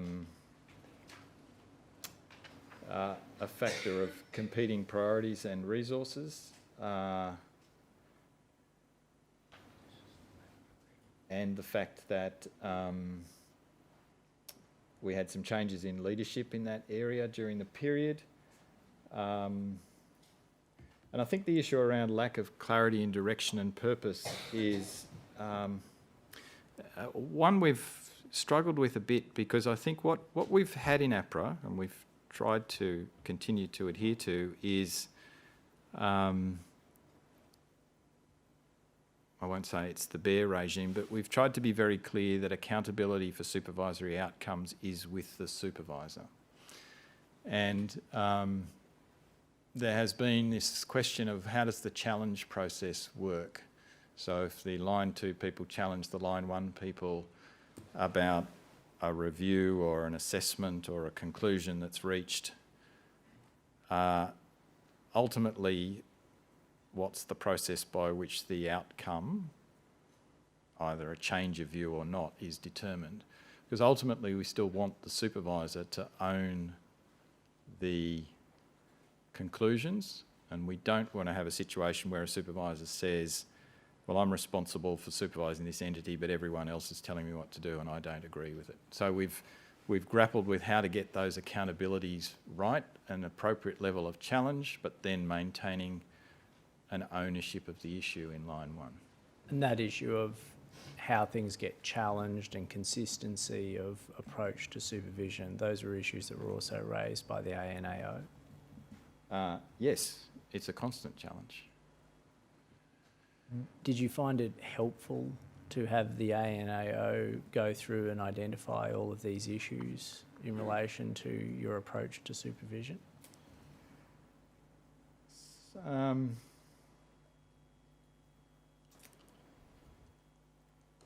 In some cases it brought clarity to the issue, but if I look at the areas where they made a recommendation, the one they talked about of recommendation 1 was about consistency.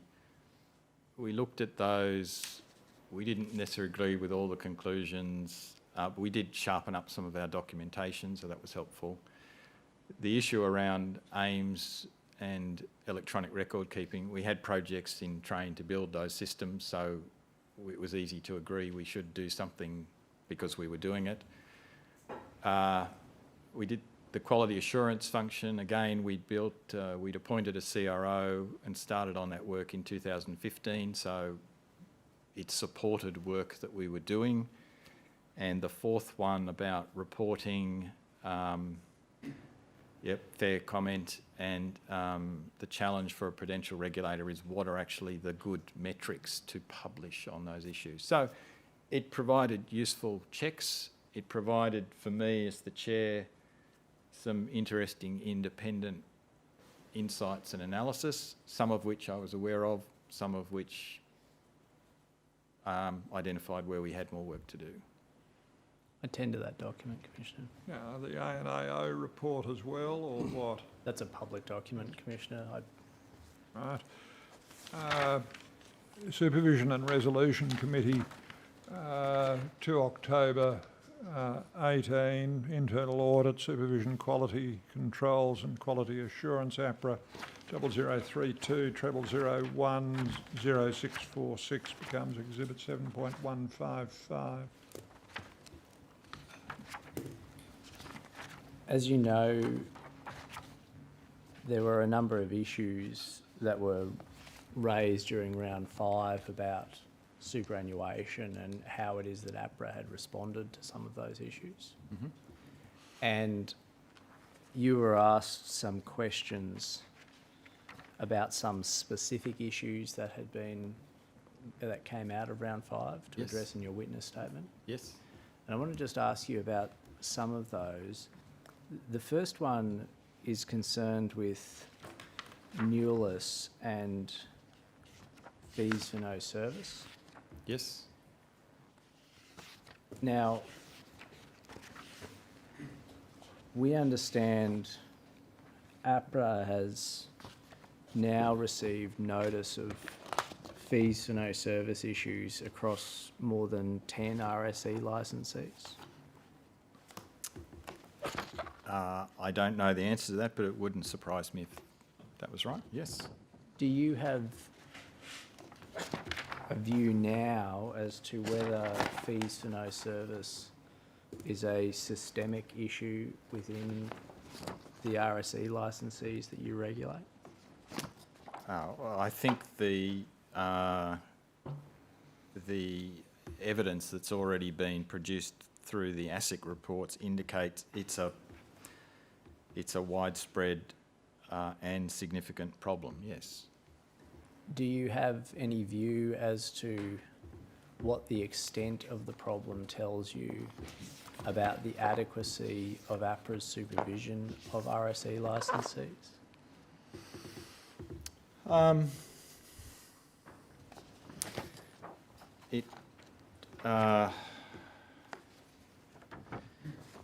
It says that there are limits to supervision, I think, and that we are not down looking at transactions. We don't audit accounts. To some extent, we are dependent on institutions bringing issues to our attention when we're talking about those sorts of matters of detail. What do you think it says about the culture of an organisation, of a financial services entity, that it would have significant instances of fees being charged for no service? It's a... sorry, it was what does that imply about the culture? Was that your question? Yes. Sorry? Yes. Clearly an insufficient attention to detail, clearly insufficient attention to compliance. You know that the remediation of fees for no service has taken a very long time for some entities. Yes. Do you have a view about what that tells you about the culture of those organisations? Well, I think it tells you that they have, at the heart of it, been slow to identify the issues, possibly not been sufficiently alert to the potential for small issues to become broader systemic issues. One of the reasons it's taking so long is because of a problem with basic record keeping. So I think I'm coming back to these issues of inattention to detail, paying attention to compliance. And Can I just test that a moment, Mr. Byres? The notion of inattention to detail.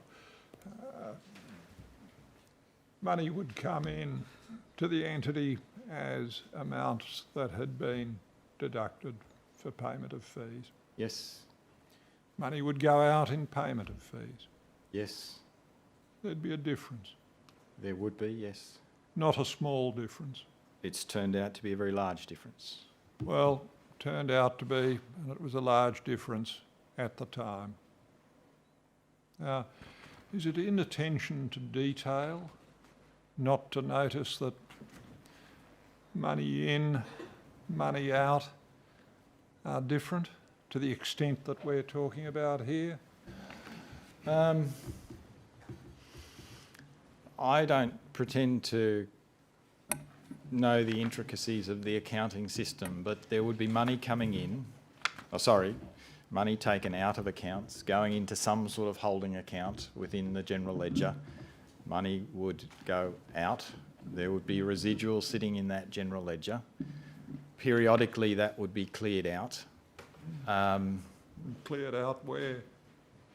Well, cleared out to an institution, yes. General resources of the institution. Yes. Yes. So the question is really, at what point did that become a sufficiently material number that it should have alerted people, auditors, etc., that that number was, or that actually that balance shouldn't have been there in the first place? Well, we're now talking of hundreds of millions in remediation. Yes, if not more. just for one entity. So Per entity, yes, that's right. yes. Does it tell you, and when you think about it, does it tell you anything at all about the effectiveness of the job that Apra did? Yeah, I've thought about this, and I think there's a broader lesson from fees for no service, from some of the issues that we didn't go deep enough on and subsequently had to be revealed by the panel and the Commonwealth Bank in the work that we've done on mortgages, that we have, and this is simplifying, but in all those cases, I think there's a sense that we have looked at robustness of frameworks, we've looked at policy documents, we've looked at procedures, and we've relied on audit and compliance functions to do the detailed testing, both internal and external. And conceptually, that if you have a good set of frameworks and policies and your audit and compliance function doing their job to make sure that exceptions to those are being picked up, then actually things should broadly work as intended. But so my general lesson, which applies to fees for no service, but I think also applies to some of those other issues I've talked about, is we have to think more about how do we get deeper, potentially doing more transaction testing or other things, or asking other people to do it on our behalf, that would help us more readily identify these issues earlier. And so can I offer you an example and see if this is the type of thing that you're talking about? One of the issues that was explored during round 5 and has been referred to earlier this week are the AMP super trustees. I don't know to what extent you're familiar with that example, but... Not with a specific example, but with the general issues, yes. And what had happened in relation to the AMP trustees was that they have a particular framework in place, which they call the business monitoring model. Yes, I'm aware of that, yes. And APRA undertook a review of the business monitoring model in early 2017. Yes, I think so, yes. And APRA characterised the BMM as robust. Yes. And then if we jump forward to about October of this year, after round 5, APRA was having discussions with the AMP trustees and discovered that the AMP Super Board had not sought the reasoning for a proposed timetable for my super fee reductions. And there was a 9-month gap. And APRA said to AMP Super that it expected that they would question the appropriateness of this gap and satisfy itself that this time frame was in its members' best interests. And I wonder, is that the type of thing you're getting at, which is on the one hand, last year you were looking at the processes and the documents and saying this is a robust framework, but then on the other hand, then it comes to this year and after round 5 and you're looking at an actual outcome of the application of those processes and identifying that the outcome is deficient. That's an example of what I'm talking about. I mean, I think I would guess for AMP Super, we might have the equivalent of 1 FTE devoted to AMP Super. There's a limit to what that person, or equivalent of one person, can do. And so the focus tends to be on, are the framework's policies looking robust? And in this particular case, I think what we saw in the evidence in round 5 and subsequent discussions as a result of that was that the application of the framework was not as one would expect it to be. And I think that, that's the same issue. If I turn to CBA, there were lots of issues where the frameworks and policies looked good, but the audit and compliance functions weren't necessarily alerting or raising issues up.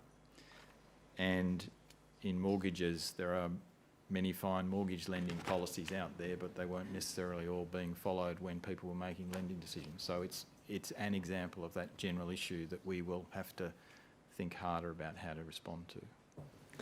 And what I'm interested then in understanding is APRA often refers to its approach as being risk-based and outcomes-focused.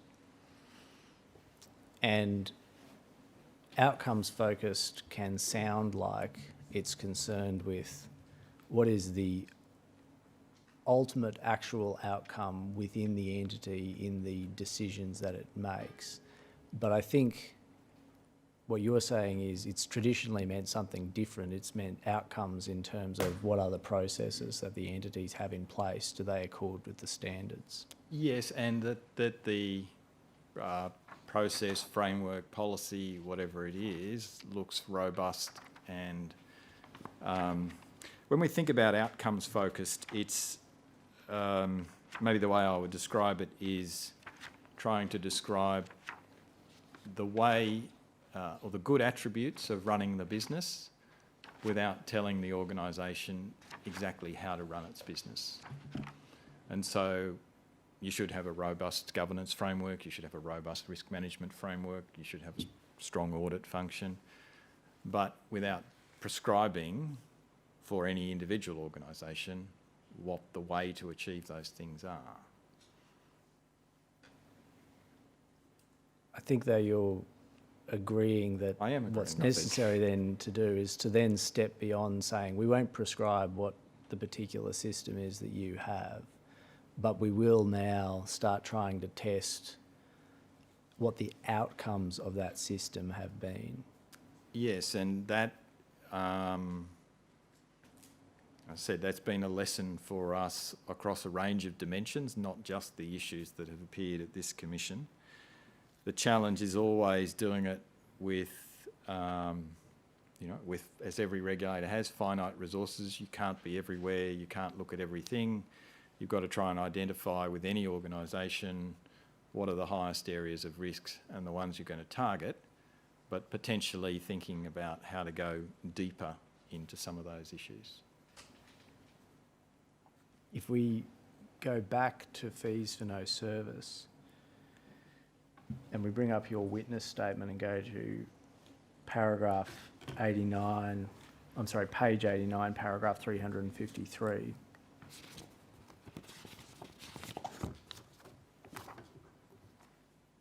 You expressed the view that the initial breach report in December 2014 identified what appeared to be an operational administrative error involving poor IT system functionality. Have you, just out of curiosity, have you actually reviewed the breach notice yourself and formed that view, or is that based on something you've been told? So I had looked at the breach notice, but then I went and spoke to one of the supervisors who was in that team at the time, just to talk about reflections and reactions that they had when they received that. So if we just bring up the breach notice, which is NAB.005.070.0055.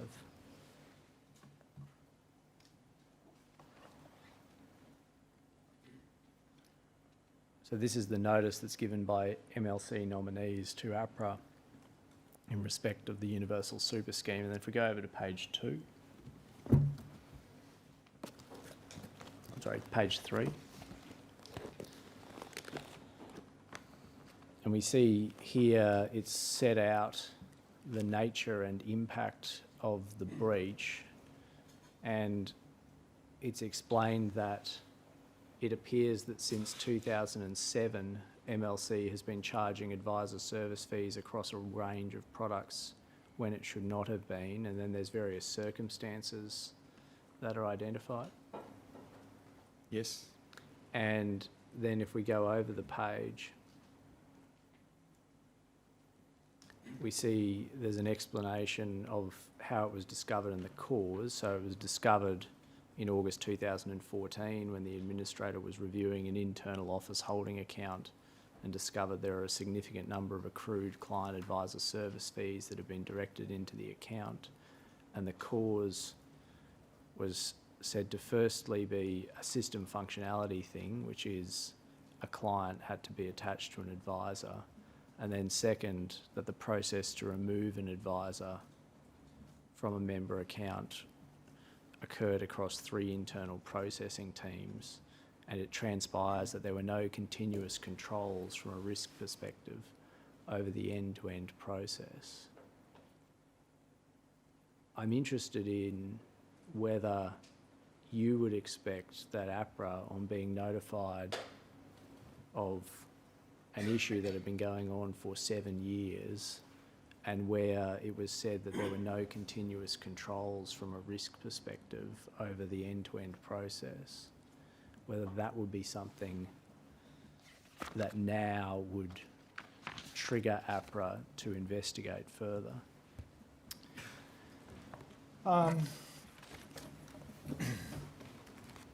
Unfortunately, these are all too common in financial institutions. So I think the supervisor, would certainly follow up with the institution concerned to find out more details about the issue. But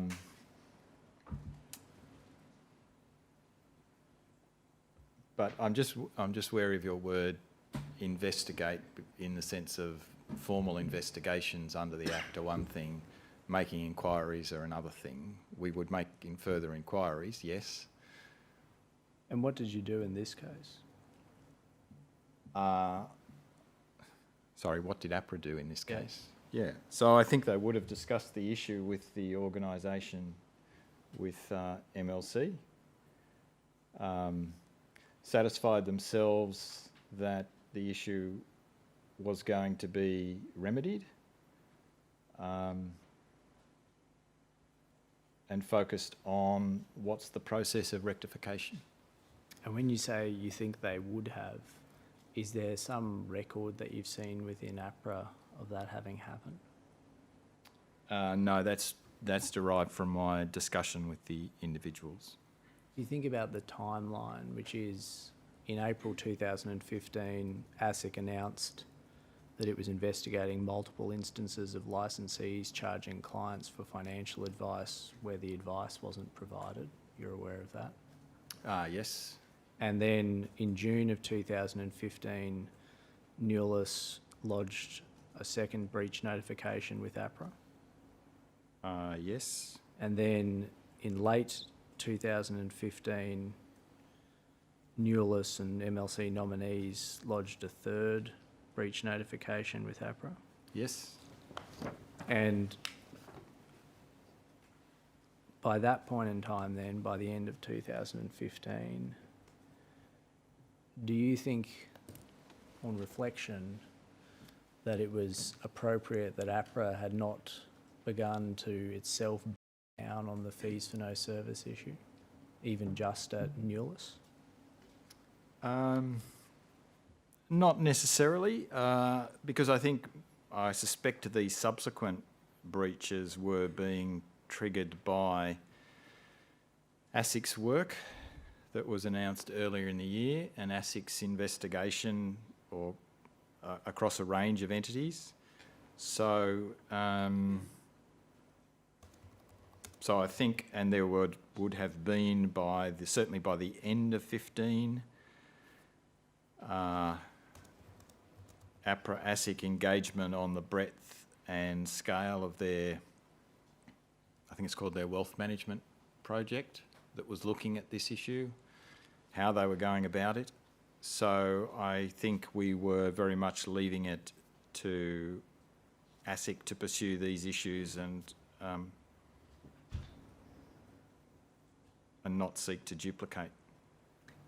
And that's consistent with what you say in your statement, which is that by the time the 2015 events were reported by the NAB entities, ASIC had announced that it was investigating fees for no service, and you say, aside from not wanting to duplicate the work of another regulator, APRA would have had no reason to doubt that ASIC's work was going to produce an appropriate response, particularly in relation to outcomes for members. Yes. And I assume you know the Commission issued a notice to produce to APRA trying to obtain any documents where that decision or consideration was recorded. That is where you thought about, should we duplicate the work? Is this a duplication of the work? I accept that. I'm not across all the notices, but I'm happy to accept that. And there were no documents that were produced in response to that category. Does that surprise you?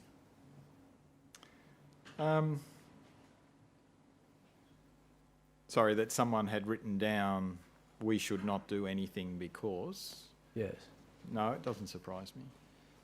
Does it surprise you that there wouldn't be some sort of a record of some sort of internal consideration as to whether you should take this issue up?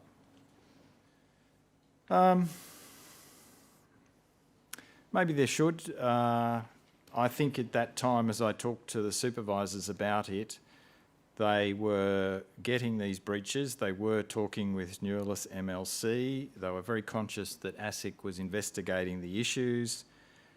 There were other issues they were grappling with at the time. So the idea of diverting resources and replicating the ASIC work didn't seem to be a particularly sensible thing to do. APRA knows and presumably knew that ASIC had no mandate in respect of any breaches of the trustees' duties under the SIS Act. So you're talking 52 and 62? Yes. So APRA presumably couldn't have thought that ASIC would be taking up those issues. No. And those were matters that, as we have seen, were reported to APRA, or breaches of those obligations were reported to APRA by the entities. Yes. And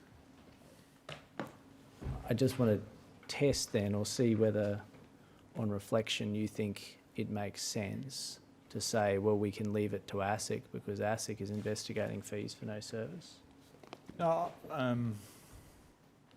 sorry, could you repeat your proposition? Yes, I just want you to reflect, given that ASIC has no mandate in respect of breaches of the relevant duties under the SIS Act, and that the breaches had been reported to Apra, that Apra would simply say, well, this is something that we can leave to ASIC.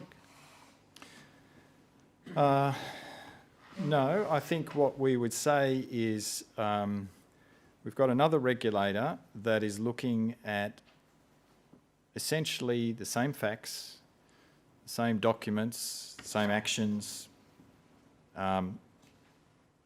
overlap of people. It's actually inefficient and sometimes unhelpful to have two regulators investigating the same thing at the same time. I can recall back when the Trio Capital matter happened, and both APRA and ASIC were trying to investigate things at the same time, and it was clumsy, and it slowed both agencies down, and it was not an efficient use of resources. And so for a matter like this, I think my starting philosophy would actually be to say, let one agency take the lead and then see what they get to, and then the other agency can see what else needs to be pursued. One of the other things that you say in your statement, paragraph 119, is that, I'm sorry, in what used to be paragraph 119 of your draft statement, is that the issues did not appear to be, or the breach did not appear to be systemic in nature. Sorry, initially, Yes. that was certainly the view of the supervision team at the time. And again, the Commission sought documents recording any consideration by APRA or reasoning or decision or conclusion that the breach did not appear to be systemic in nature, and no documents were produced. Does that surprise you?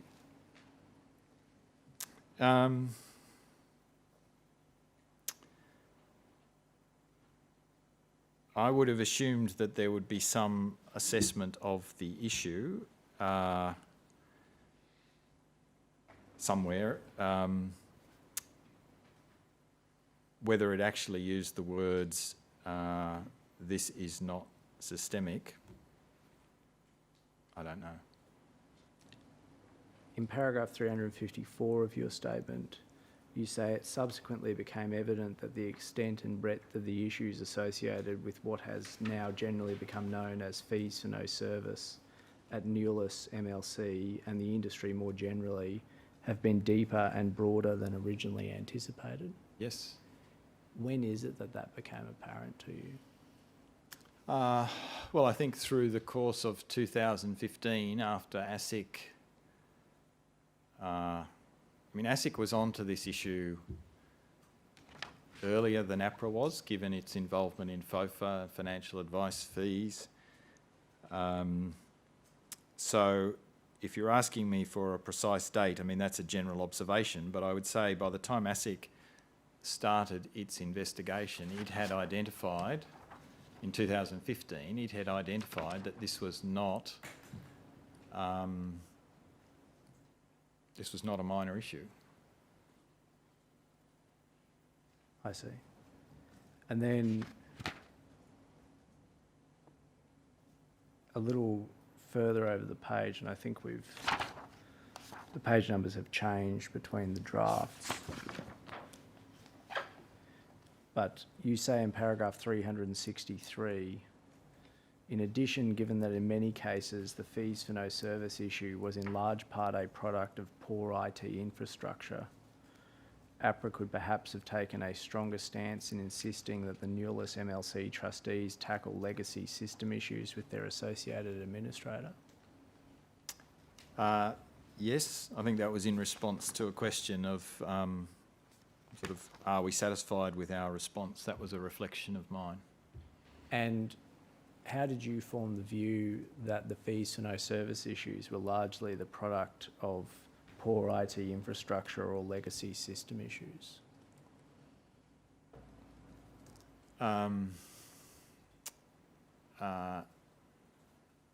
Through talking to people at Apra.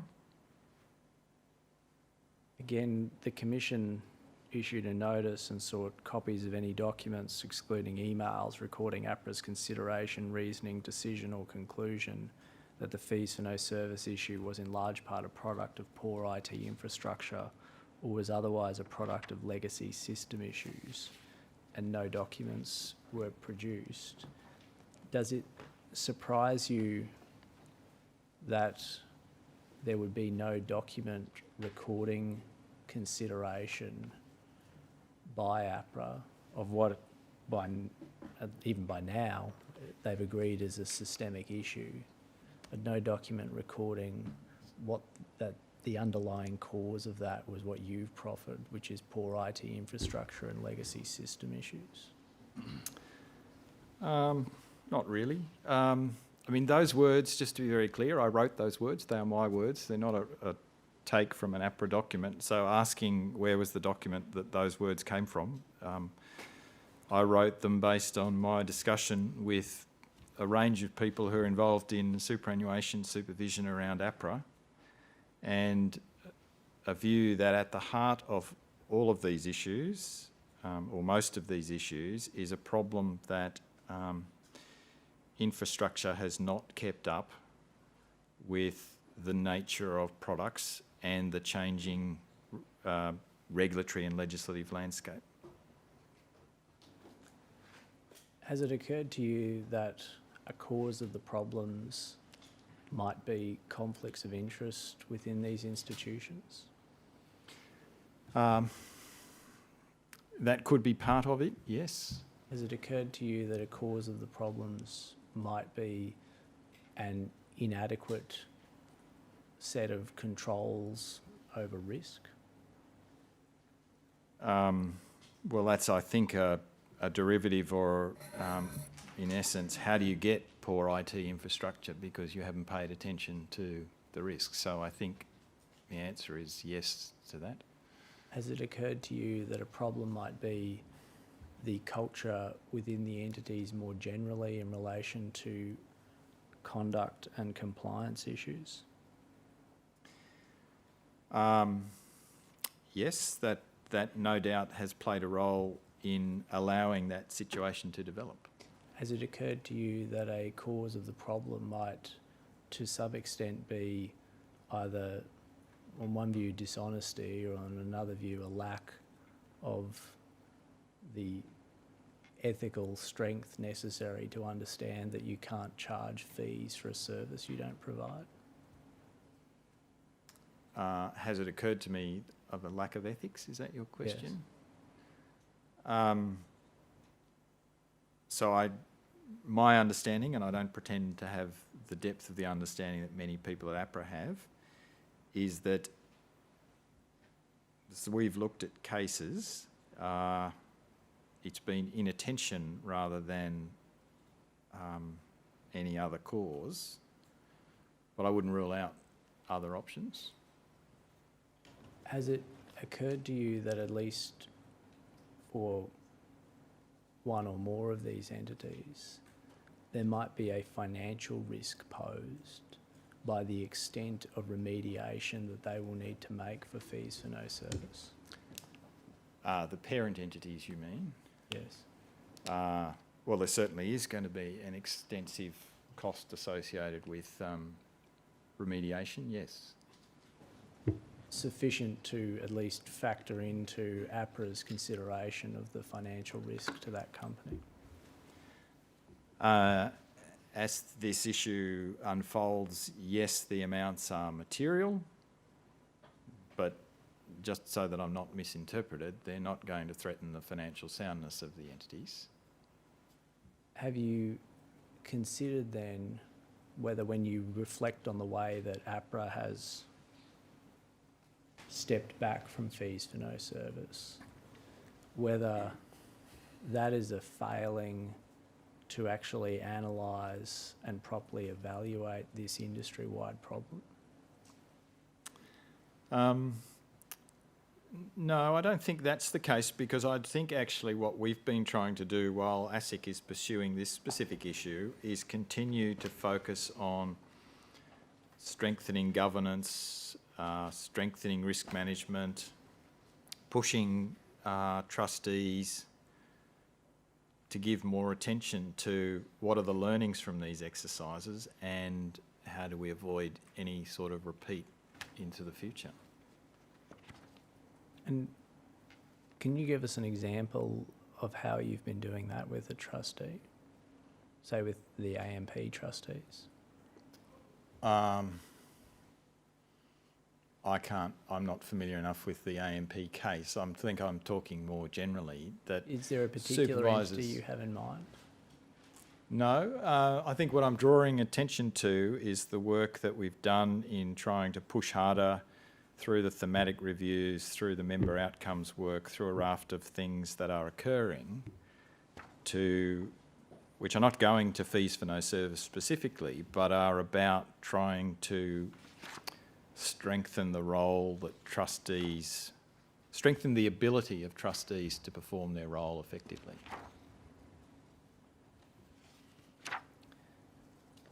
You've, I assume, read the Productivity Commission's draft report on superannuation? I can't say I've read every page, but I have skimmed through it, yes. You know the Productivity Commission had expressed the view that there was some confusion around the two regulators' respective roles, given both have long-held powers to police bad behaviour by trustee boards. Yes, this is some of the commentary about the blurring of responsibilities that we talked about. And what the Productivity Commission also said was it has become increasingly unclear which regulator has primary responsibility for trustee conduct, with the risk of misconduct falling between the cracks and a lack of clear regulator accountability. Strategic conduct regulation appears at times to be missing in action. Ideally, this would involve a regulator proactively identifying actual or potential instances of material member harm, investigating the underlying conduct and taking enforcement action in a way that provides a valuable public deterrent to future poor conduct. Are those observations that Apra agrees with? Not entirely, no. Is it the case? So we don't think the blurring is quite as suggested, and we think, as I said on a number of other occasions, I think our supervisors are out day in, day out, pushing for change and improvement. The final piece of that phrase that you read around public enforcement action is not what our normal modus operandi is. So I have to accept that last bit, but not sure I agree with all of the earlier bits.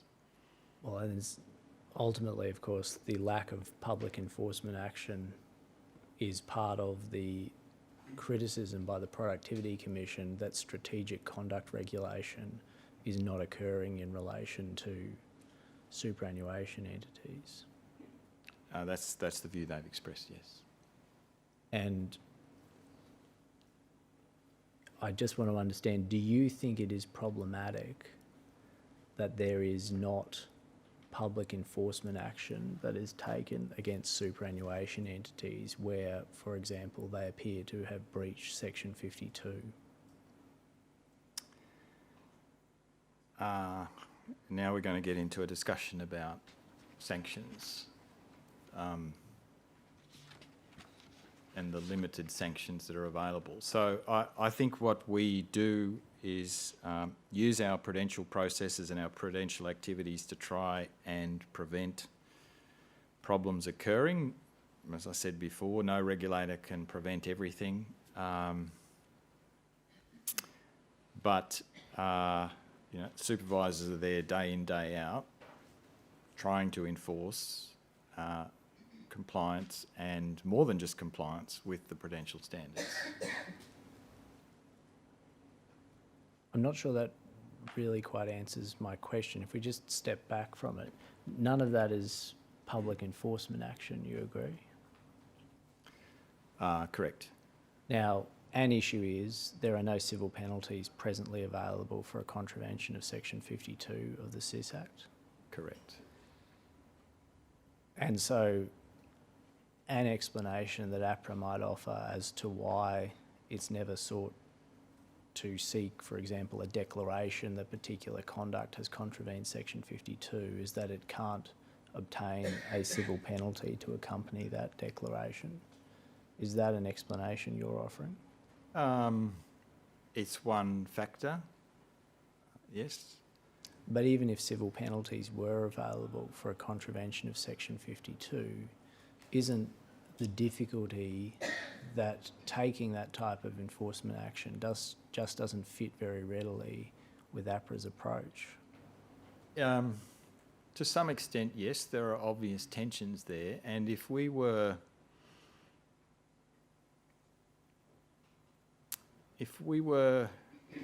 taking lots and lots of enforcement action, I'd probably have to conclude we're a poor Prudential supervisor, because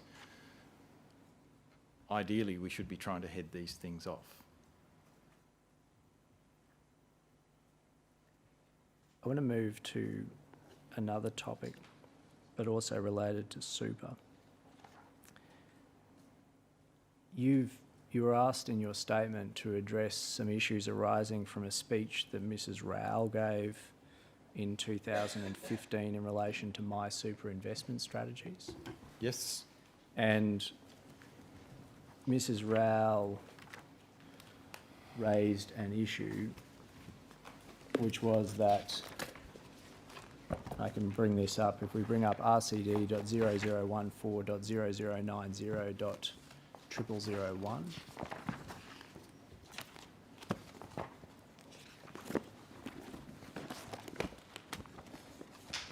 so this is the speech that she gave, and if we go over the page to .0013,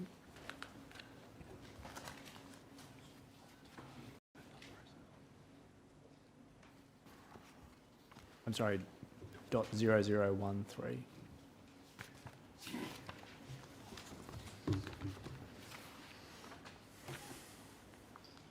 What Mrs. Rao begins talking about at the bottom of the page, and what you've dealt with, is something that is described as an interesting, if somewhat surprising picture, which is for each My Super product with a single investment strategy, it shows the allocation to growth assets and the return target that has been set. It also indicates the risk label based on the standard risk measure.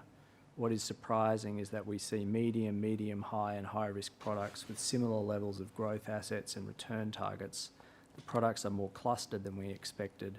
Rather than showing stronger trend from lower to higher risk levels, we will be looking into this further as part of our supervision activities, seeking to understand why, for example, a medium risk product has a return target and level of growth assets that seem more consistent with a high risk product. Yes. And more recently, this year, there have been, I'm sure you're aware, some public discussion about what exactly constitutes a growth asset as compared with a defensive asset. Yes. And a criticism or complaint made that some superannuation trustees were describing as defensive assets what were actually, in some people's view, growth assets. Yes, they're very broad terms, and there's a degree of fuzziness to growth, defensive, etc. Yes, there's a It's view in the eye that of the beholder in many cases. well, they're not terms that have any technical meaning, at least in this context. That is, they're not defined to be Correct. something. And particularly in relation to defensive assets, the criticism is that unlisted infrastructure is some types of unlisted infrastructure is counted as a defensive asset, and some people would prefer that defensive assets be limited effectively to bonds and returns on cash. Correct. What I'm interested in understanding is where this issue went after Mrs. Rao said in 2015, we're going to be looking into it. So I think we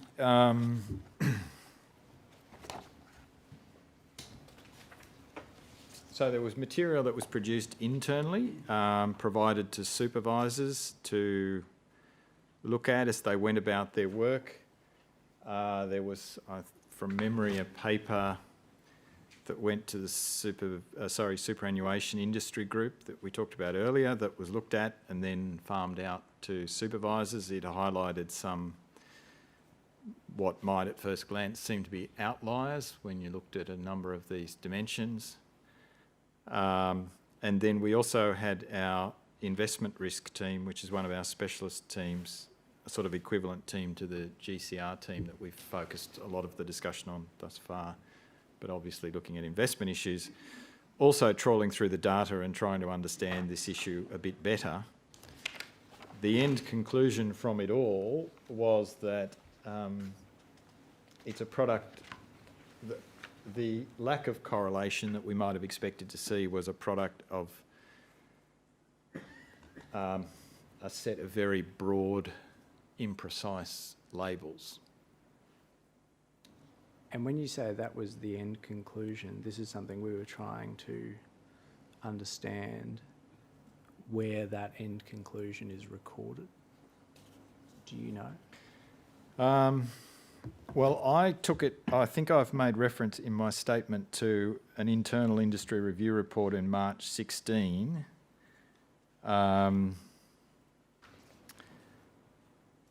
So I have in paragraph 520 made reference to a report and a quote from that report which essentially concluded the range of outcomes highlighted the unsophisticated nature of the measures. That was at the heart of the issue. And then said, it is apparent that caution needs to be exercised when comparing my super products with similar objectives and asset allocations, and the underlying differences need to be understood. Yes, and the investment risk team had done some work at a more granular level rather than just looking at growth defensive, but looking at more detail around asset classes. And the supervisors were asked to consider this issue, is that right?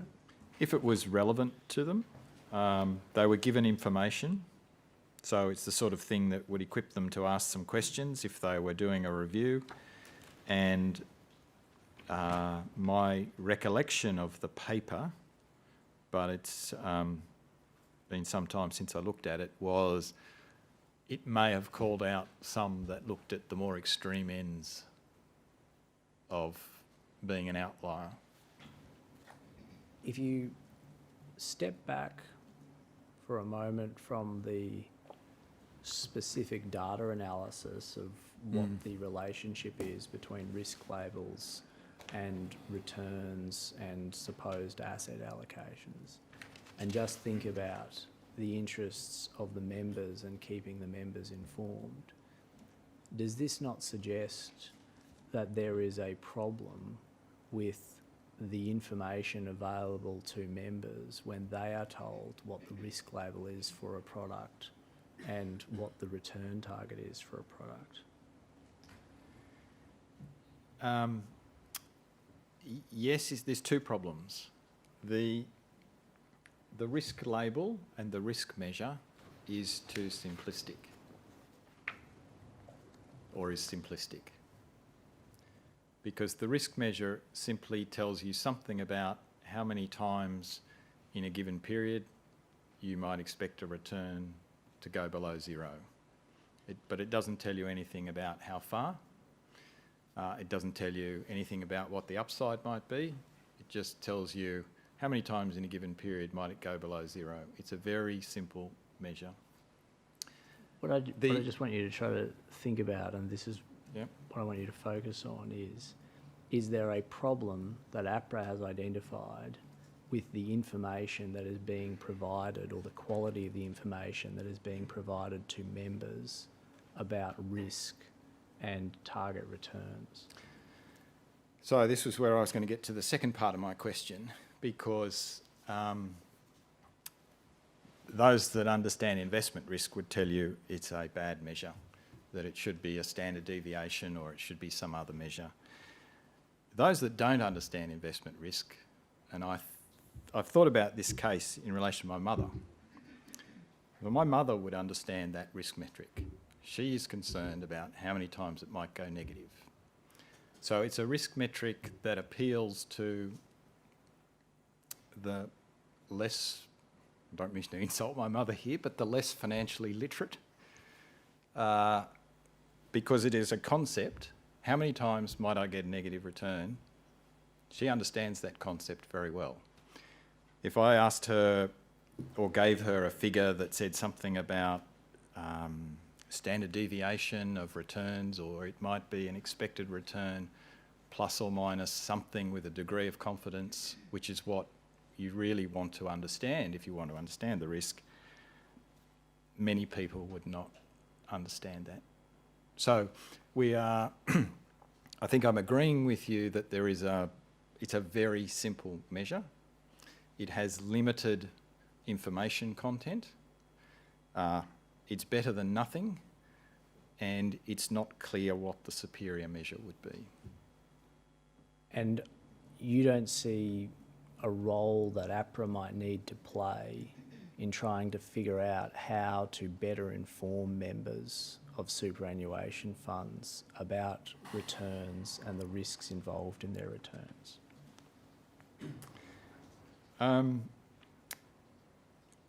We could certainly try to do that.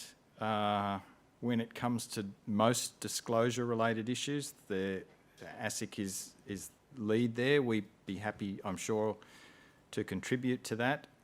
That standard risk measure, though, was produced after a long and fairly tortuous process with industry and APRA, and I think ASIC, trying to define what was a balanced fund, which is another very general concept that's often used in superannuation.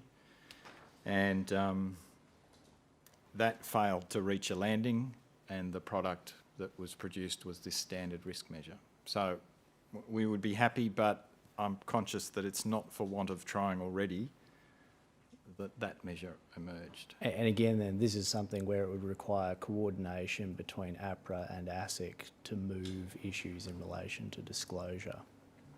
Yes. I don't have any further questions for this witness, Mr. Mr. Commissioner. Hodge, Mr. Dick. No questions. No. Thank you very much, Mr. Byres. Hey, what about the complaint system? Mr. Byres. Why has that not been reviewed? This is just as corrupt as Would many you- other areas in Would this you please industry. sit down, sir? It has not been reviewed. Would you It's been please passed over. sit down, Is sir? this a function or result of this think you are government interrupting the underfunding work and of the commission, under-resourcing sir. this commission by a Please corrupt Prime sit Minister down. who did not want this process to happen? Just You corrupt. are interrupting the work of Rotten. the commission. Please Absolutely stop. rotten. And you, unfortunately, the good work you people have done will not be recognised.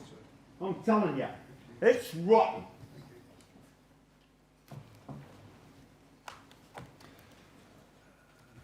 I think rather than come back after a lengthy adjournment, if we take a break for 5 minutes and resume at about 1:05. Sorry.